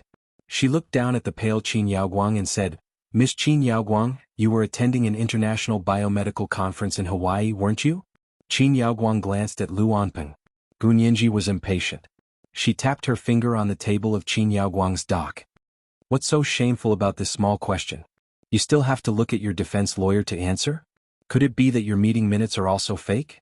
Based on Qin Yaoguang's stubborn personality, she would have argued with Gu Nianji at all costs. However, this time, Lu Anping had displayed abilities that were almost on par with Gu Nianji's. Therefore, Qin Yaoguang, who was muddle-headed, admired Lu Anping from the bottom of her heart. She obeyed his every word, afraid that she would say the wrong thing and lose everything. Lu Anping gestured at Qin Yaoguang, indicating for her to answer Gu Nianji's question. She said to Gu Nianji unhappily, "Please don't mentally oppress my client and affect my client's thinking and memory." Gu Nianji snorted and sneered without turning her head.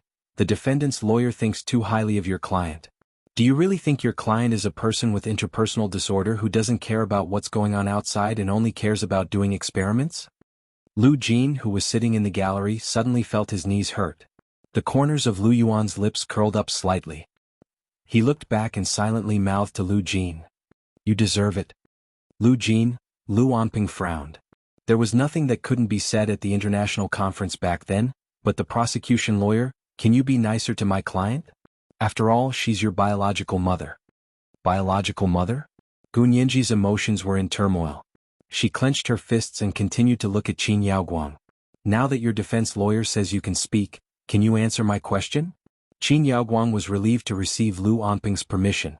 Moreover, she was indeed attending an international conference in Hawaii, so there was nothing she couldn't say. She glared at Gunyenji and nodded. Yes, I was attending an international conference in Hawaii. Then did the Hawaiian hotel where you attended the conference not have a phone or internet? Gunyenji seemed to ask casually. How is that possible? Qin Yaoguang's eyes widened and her lips parted.